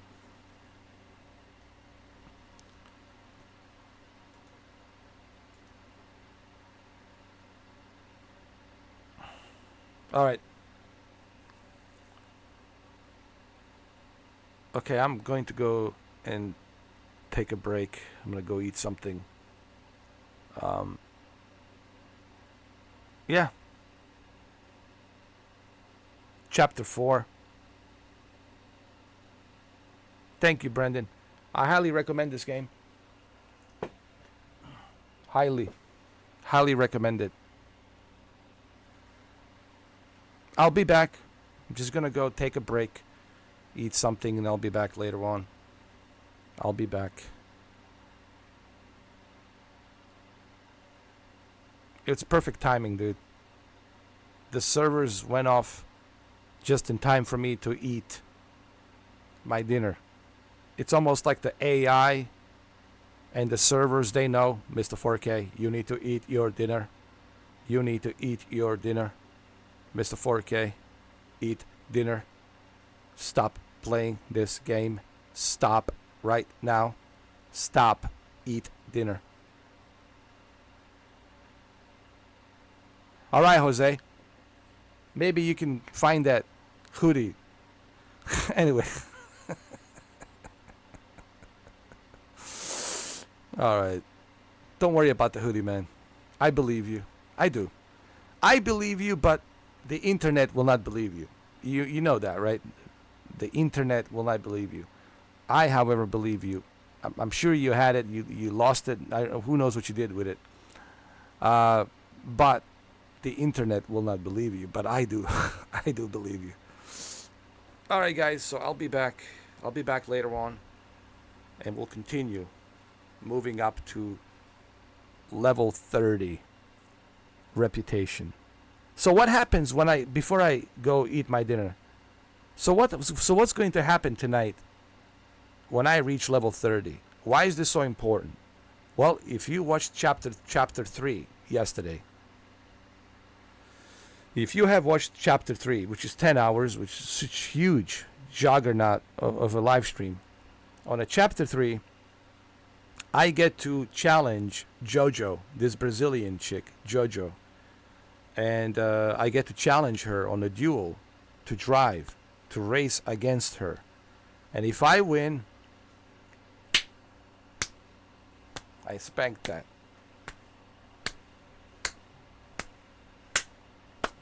I spank that. If I lose, well, I got to spread it wide open. Yeah, spread my cheeks wide open. I didn't want to think about me losing. It's not going to happen. Nope. So that's what happens on. So that's the first thing.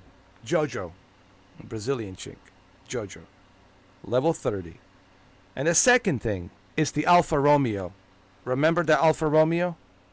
We're going to buy Alfa Romeo. So that's what we're doing when I come back later on. Okay? We're going to grind so we can get to level 30. And once we get to level 30 reputation, we're going to challenge Jojo. And then we'll see what happens. And then after that, we go buy Alfa Romeo. You know, the Alfa Romeo that I showed you yesterday. If you missed it, go watch it. You know, there's plenty of stuff in there. So that's what we're doing. Pretty exciting, isn't it? Yeah. So we'll continue. Chapter 4. We'll have to call it Chapter 5. You know, it is what it is. Yeah. All right. So I'll see you guys. I'll see you guys in a little bit. Around like 8 o'clock, around there somewhere. All right. I'll see you. I'll see you later. Thank you, Jose. Thank you, everybody. Thank you, Mark. Mark already has purchased the game. He likes it. Thank you, Brendan, for stopping by. Malik. Thank you, Malik. And Mark. Yeah. And Harris Stark. Thank you, Harris Stark. Thank you for subscribing. Thank you for coming in and having a good time. We did have a good time, didn't we? We always have a good time. Tell me when you don't have a... When it happened. Never. Never. Never. Find me a live stream that you were bored and you didn't have a good time. It never happened. And it will never happen. Why? Because yours truly is here. It will never happen. Okay? All right, so I'll see you guys. I'll see you guys around 8 o'clock. All right. Don't worry about it, Jose. I'm sure you will buy a new one. I'm pretty sure Digital Foundry will send you... You know what? After Digital Foundry sees this video, they will get in touch with you and they will ship you a new hoodie directly from UK, London. They will ship you a new Digital Foundry hoodie from UK, London. You will have a new hoodie. Trust me. I'm sure Richard will see this. John and Richard will see this, and they will send you a new hoodie. 100%. Okay? So don't worry about it. You might have to give him some information, you know, the address and all that stuff. Maybe a P.O. box, whatever you have. And they will ship it to you. They'll send it to you. Yeah. Don't worry. All right. I'll see you guys at 8 o'clock. I'll be back. Why so sad? Why the long faces? What is this? Even the flying monkeys. What? Why long faces? What is this? I'm coming back. 8 o'clock. Go take a shower. Do what you got to do. Come back. It's an intermission. You know, intermission. We got to do intermission. We'll be back. Everybody just calm down. They used to do intermissions in the movies back in the days. You stretch your legs, you know, have a smoke, come back. You know. We're having an intermission, you know. I'll be back. 8 o'clock. Everybody just calm down. Relax. Don't be sad. Coming back. 8 o'clock. 8 o'clock. All right. I'll see you. 8 o'clock. All right.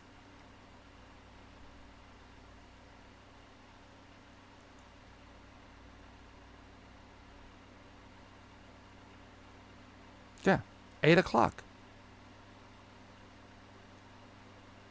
8 p.m. And if you're on the Pacific, West Coast, LA, it's 5 p.m. And if you are where Jose is at, it's going to be 7 p.m. And if you are in Colorado, it will be 6 p.m. Okay? And if you are on the East Coast, it will be 8 p.m. Okay? All right? So I'll see you. 8 p.m.